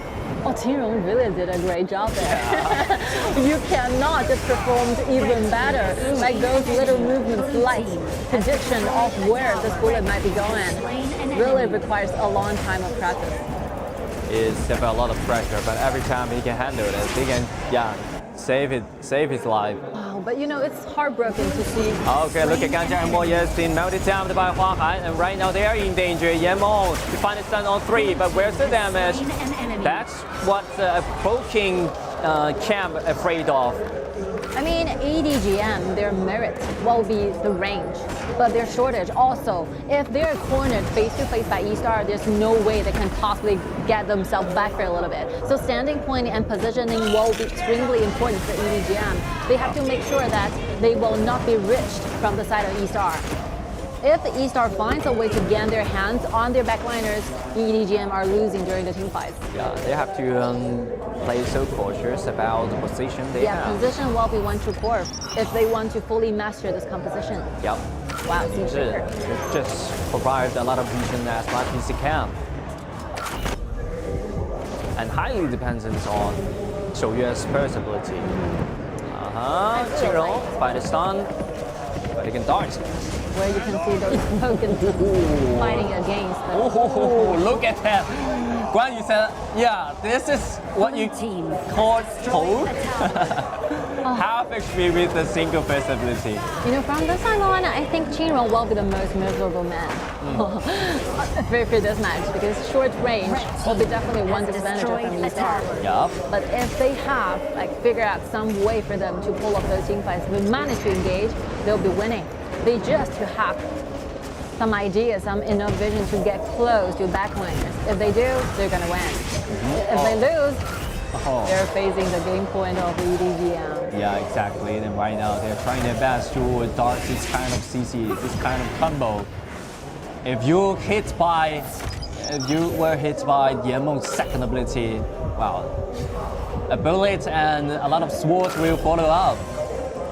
And right now, bottom lane, we can see like Fana is having those visions, trying to make sure that TianYun stays in his side. Yep. And Xinrong, move, trying to move as quick as possible to dodge this kind of damage. And Rock already missed 2 bullets on it. All right, EDG.M. Ooh, third one. Xinrong, yeah. Xinrong is doing a good job of a fourth one. One more. It's not that easy as it seemed, you know, because you have no idea where the bullet's going through. You have to make these minor changes into directions when you're moving this kind of character. Yeah, it's constantly. Oh wow. Look at how many damage he's going to suffer once he will be hit with one single ability. I think Xinrong is the one survived from the gap. The challenge is like the task of Xinrong, testing the limitation of his movements. Yeah, but when this disadvantage of the EDG.M, this kind of drop, it's hard to defend the jungle land. And Ying Shi, okay, look at the young taking back with low. Ying Shi melted down within seconds. Oh, this is that kind of team fights like eStar have been looking for a long time. Yeah. So get closer to backline, another target right here. Rock is very low. Why didn't choose to use the smite anymore? Like he knows. Now he knows. He knows that Wang will be surrounding him. Yup, he was trying to use his second ability to slow down the pace of the TianYun, but unfortunately he missed a lot of bullets in that time. And this time is not good for the EDG.M because look at the time, 10 minutes is. A lot of common objectives are leaving on the map for eStar to grab. And Qingrong, after melting down these two backliners, finally have some time to breathe. That will live after this time. And look at the damage come from EDG.M. Wow, it's quite high. And TianYun uses his ability to dodge a lot of damage. I think EDG.M have to play more quarters in this time. My Kuang is really busy trying to tell the rest of the squad what to do and what not to do in the future. Yeah. This is what the team leader should be doing at this moment. Because you're facing one point, like ahead of your enemy, behind your enemy, you have to make better decisions. Every single mistake might result in your enemy. So right now it seems great in the mid game. Looking good, looking good. Looking good. But And they make sure every single jungle lab will under their control. I mean, you never underestimate a Perkin from these kind of composition from EDG.M. Everything that happens within short amount of time. But the accuracy of Rock have to increase Oh, look at the top lane. for the moment. Top lane, those vanguards. How can you defend the high ground turret right after this vanguard? Okay, you're hard to clean the minion wave and stun, then pull back right in that situation, and Ningxiao's been taken a half to retreat. But the main purpose being accomplished at that time. Like two bodyguards available trying to protect EDG.M as safe as possible. You can see those distractions that eStar caused during the mid game, making sure that EDG.M can not just retreat back to the top, managing to take the top high ground tower that efficiently. One good way is trying to distract your enemy, gaining what you want. The gold differences are beginning to shine. And right here, right now, I think it's pretty hard for the EDG.M, but accuracy has been reduced since the mid games already came, and they're hard to clean the minion wave. I don't really think it's a mistake from EDG.M. I mean, they're aiming, their accuracy, the direction is good enough, but the fact that Qingrong is moving that efficiently, kind of having those counter effects towards your accuracy. I mean, the directions are good predicted, but just suddenly got avoided by Qingrong. Yeah, I cannot calculate how many bullets he have been dodged. Wow, it's the personal talents show up, like showcase. Yeah. Showcasing his movement. So great. You know, if those targets get right onto the targets, there will be like a completely different game we are watching right now. Yep, and look at TianYun's position. It's quite dangerous for EDG.M. They're trying to use the poking damage, but EDG.M already built up a succubus clock, which means Ming's poke is not available in that time. Yes. When the longer this game actually goes on, like the better winning percentage for eStar to grasp. But because this token, these magical defense items will be built from the side of eStar, making sure that EDG.M this token can be handled using the succubus cloak. And one or two bullets cannot destroy one man. Yes. By far, because so we really need a lot of time to bomb out. And let's see, like the personal goal between the two marksmen are completely different, in completely different levels. Yeah. That's one shortage when you put Balisho with so speed in the mid game. Those damage and those personal gold earned will be kind of decreased. Because you're standing as in one row, as in one team, all the weight will be quite evenly and separately divided to each member. The only way that EDG.M this kind of drop can win this game is keep the gold lead and keep the pressures alive. But EDG.M, they miss a lot of opportunity in the mid game. The accuracy of Rock, even though Yanmeng and Ming obviously reduce a lot. Yeah, you can see no combos are showing up there. Yeah. So we will simply assume that after Mullet's second ability, we'll see those knives, those swords coming from Barishoye and Ganjimoye at the same time. This kind of happens. Look at TianYun jump inside the back line, and he uses Yanmeng uses ultimate to try to stop that, but the court is live. Yanmeng already did a great job to offer the protection, but that's a That's the disadvantage they have to face. Oh, this positioning is like a nightmare for those backlines. Yeah. So you can see they have to use 2 flashes to deck away. Been defeated. Two flashes is not enough, maybe 3. Such a threatening like existence from TianYun. Just by the second you show your vision down there, you're hearing those sound effects like for the flicker Yeah. to be activated. In the same time. A sure hit again. That's why they pick Guan Yu as a corner pick. It's really effective a lot in this game. Walking count conversation is really afraid of Guan Yu, this kind of hero. Okay, Rock starts to missing once again. Okay, Rock uses ultimate trying to get out, and Luban must have been eliminated by the opponent. And right now, they can easily destroy the mid-lane high ground turret. The main purpose succeed. So eStar exchanged himself with a high ground tower, but in the loss of Ziyang's life. I think it's okay because you definitely need those high ground to try and to get your wave into the next level by becoming the super soldiers. This will be extremely beneficial in the late game because EDG.M's composition might find some difficulty trying to clean the waves in the late game. As the time goes by, I think the whole damage and the whole composition for eStar will be looking better than EDG.M. It's pretty better right now. Alright, the last remaining turret is the bottom side. But it's hard for EDG.M to defend this turret. If you use the ability to do the poking damage, you can clean the wave. If you clean the wave, then everyone stays safe. 7 minutes and a half seconds down. Actually, eStarPro touch a lot of and plenty amount of bullets in that time. I think Rock have to be calm. In that time. Yeah, if you pair yourself with a Mozi and Shoei, we suppose you're gonna be do it as a combo. Not like you're letting go of your second ability from these two heroes separately. You have to work in one team so that your accuracy will be continue to grow, such as this. Yeah, like such as this. Yeah, this combo is good. They should be trying their best looking for those kind of opportunities instead of like setting their bullets this angle and that angle and mix them up. One single combo can force the eStarPro push back. And this token composition is not coordinating randomly with one another. You have to like share one common goal and target on that Pacific hero at once. It's very difficult trying to master this kind of composition in short time.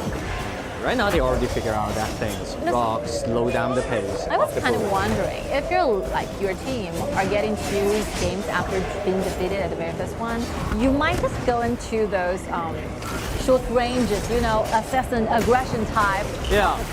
Oh, now look at Ziyang, use a flash and ultimate trying to engage at that time. But yeah, it's been taken very low. Guan Yu jumped inside the back line, and right now Rock's being killed by Guan Yu. That will be the end for this match, basically, because you can see like Eden stays safe in a full HP state, and EDG.M are facing the loss of Rock again. And after 40 more seconds, the Tempest Dragon will be spawning, and look at the Super Soldier from this wave. That would be the biggest problem for them, the Super Soldier. And look at Guan Yu just jumping inside, trying to separate the whole formation. And then Yuan uses Sage Sanctuary, trying to buy some time, buy more time for them, but not enough. And then the minion wave will crash into the base. And congratulations to the eStarPro. Right now they get 1-2 tied. Oh, this is really important because we have been talking this forever. So after this BP, after this confirmation was informed from eStar, they are using Jing and Guan Yu at the same time, which means that they will be losing 2 of a very highly picked duel in the future matchups, leaving us the maximum amount of the game rest for 3. Yep. 2-2 tie, making tonight's match even more interesting. I mean, I was talking about this before the team fights actually begin, so I want to continue finishing my topic here. So if I were the coach, I would wish my team to gain themselves those very aggressive kind of team fights composition instead of doing this very calmly set fixed poking ability all the time. You can see the atmosphere, those vibe from EDG.M's members are slowing to went down for a little bit. This is not a good sign if you're leading the first 3. Yep. When just went down in all the way. I think it went down all the way. They actually performed so well before 4 minutes. And after 4 minutes, the accuracy of their abilities, wow, they reduced a lot. It's like a roller coaster, right? Before this game kick off, like in the 4-3, they're gradually building up those mentalities to a very high level. But after the 5-minute break, like the atmosphere from EDG.M, you can just literally see from their like movements are slowing down. This is not a good sign if you're trying to bid a winner for a BO7.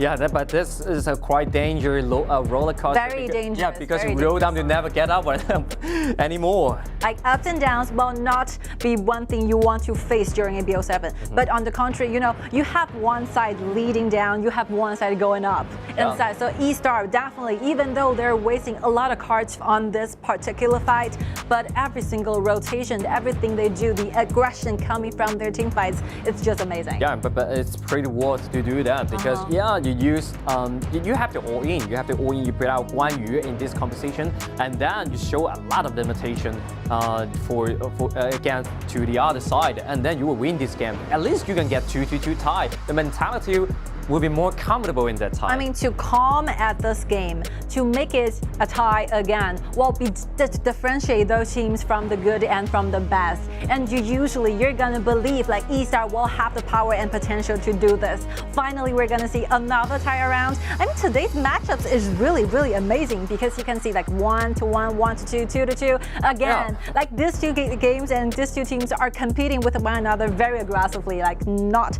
a very good and very huge difference are being shown.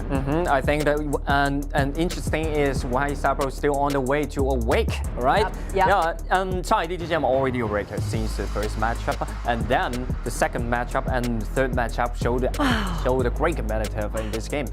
But the fourth game, I think why eStarPro already gained himself back, gained himself confident back. You know, I really, really want to highlight one member's name. I'm not so sure whether you have the same feeling with me, like TianYun. It will be like the hardest mode for TianYun to play because you're facing the fact that you're gonna do the laning going against Ganjiang, Mozi, and Baili Shouyu at the same time.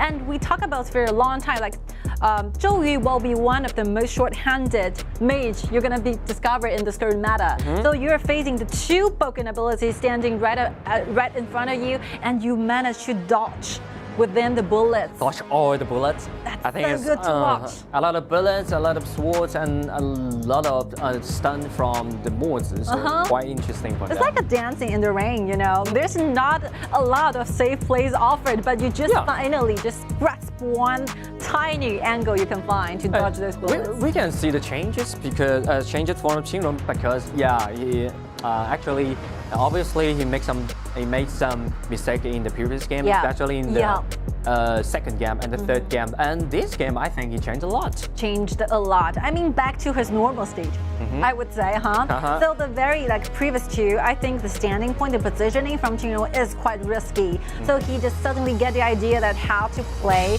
the best of it and manage to remain in a common state. And the most valuable player will be awarded to TianYun. This baseline destroyer all the time. That's a gigantic threat. Gigantic threat. I mean, frightening, even so frightening to see. Like the very second they count into the other, like two flashes are being used at the same time. You have to pay a lot of attention about the position of TianYun. Okay, if you lack of some position, lack of some attention of that, the TianYun will definitely go for you in your back. You know, the execution of the whole idea from EDG.M is so good. So winning the lane and put Baili Shouyu into the mid, trying to gain yourself more vision, trying to do those Pokken all the time. But they spend too long a time standing in the mid, trying to make something happen, but lose their targets for a long time. Also, making sure, and that gives TianYun the chances to dive in. And look at this. Yeah, this is really weird. Like, Rock should have the idea that this one will be looking to kill this live. The stage is more better than the opponent. I felt a little bit worried for eStar, to EDG.M. EDG.M. Fairly speaking, because this kind of lose and this kind of defeat, this kind of composition is not a good choice when your whole members are on fire. This is like a cold water pouring on their head, trying to calm something down. Yeah, but it's reasonable because this kind of conversation is not stable enough. Right? Not stable enough. The only way you can win this game is you are you're in a high accuracy with every single hero and every single ability that you can constantly do the poking damage to share damage HP, force your opponent to go back and forth once again. But you know when you lose some feeling on your abilities, you will definitely lose the chance to win. Yeah, this kind of composition is not a really easy task to handle. You know, you need a lot of time to prepare. You need a lot of time to exercise, trying to increase those inner combos between these two heroes and these three heroes especially. Yeah. That's the first time we see this kind of conversation. That will be a new start and a new try. Exactly. I was trying to find those memories in my brain, trying to figure out what will be the last time, like EDG.M trying to pull up this composition. Yep. So in my memory, it's a very rare incident for them to choose and to use this kind of composition. So this will be the reason why I think they can be improving a lot in the future about the combos, about the second ability of Mo together with the snipes or Ganjian Warrior's ability. Yeah, but it's quite risky that they put out this composition in this game. But yeah, definitely, but you have to try it, okay? Let tonight continues. Come on, I mean, we are facing a very high percentage of doing the ultimate battle eventually. So just take a little breath and we will be back shortly. 哎，没了。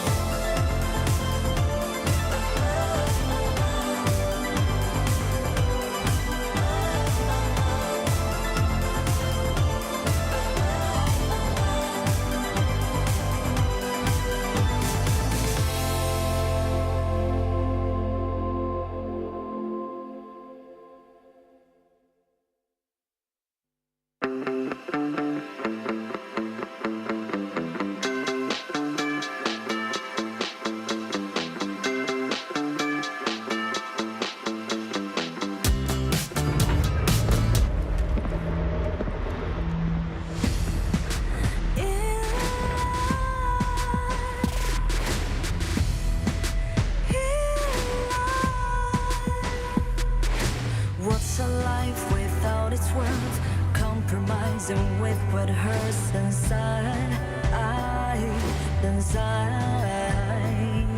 When you let fear decide your fate, you don't choose which path to take in life. In life, I'm finally letting go of everything that still holds me. I'm against the odds, but I won't give up, 'cause it's my time to shine. Standing in the spotlight, can no one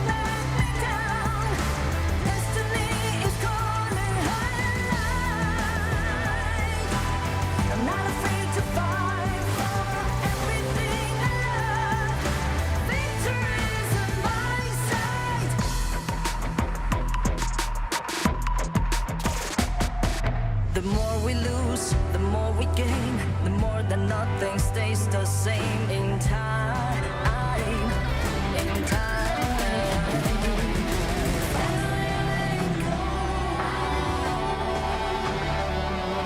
Everything else still holds us.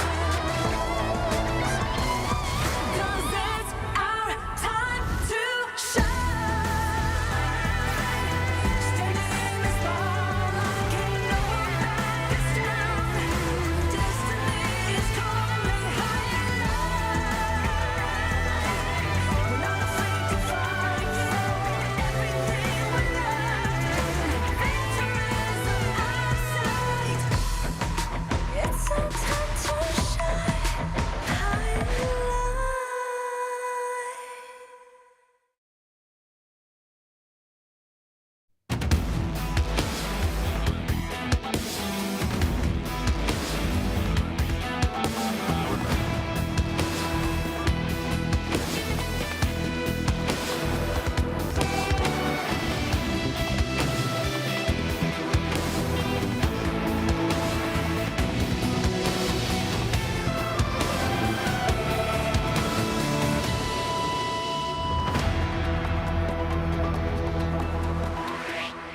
对， Welcome back.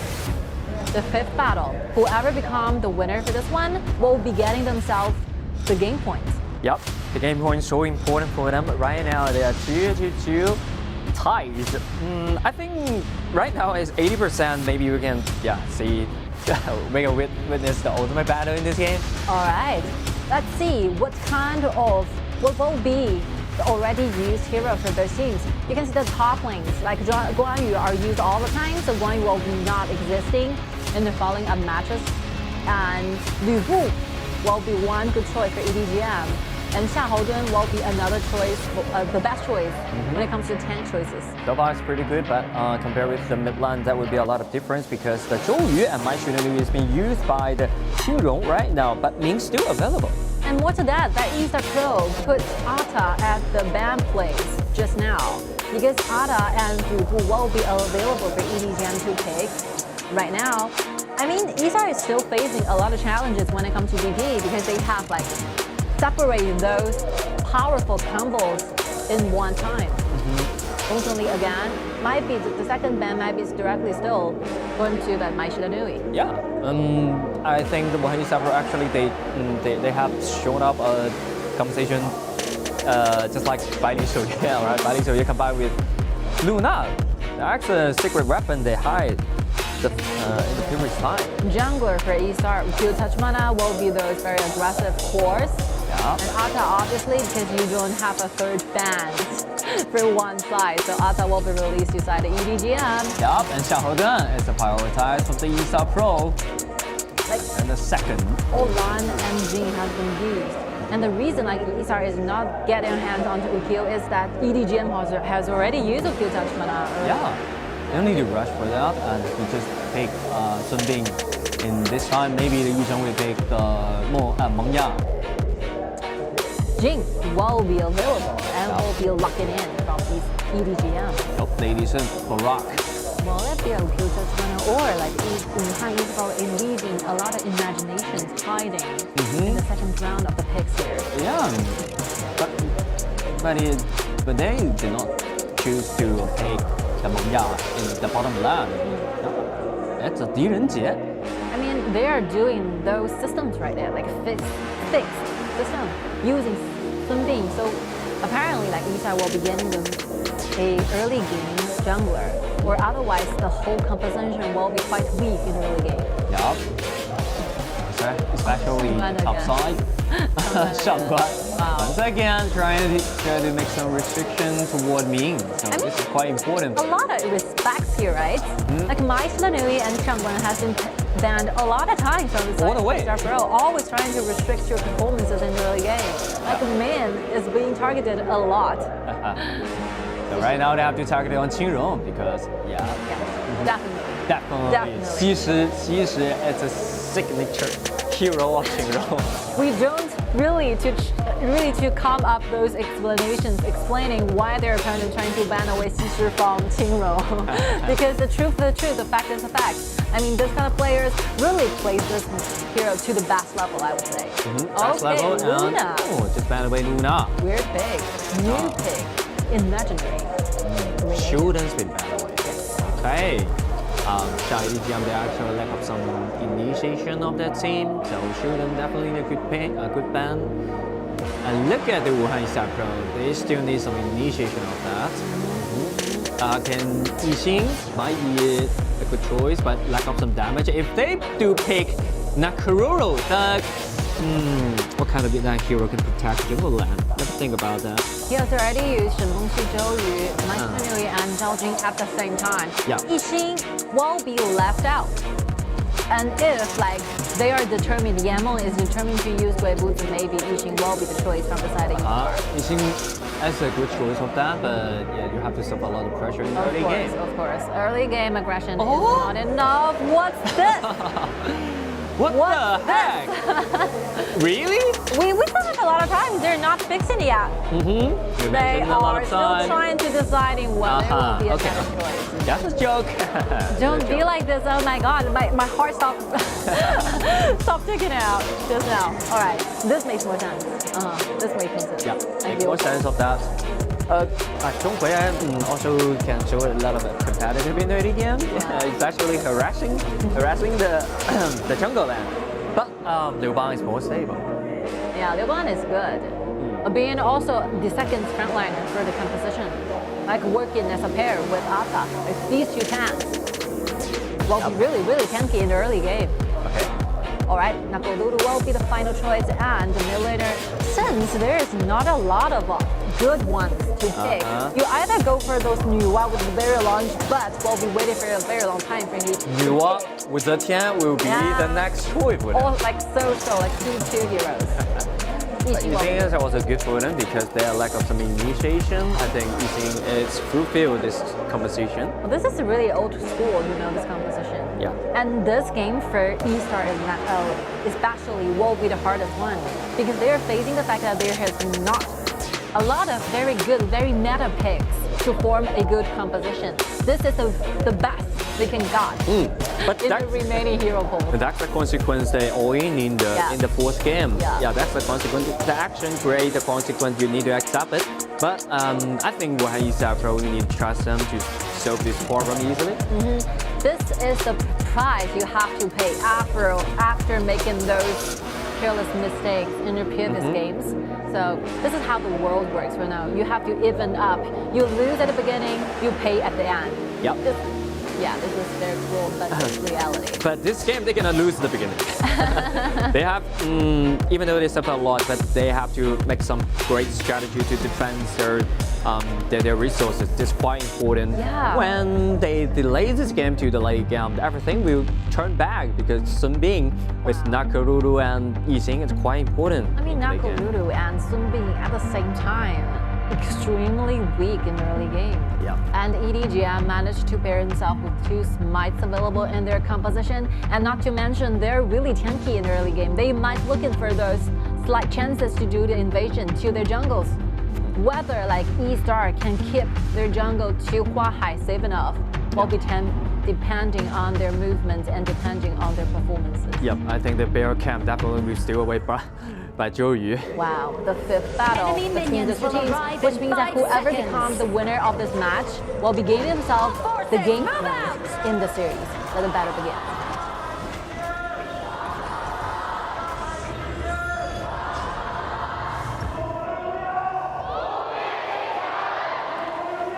Three versus two.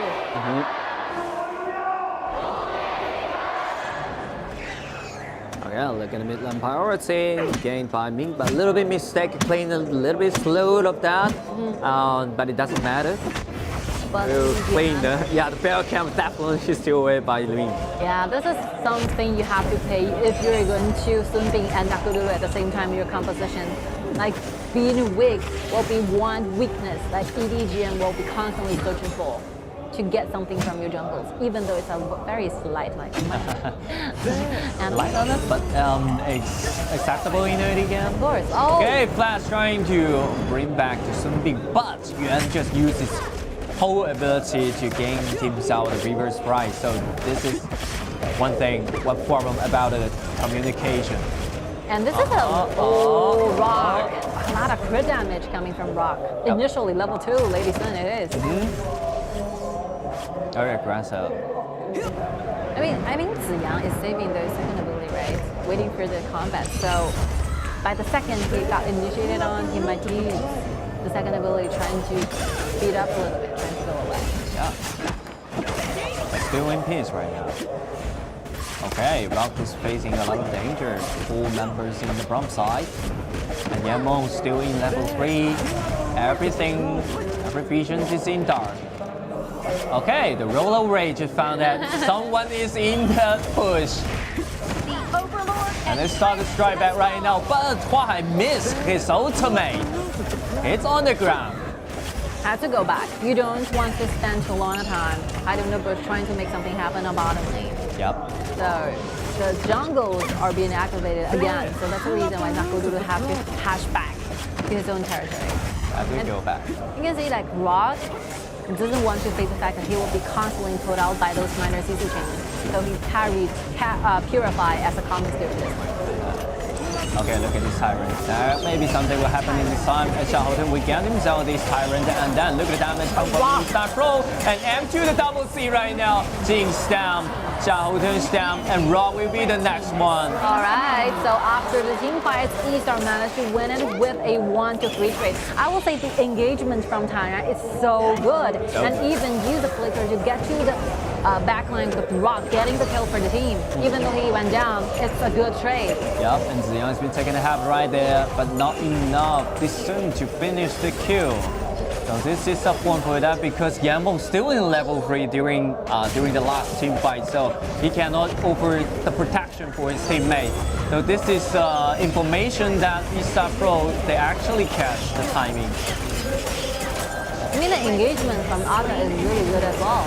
But just the fact that this Tyrant has been cost a lot of ability from EDG.M. Yeah. They do not have like any following up damage trying to secure that kill. A lot of extra damage. You earn the key, and Yizhang's been taken very low. So the bit Empire T, actually Huahai will guarantee that.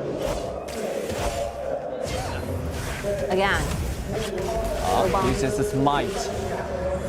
Tries his best to take something away from Huahai. Tower shields have been shattered. Catapults. Ultimate for Richard is being forced out. Nothing special. Qingyun really made those roamings and those rotations really carefully. Like without this kind of vision, because they're using something a very vulnerable support, very weak support. Since the second match, yes. I think something have to be learned by himself. A lot of detail using a chance to provide himself those kind of visions. All right. Very dangerous. Plus a flash out. It's a nice movement. The flash will be extremely needed to pull out at that second. If like Yizheng got targeted, he will be dead. But look at the position of Huahai. And Yuan surrounded by 3 right now. Huahai still in the bush. Okay, use ultimate and Liu Bang offered some protection, but not enough for him to do anything. And then Huahai just come out from the back line. Pain is brought very, very low, using the flicker, but managed to keep himself alive. Another engagement happened. Another ultimate from Nakodoodle finally finished 1 more kill to the side of eStar. Wow, quite dangerous movement from the side of the EDG.M, I think. Once Yuan jumped inside the back line, a lot of stuns come from the other side, and he haven't moved any kind of. He didn't have any kind of movement, and then he died. You know, if you choose this kind of heroes, for example, Jing, for example, Nakodoodle, you don't go directly like first-handed into the team fight. All those attacks, who will be the marksman? Aha, that's a solo kill. Come from Qingrong. A close one. Rock have gained himself 1 more critical damage or critical hits. I think this will be changing completely. Things will be changing, but Qingrong actually have the passive, so the result maybe is the same. Oh, look at the ninjas who taken very low for the flash out. So aggressive they are. I mean, this is all about mentality. Those positioning, those problems happen from the side of EDG.M will be exactly the same thing we talked about during the recess. So you are feeling a better situation, a better status comparing with the opponents. You don't want to let go this kind of tension, this kind of vibe. But after getting defeated in the fourth time, I think the whole vibe just went disappeared. And that's what we are worrying about. Yeah. Just right after the end of the fourth game.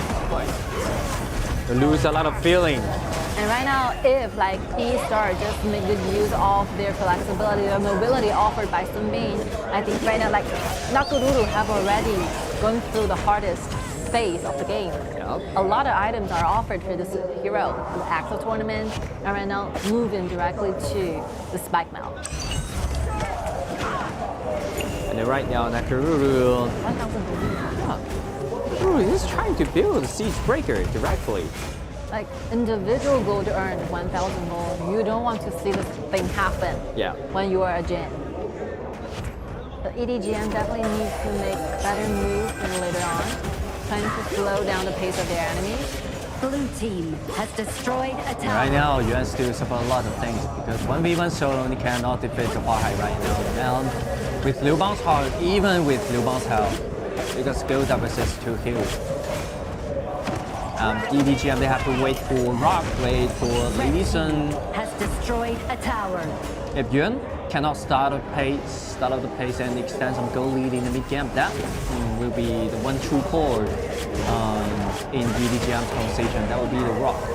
Another buff is taken from the side of eStar. Okay, once again using Yishu's ultimate to block 2, and then Tairan is in danger. Yishu's ultimate trying to catch himself kill right now, and look at the backline. It's destroying by Yuan, and Yuan uses Stash to do a lot of damage. And Ming, and Yamo, he's quite low right now. So this team fight actually EDG.M found a loophole with the standing point of Tyrant, get the kills, but after all those exchanges, those trading HP making EDG.M quite low as a team. So even though there's no man down, but they lose side in the river. That's the reason why eStar came up with this Tyrant, normal Tyrant to their sides as well. Once again, you can see once eStar started to lead the game, they won't let this kind of go. Yeah. They want to control everything. And they're just waiting for the right moment where Huahai can have the siege breaker available, and the damage will be taken to a completely new level. Ninja cannot suffer this kind of damage. Like these two frontliner is not enough trying to shoulder this kind of damage. When it comes to real damage for those frontliners, Nakururu will be good choice. So both of them still waiting. eStarPro to play more proactive in this time. Yuan? Oh, siege breaker available right now. 9 minutes, 24 seconds. A Rock's Purify is being forced out. That's a quite important information for them. And Yuan is taken very low, is in a bad position right now. He's trying to get away, but it's not available in this time. Okay, and Yamong will slow down by the opponent. Okay? Now this is a sign of showing up your mentality got interrupted by all the action, all the gaming stuff from your opponents. This kind of positioning, this kind of using of the ultimate, all are coming from bad communications. And Yuan actually got a lot of confidence in this game, I think. I mean, from the moment where you began to realize you have some personal goal differences with Huahai, with Nakururu, will be sometimes where you dive hard trying to gain yourself more gold instead of trying to initiate, trying to have some opportunities. Yeah, especially you have Lady Sun in your conversation. Actually, he's really trying that way, but first ability and second ability just way in the air, missed everything. That's a personal mistake. Misplacement of the ability right there. Dark Tyrant has been defeated. There will be another butterfly effect comes out from this kind of mistake.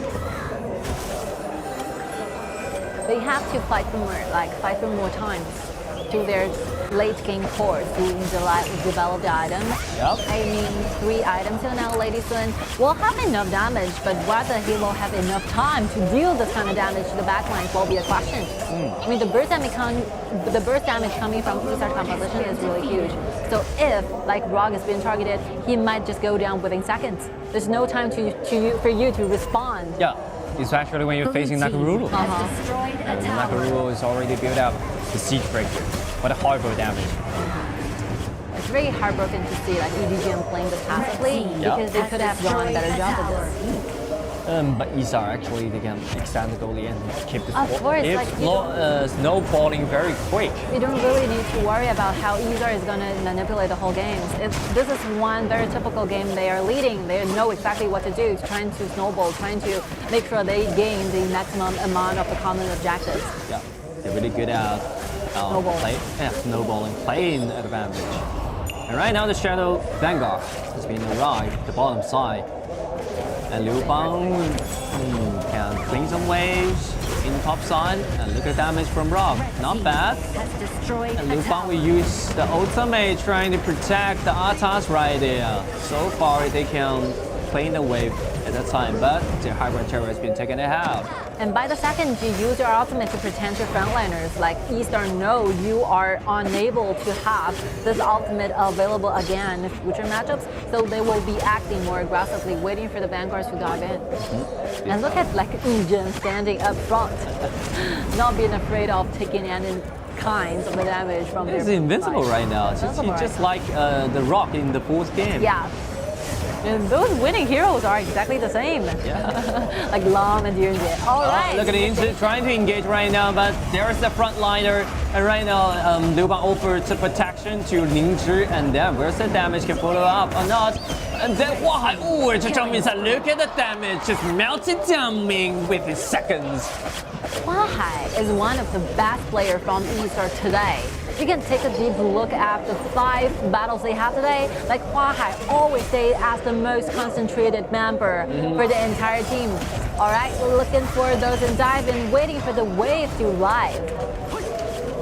All the members of EDG.M has been thrown away. They're gonna lose 2 high ground terrorists in this time. Right now it's hopeless for EDG.M to strike back. 13 minutes, lose two high ground terrorists. Oh. You know, just a reflex about today's matchups.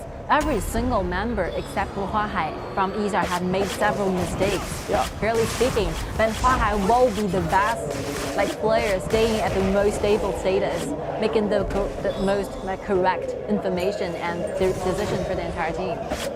He personally, I think, showed no mistake during the game. 5th game into Tiny mistake. Tiny, a little bit, even tiny ones. Tiny number. Oh, EDG.M. Succubus clothes already available. Oh, he's another soldier, another warrior right now. Well, this kind of goal deficit is very huge for EDG.M trying to win the game. Yeah. Dark Tyrant has been defeated. 8,000. 8,000 difference. 8,000, heading to 10,000 right now. Yeah. Just a matter of time. The next plan is the Shadow Tyrant. It's a Shadow Overlord. When the Shadow Overlord gained by the eStarPro, I think the game will end in that time.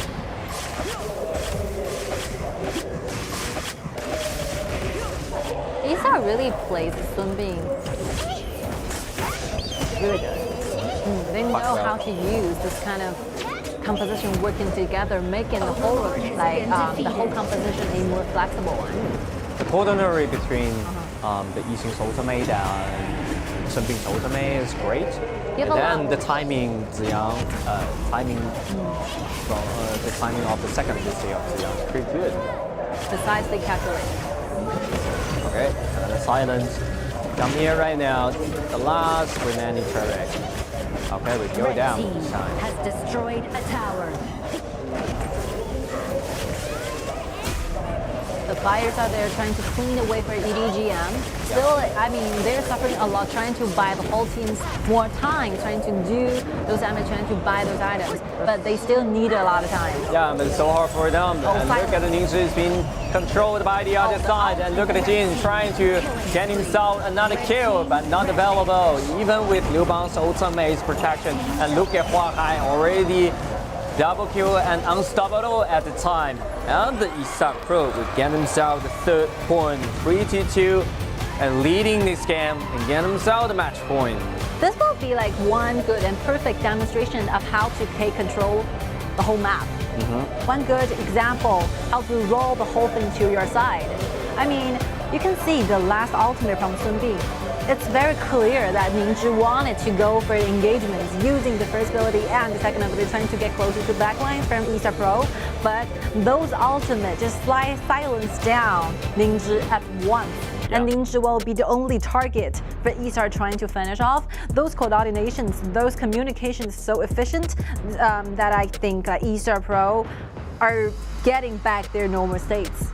Getting back and finding back their space and the stage of this game. I think it's quite important, especially Qingrong again, and then Ziyang. I think the stage of these members is quite important in this game, and Ziyang performed so well in this game. I think EDG.M is still in the process of recovering from what's happening just now. The fourth game will be the turning point for EDG.M. All the members, they have been digesting of that defeat for a long time, making some of the affections on their performance from this match. So hopefully with a good use of the short break offered at this one, they can find a better solution when it comes to mentality and the whole vibe. Actually, they did it before. Maybe this time they will succeed. Maybe. Maybe they will succeed and bring us an ultimate battle. And for their choices, the remaining heroes, they have a lot of very meta ones to pick. They either directly go into Agudo or Ma Chao, but facing the fact that eStarPro might still have in Donghuang Taiyi available in your remaining hero pools. Yep, so make sure Donghuang Taiyi on the band is the priority of the EDG.M. Yeah, it's quite hard for them because when eStarPro, they lose a lot of cards in the fourth game, and they still perform so well in the fifth game. Just one more, Lu Ban pair for EDG.M.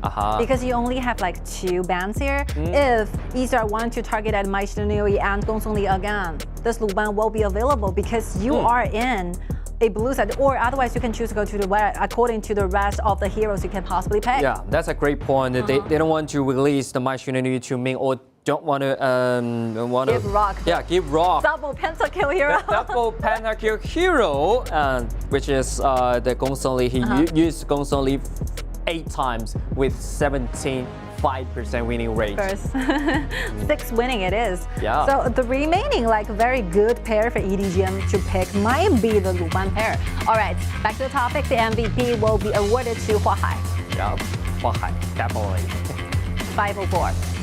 Those very minor diving angles, I can't understand this. I can just put it aside. And the whole decisions and the whole rhythm from Hua Hai is very good. Pretty good. KDA 504. Yeah, look at his speed of farming up, 27.7%. Gold of the team, so fast. You know, every member, every single player made a mistake during a lot of very serious matchups. But how fast you can make yourself change into the right moment or revive, recover from the defeat you were going through will make you make the best players. Yeah. This will be the differences. Huge differences. And look at why. It's just overreaction of that, but it doesn't matter because Yuan already missed 2 abilities. Thinking too much. Thinking too much of that. Got a little bit surprised of that. So because BO7 is a very long way to go. For example, if it's 4-3 eventually at the very late, I mean the whole night will be going on, almost more than 3 or 4 hours. Yeah, so you got defeated within this kind of fights. but you have to fight back. You have to win the most stable mentality to the entire team. That's what makes eStarPro such a great team. Even though you can see sometimes they got down, they got defeated all the time, but finally, eventually, they're gonna be with winner for the entire long range, long distance battles. You already have the faith, right? They're gaining themselves the match point. Okay, but for the EDG.M, the most important is Yuan's mentality. Yes. Because you look at the data over there, 13% damage output in this kind of composition. It doesn't make sense. Yeah, you are using the jungle core combined with Liu Bang, so 30% damage of that is not available. The upper limit and the lower limit from EDG.M, all depending on the performances from the jungler and the support together. If these two players are feeling extremely exciting, are feeling extremely aggressive when it comes to engagements, they're gonna do this. Yeah. They really they'll be affected a lot when you're facing different kinds of mentality. So your performance actually affect the whole scores and the whole things for EDG.M, trying to make sure you can get yourself recovered a lot.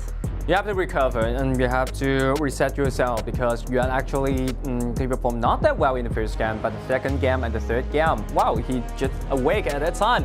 But after the fourth game, after the game 4, a lot of things changed from that time. I mean, this will be a one true time for you to finally see the differences and one true time for you to finally grow eventually. So, very key time. Stay tuned. We will be back shortly.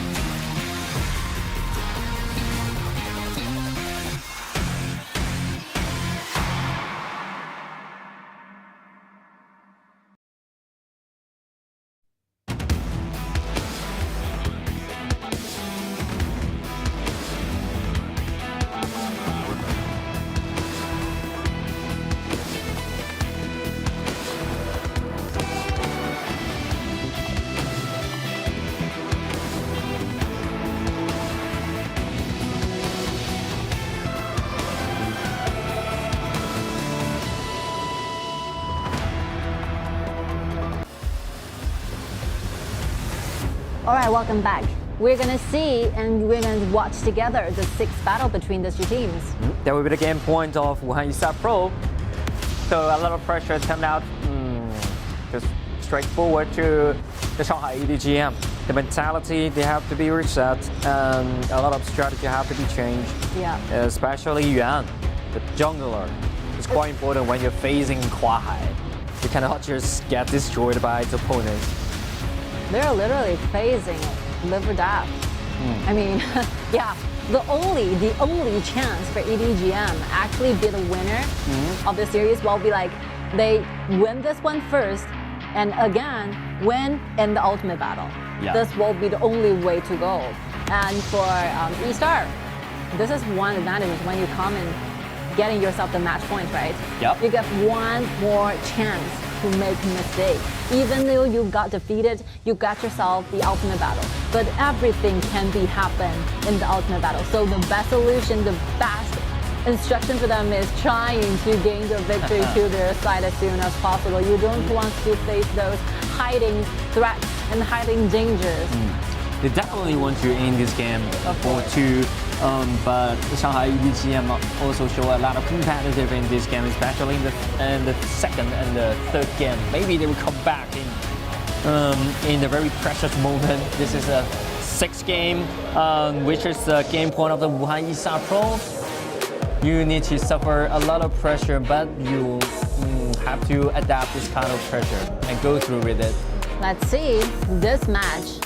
Like EDG.M got defeated just now, so they choose pretended to go to the blue side while Wuhan eStarPro will be remaining on the red. Okay, Da Xiao's been banned away. And then Meng Tian is the crucial option for them to ban away. I think they're still. Oh, right. Okay, they released Meng Tian to the Quite other clear. side. They're definitely going to this match, alright. Maybe like Soldier will be their choice. Maybe, but maybe that's a trap. We have no idea. Okay, my shooter is being released by Wuhan eStarPro. Mai will be chose from the side of EDG. Finally, this hero has been banned forever. Right? This will be the very first time that we actually have the chances to play this hero. Has been banned forever until now. They break the they already break the forever. Right now, my shooter goes by Ming. So Ming, so important in this game. Okay, Donghuang Taiyi, as we mentioned before, is still available in this game. This is a definite choice on the side of eStar. No matter what kind of the rest of the squad, you'll be like, it will be always working when they are pairing themselves up with this Donghuang Taiyi. Yeah, and Ziyang is pretty good at this hero and one of the best Donghuang Taiyi in the KBL. And Luban Duer, without doubt, you have to put it out right now. I think eStarPro is fully prepared for this, to see this kind of pair on the bottom lane. And since that eStarPro have already let out the choices of the marksman, and they have already used the Banana 7 earlier game. So EDG.M shifts back into this kind of assassin, looking for dive in, this kind of composition. All of the heroes they picked here now will be huge threats to the back lane. Yeah, just back to the downtown to pick the Byron, trying to make some restriction for Meng Tian. Yeah. And yeah. So EDG.M, eStar, either give up the idea of Meng Tian. I have the endpoint instead. Okay, it's a fair enough. That was a fair trade of that. I mean, they use the Byron. You would like to join. You would like to jump into the back line, but you have to keep the priority of your land. I mean, the choice of lane pool just simply means that eStarPro is changing like gaming styles, right? They're directly going to those backlines because if you have used Luban in your system, you're definitely going to pair himself with this kind of marksman. For example, Luban number 7, they put it on the ban place. Yep. They're still going for those marksmen. Oh, well, like EDG.M looking for Fawn instead. For Rock. For Rock. Okay, Garrus been banned away. So the rest of choice is pretty limited. Maybe Found, maybe the true god Hou Yi. We have no idea because Rock haven't used a lot of heroes and Marco Polo has been used and the Gongsun Li has been knocked out of this table. Hou Yi will be very difficult when it comes to trying to survive during the fight. And the ultimate from Hou Yi will be kind of interrupted by the immunity offered by Meng Qian. By Lian Po? Lian Po. Lian Po is a way they can use his immune state to dodge a lot of ultimate from Hou Yi, but only depends on the timing. Oh, Chang'e is always also banned from Yeah. What will do? Not happen. I'm thinking like Diao Chan. Diao Chan. It's the Tigress, right? But the side laner and the mid laner is being It's not settled gonna down. happen. It's not gonna happen. Not gonna happen. I saw the Diao Chan would go to the marksman in the KGL, but not really happen in the KPL, right? Oh, who will be the last pick? Okay. Yuan Ge and I'm thinking of a lot of possible choices, when it comes to mid laner. I mean, the room is really limited. Wu Zetian is available right now. Wu Zetian? Yeah, Wu Zetian's ultimate or Diao Chan. No. I'm getting goosebumps over those kind of choices. Yeah. Will it be fixed? I mean, it's... Okay. I couldn't even breathe. I'm trying to search for the right term to describe. Luckily for the EDG.M, they don't need to build up the succubus clock, but yeah, you have to suffer a lot of protein damage from Qingrong, and we saw how Qingrong performed in the previous game, how well he performed when he playing at this hero. Complete maestro over this one. Delta is so difficult because a lot of cloud controls, those burst damage. Like you only have one single purifier between 2 minute slots, so it's not gonna happen. Yep. And yet he played Prince of Lanli as a jungler. Wow, it's quite risky movement, but this is the last shot of the EDG.M. They have to make it done. I have completely no idea who's going to be the winner because these compositions, they all shared even percentage of winning, all depending on how they performed, how they execute using this kind of combos. Yeah, it would depends on the individual ability because my Shinryu showed high upper limits of the players, and also Hou Yi, the direction of the ultimate you have to very accurate. Sometimes I personally, I even prefer EDG.M's composition better than eStarPro because they are just so good at this kind of engaging all the time, all assassin type of compositions. They don't need to stay so long with so far with one another. They just looking directly towards the team fights they're looking for. This is what they did the best in the series. Yep, I prefer to the EDG.M's composition too, because it's more full-rounded than the other side. Of course. Yeah, the one eStarPro actually highly depends on Qingrong's accuracy, which has a few tolerance of this kind of draft. If they get lead by the other side, that will be a disaster. So whether EDG.M is leading or losing in this particular game will be changing the whole scenario, the whole situation for this team entirely. Because if they're leading, every single one of them will be invisible. But if they're losing, you can't even possibly find one member to clean the wave in this kind of composition. So really high risky one it is for them to choose this kind of composition to fight for the final glory. Only one time thing, do or die. Yeah, do or die game. And right now Qingyong's been taken very low. You have to find the right position.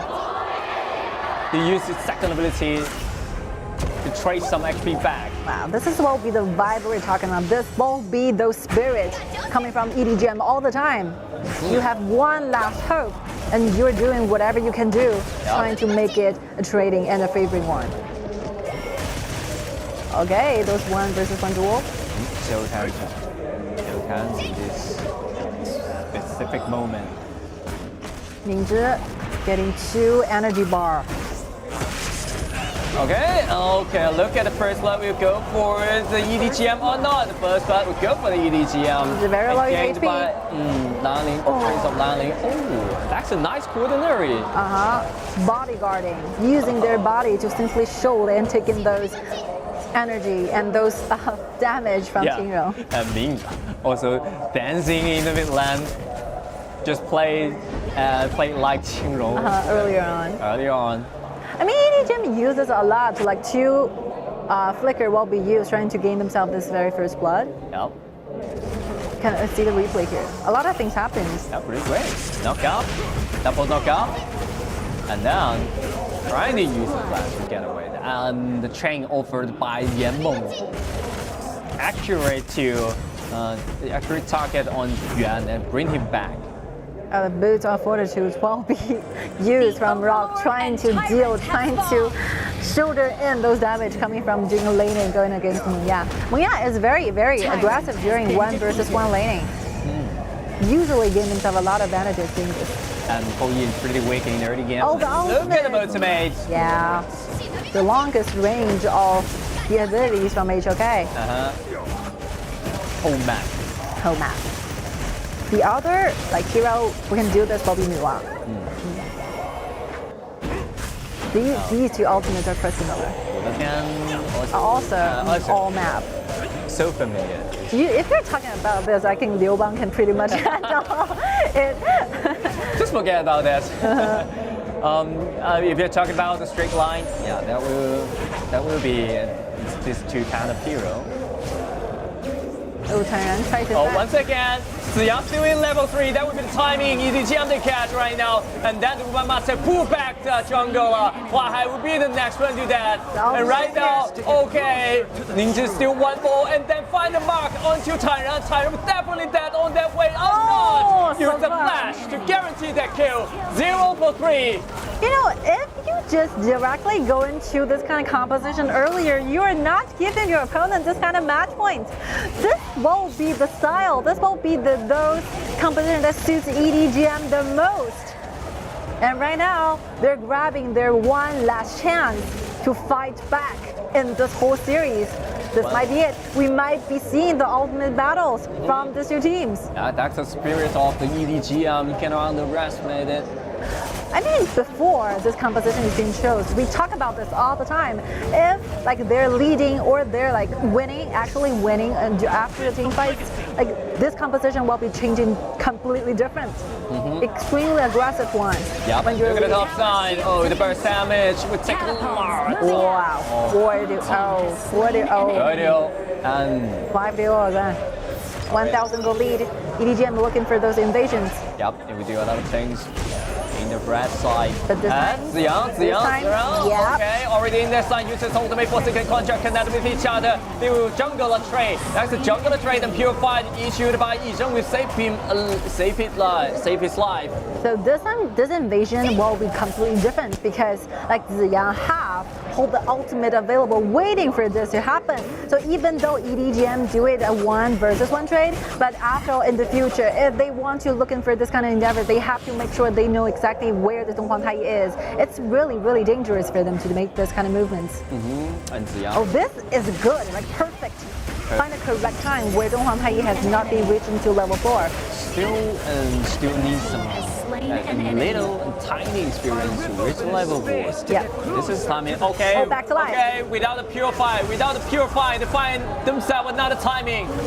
This is good, all coming from good communication. So like EDG.M must be using this purifier earlier. They know this kind of information, and that's the reason why they shift their whole attention to the bottom, trying to get the kill over the marksman, making sure that eStar losing a lot of damage in the next few rounds.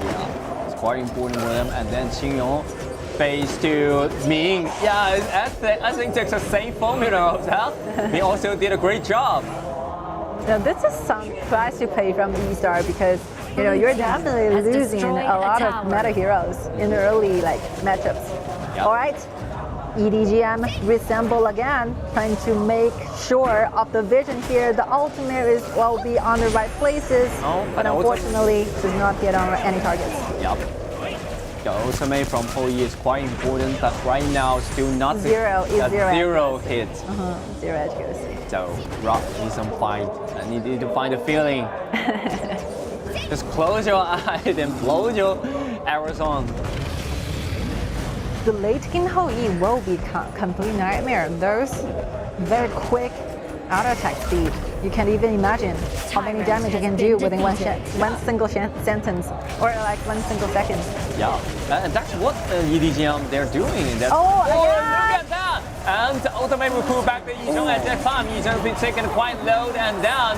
TianYun as well, but TianYun knockout 3. This kind of AOE, we destroyed everything. And Rock joined to the team fight, but that's the team fight. They don't want to see it. Everyone stay low, but EDG.M, the kind of run so great. I mean, after this team fight, I think EDG.M began to thrive because they are leading in the gold, they are leading the team fights. They can earn themselves more time trying to farming up a little bit. Like eStar, those ability offered is quite good, but they're just lacking those slight damage because they are quite far behind on personal gold earned.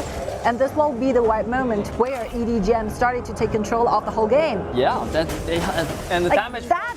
eStarPro is lack of some damage. I mean, the ultimate, we have been just talking about this. Like Rock misses the first 3, but the 4th one just make it all thing up. If you can hit on invisible state like Fadi Shouyuan, not showing any kind of vision. Yeah, but it's like a coincidence, it's like a matter of luck or a matter of experiences. You just have to put your ultimate on to that angle so that it will be like on Qinglong, and the following damage will be secured by Yuan, Prince of Lanling. But luck also a part of power. Of course. Of your ability. This is kind of luck of that. But this is reality. Sometimes when you achieve something, it's not only depending on your personal ability. Luck will be one true matter. Matters a lot. All right. This is very interesting. Let's see what will be the next step for EDG.M. Still, like gathering around, assemble together, trying to gain a vision for Hou Yi. Then Hou Yi can simply just do the solo work there, farming up on the bottom lane. And sometimes, if you have the correct, like ultimate available, making sure that you have your teammates surrounding at the right moment. Yeah, actually, EDG.M they caused a lot of problem towards the eStarPro in the top side. So Rock already gained a lot of time to farm up. I think that farming up is good enough for Hou Yi. Safe and sound. Needs another time to use his ultimate. Oh, this is a very difficult time for eStar. Okay, TianYun. Very hard to play actively, using this kind of competition. Now, these two teams share one similarity when it comes to gaming styles. They usually perform better when they can play actively. Okay, look at TianYun. It's been melted down within seconds, and Ling Zhi has been connected with the Yang right and suffered a lot of damage. With the 1v1 trade, I think when they took away the blue buff, it's enough for them. But he wants more. Like 1-2, and the eStar is still losing. You can see every single time that the team fights happened, eStar is facing the constant problem is that the damage will not be enough. The burst damage will be like significantly lacked from the team fight. Oh, 300 HP remaining. Okay. For the red, but at the very end, the red goes to Ming. Finally. Yuan just said finally I get invaded. 花还是凶的嘞。They lose 2 minutes. The Overlord and Tyrant have been enhanced. Cannons moving out. This current meta, I mean, the choices for mages are really limited. Yeah. You really have to discover more. So EDG.M also benefits for this kind of situation. They still have my Shinryu in this game. But if you really turn into the ultimate battle, everything changes. Okay, look at that! Wow, so close! We're so close! And look at the Tyrant gained by Hua Hai at this very stage moment. Oh God, Rock being melted down within seconds, and right now you do a lot of burst damage into the back line. Also, the front line of that he's trying to trade, but he failed to do this. What a team fight! I mean, eStar is losing in the gold, but ending up winning the whole team fight 0-4 trade. This is a turning point for this. Yep, that's an absolutely turning point, and that's the key for this game. Everything we turn over. Let's see a replay. Let's see how this initially happened. I mean, everything has happened so peacefully, but this initiation from TianYun. Yamong actually is out of position because Rock actually need the extra dashes from his second ability, but he went too deep. But Wang went too deep. Do you guys see the damage from Huahai, the Tigress? Like contributing nearly a 50% of damage offered. And Ninja did what he can do the best. He's buying the backliner so many times to trying to dodge away, but you know, 1 versus 3 is not a fair trade. Yep. It's not a fair battle. Also not fair because EDG.M, every one of them, they're out of position. Well, this will be completely changing the game, this kind of team fights, single ones. Because like EDG.M, if they're playing passively, they do not have a very traditional, typical frontliners, right? They're all like soldiers. Red team has destroyed a tower. It's like a soldier trying to get inside. The only way they can win this game is use ultimate of Hou Yi, just find his son on a carry and use Luban Master to catch it back and then melt it down within seconds. Yeah, like one good news for the side of EDG.M is that they still are, because of a very beautiful movement in the early game, so the goal difference against your opponent is not that so huge. They can still possibly find those ways trying to delay this game into quite a late status. Quite hard. But the accuracy of Qingrong starts to increase right now. 2 hits on Rock. Rock's been taken to half. Look at this! Alright, they succeeded to do that. They bring back the Tigers, but look at the damage, is not enough for the kill. And then my Machinery is trying to come inside. The damage is insufficient, still the way again. And look at that! It could be ace right now. Yes, not remaining guy. He was trying to interrupt the mini wave. Hey everyone, just speed up and just stop this guy. And still appearing on the stage. There is a wave alive, whether it's one word for the side of the eStarPro. We're gonna be waiting for an extra 20 seconds for the member from EDG.M to revive again. They're shouldering the tower aggro. They're going for the victory. They're gonna be the final winner for this match. Congratulations to Wuhan eStarPro. And Wuhan eStarPro, they got themselves into the semi-final in this game, even though they were down right after the third games. But I think huge pressure. Yeah, it is. face a lot of huge pressure, but they handle and deal with this kind of pressure beautifully. I mean, the road towards the semi-final, the roads becoming the final fast four is extremely challenging for eStar to conquer today. I mean, this match will be really difficult for eStar, trying to review more, trying to improve in the future. But the last 2 team fights, that's magical. Those applications are using the ability, those decisiveness are way too huge for us trying to reflect. We're gonna see those highlights, we're gonna see those clips offered later on. And after the whole victory, they're so calm with the result and still trying to improve a lot, making a lot of communication with the main coach SK, and still trying to figure out what will be a better way for us to win this in easier terms. Easier terms, and yeah. I mean, in the game sake, EDG.M definitely dominates the early game and the mid game, but one single mistake. As we mentioned about a lot of times, this word mistake, it's easy to say it, but it's harder to deal with this. One single mistake, return everything back, especially when you're facing this kind of team. Yeah. One of the strongest team in the KPL, Wuhan eStarPro. The resilience from eStar is just so powerful. You can never get a full strike back towards the team. They will be put down for seconds. They will get some defeated times, but always they'll be the final one who's standing in the destiny, gaining the final glory to the entire team. I think EDG.M really did a great job today. They're way underestimated through the entire day. Our predictions all went to the side of eStar. We think it will be an easy win for eStar today.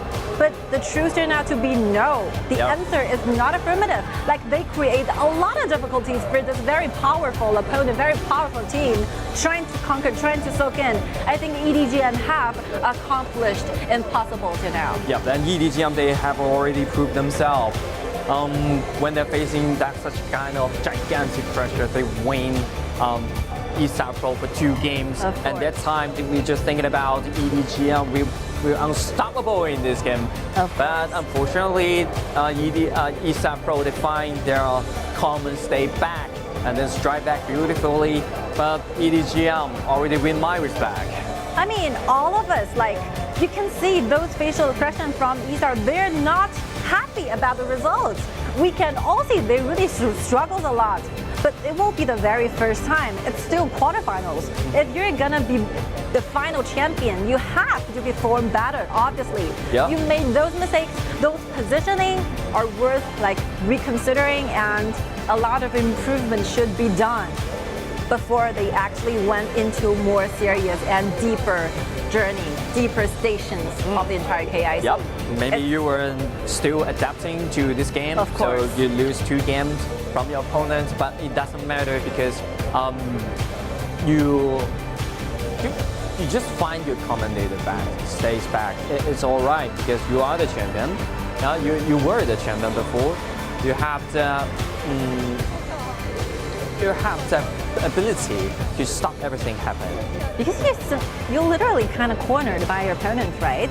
During the game 3 and game 4, you were forced to separate those meta picks into one, trying your best to make it a tie, going against EDG.M. So from now on, I think EDG.M should not be calling a dark horse again, because obviously they can approve, they are showing themselves to be one of the best team from KPL. So And they already won the applause from the audience. this will be a historical moment for the team, finally to make it to like the first grade, the first category for the entire league. Yeah. No matter it's a winner or losing, I think they have already changed into a new generation. They're already ready for the next season of KPL, Of the course. 2023 spring season. I think they just need more improvement, need a little bit of improvement of the jungle and controlling. So this is quite important for them. But right now they already finished their task during this journey. They're gonna leave this place, but they already won a lot of respect from us and and the fans of eStarPro as well, I think. It's quite a journey for EDG.M. Starting from the very early stages of the year of 2022, they started in KPL Group B. And right now, making those turnover fights in spring season, make it to the playoffs, make it to the final 6, and then fight over to the Challenging Cup, and then joining KIC, make it to the final 8. You have already accomplished those things you can never try to imagine early on. Like one very important thing is that you have to improve upon yourself. You don't have to really like exceed your enemies. You just have to make better use of yourself, and they're doing this. Yeah, one step forward, maybe that will reach their dream. Of course, of course. But this step is too hard for them The because year of 2022, we definitely memorize one team's name. That will be EDG.M. EDG.M. All right, we're okay. seeing like Hai as a team leader representing eStar, getting his signature on our camera. This will be a very legendary time, and also given those very friendly hugs. This is a friendly gesture because they used to be a very, very good team, a very good friends. Good friends and their teammates too, because I think the coach and the players, they are also the teammates. They have to work each other. They have worked hard with each other, and they unite together, and they show a lot of ability and show a lot of power come from this team, especially for the Wuhan eStarPro. They already like they unite together as a rope, and no one can separate that. I mean, eStar definitely proved himself to be one of the best teams from KPL, but definitely if they're going to the semifinal, if they can make it to the grand finals, they have to stay in a much calmer like mentality during the game, because obviously you don't want to like forget about the fact that you're being cornered very, very hard in the late game around game 3 and game 4. Yeah. So this is quite important for them. If they want to be the best again, this is the mentality is a crucial factor of that. When you are facing this kind of pressure, then when you've been pushed into the corner, at that time, coach, players, they suffer a lot of pressure. But this game, they already gained a lot of experience of that. Of course. This is what I always talk about. Like the earlier that you found your problem being exposed to you, the better. Yep. You know, if you are doing this, like the highest level of the whole Honor of Kings tournament throughout the entire year, this will be the last stop for eStar trying to fight for the final glory. So you did better just wait for this problem to be exposed to your surface and then trying to solve it as soon as possible. That is the best news for eStar from now on. You can see those like faces after the becoming the winner of today. They're not very pleasant for this result, obviously. Yep. Obviously, if they win 3-2, maybe that's a common state of what we are expected to. But course. yeah, actually, obviously EDG.M creates a lot of problem and pressure to them.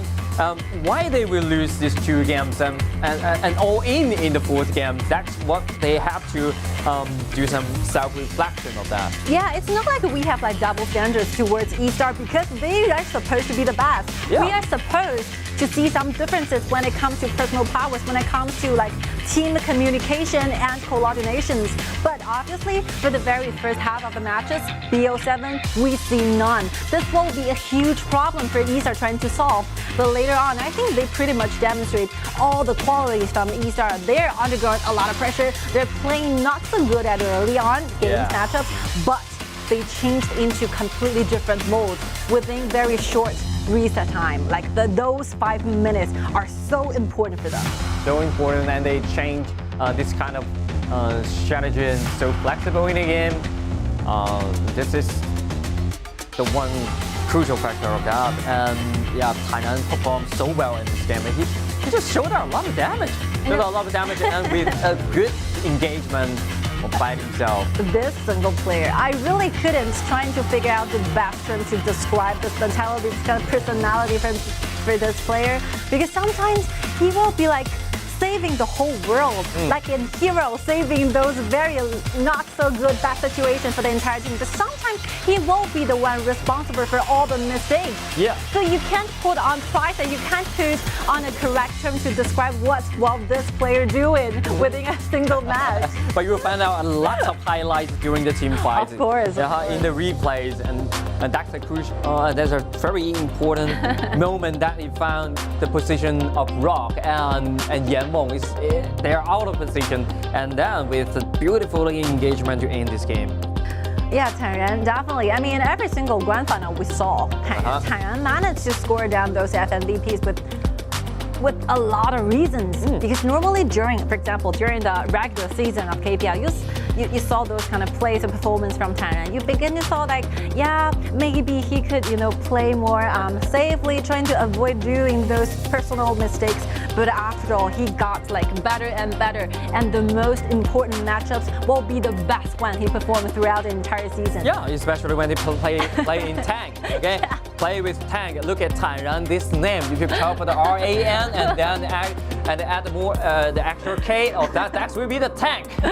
I mean, TianYun in Chinese, these 2 characters actually stand for those calmness, those decisiveness. These like idea really means a lot for TianYun. You have to perform like gently and calmly, making best decisions for your entire team. That might be the underlying reason why TianYun, this kind of player, get the ID for this. All right, we are ready for an interview. We're gonna spend some time chatting with Ningzhi.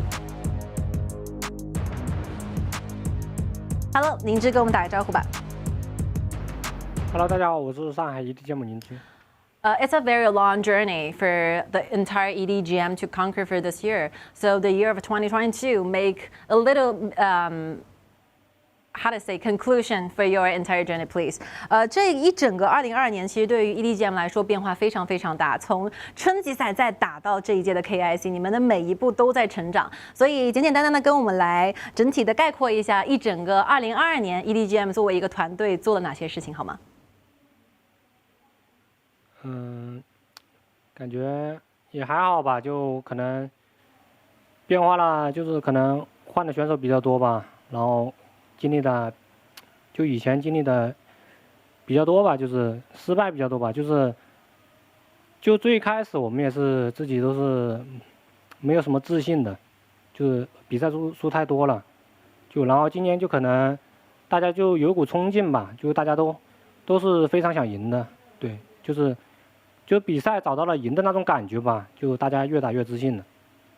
All right, we think the changes are pretty much happened in our starting up list. We changed a few players, but because we have been going through a lot, we have been experienced those failures a lot in the past few years. So gives us more experiences when it comes to actual team fights or actual execution of the gaming strategy. And you know, because back in the days we have been defeated all the time, but this year we started to pick up those victorious team fight. We started to win during the game, making us wanting to win more in the future. And this change in the whole morality just gives us those kind of confidence to perform better in the future. 接下来呢，其实还会有非常多的机会给到 EDG.M， 希望在未来团队和自己可以在哪一些方面有一些提升呢？就希望大家磨合的越来越好吧。All right, what will be your future plans when it comes to next round of the tournaments coming? There's a lot of important tournaments in the next year. So hopefully the answer will be like, hopefully we can form better bonds with one another and trying to perform better. 其实这一整年对EG来说已经是创造了一个奇迹了，所以千万不要觉得比较的有点低落或者怎么样。我们相信明年你们一定会带给我们更多的惊喜。谢谢您之给我们的分享，非常感谢你接受我们的采访。谢谢。What a pity. What a pity. Like, hopefully our energy can transfer to this player, you know, because we are like in different cities. I really hope that this kind of optimistic energy can be transferred with our messages. Yeah, but one sentence just impressed me a lot. Finally, we found out the feel of winning. Just quite touched me. It's not easy for them. They defeat a lot of opponents since the first round KPL qualify, and then the second round they made it to the group, they made it to the knockout stage, and they're gonna face the mysterious boss Wuhan eStarPro. Unfortunately, Dex is a tough guy. You're hard to defeat, but this is a fate. If you want to be the best, this is the process you're gonna go through with. And sometimes it's very heartbreaking to see those players got so frustrated after being defeated, but you can feel those feelings from his message being delivered. Like initially, when it started in the KPL string season, they got defeated all the time. Yeah. They are graded on the lowest category in KPL's regular season, and then they started to fight back. They started to see those hopes of winning. They started to feel how like winning feels like. So after gaining those victories back to their heart, they like initially just bomb up using those kind of confidence as a fuel to go for more. I think this whole journey, like 2022, that's enough for EDG.M. You are like perform the best you got. Entire year. Maybe this is the end of their journey in this KIC, but this is a brand new beginning of them. Of course. Yeah, this brand new beginning maybe will help them from Group B to the Group A and then to the Group S. And you're gonna face eStarPro for all the time. You have another chances of fighting back and do your revenge on your own. We're gonna see your performances like in 2023 KPL string season, right? Yeah. You have a lot of opportunity and future ahead waits for you. So you just have to wait patiently. And one more important thing is that like you take a deep recess. It's time to rest. You have been going on battles unstopped for the entire year. It's time to rest. You cannot stop because I think they have the good stage. They have to keep going and then fully prepare for the next year. So it's pretty important for them. If they stop, anything will change. All right, so much for this interview, and here we go. We're ready to do a little interview with Huang Hai, the team leader from eStar. Hello, 华海，跟我们打个招呼吧。大家好，我是武汉 eStarPro 的华海。Nice to meet you, Huang Hai. So this is a very long matchups for today. So how do you feel after entire matchup, entire series? 今天这场 BO7 其实打的时间非常的长，过程也很焦灼。整体在比赛的过程当中，花海的感觉是怎么样的呢？整体的感觉的话，就是小组赛打得比较轻松嘛，然后到台刀赛这种关键阶段的时候，我们没有把状态调整好吧？对，就所以打得比较艰难。All right, so after those battles, after the group stage, we kind of think that we need some more time to digest, to adjust ourselves to the best form, so that during the whole BO7, we have been accomplished a lot of difficulties during the matchups, but unfortunately, we won as the very last one.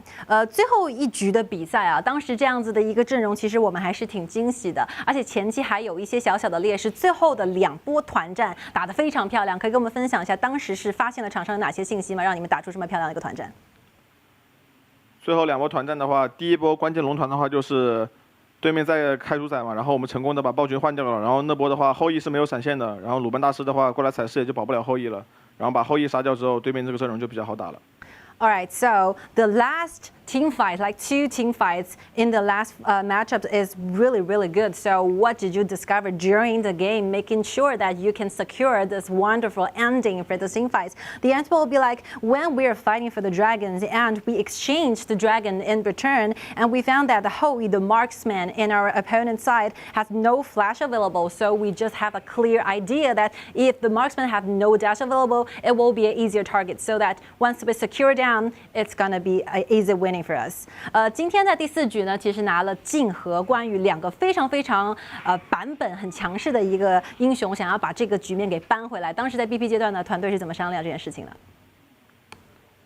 就对面因为出了守约嘛，然后关羽这个英雄的话比较好切守约一些，就选了关羽。然后的话打野里面就是切人能力比较强的话，也就只有晋了，所以就选了一个关羽加晋。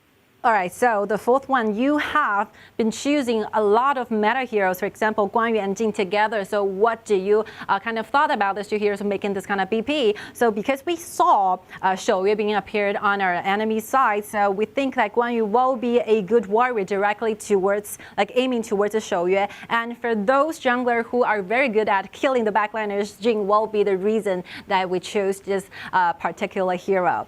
今天这场比赛其实对于伊萨来说确实是比较的艰难，比我们想象当中的困难比较多。希望在接下来的备战当中注意哪些细节呢？华海。备战当中的话，就首先把今天每一局都做得不好一点的话就复盘嘛，然后的话再就做好自己吧，还是做好自己吧。All right, so what will be your future preparation, trying to improve upon today's performances? The answer will be like, we will take one game at one time, trying to revise on our performances, and the next battle, the future matchup, we hope that we can perform the best, bring to audiences our best status. OK, 谢谢华海接受我们采访，接下来比赛希望你们可以越打越好。Thank you so much for doing this.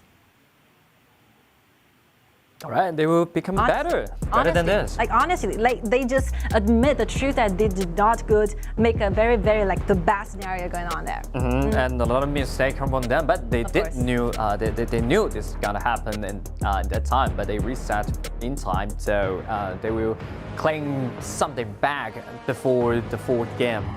But I mean, obviously, you still have some time. This is one lucky news for you, right? You have some time to revive on your performances and make better decisions in the future. And this is so much for today. You know, as an audiences, I feel a little bit sorry because we did not have the chances to see the ultimate battle. Yeah, ultimate battle is not available during this matchup, but I think it's pretty, it's excellent enough. It's excellent enough. Me too. I really enjoy the whole process. Every single matchup is amazing. So thank you for all the performance from the player, and we will be taken to even more aggressive team fights from later on. Okay, this will be the result. Yeah, the result of the match is Wuhan eStarPro 4-2. They win this game. Shanghai EDG.M, unfortunately, the journey of them in the KIC2022 have to end this place. Yeah, I would say it's a pause for their journey to becoming a very good team. That's a good word. Yeah, a pause, not a stop. So hopefully they can, you know, stay at this kind of mentality and going forward to accept any kind of challenge happening. And after this, Chongqing Wolves gonna face Nanjing Hero tomorrow in the same time. Now, this will be the 2nd match for the very first half. So this match will be dated in the 18th of December. Tomorrow at the same time, we're gonna see Foshan DRGK versus XYG. Okay, this is a right one. That's a right one. I mean, only a day difference. This is okay. Okay, for a day, we're gonna witness 4 games of the knockout stage, that's the same. Okay, the DRGGK versus XYG. Our heart. That would be a lot of pressure to XYG. Of course. As well. This will be the two teams who fought their way towards the group stage directly after the first KPL qualifiers, right? Yeah. They have already performed a BO7 and actually become the winner of that BO7, right? They already have the experience for that, even though they haven't against with each other in the 2022 KIC. But yeah, this time finally, okay, they will going against with each other. We're looking forward to see it. Wow, definitely one whole impressive matchup to looking forward to, and we will be seeing you at the same time, 6 p.m. Beijing time tomorrow. Let's see.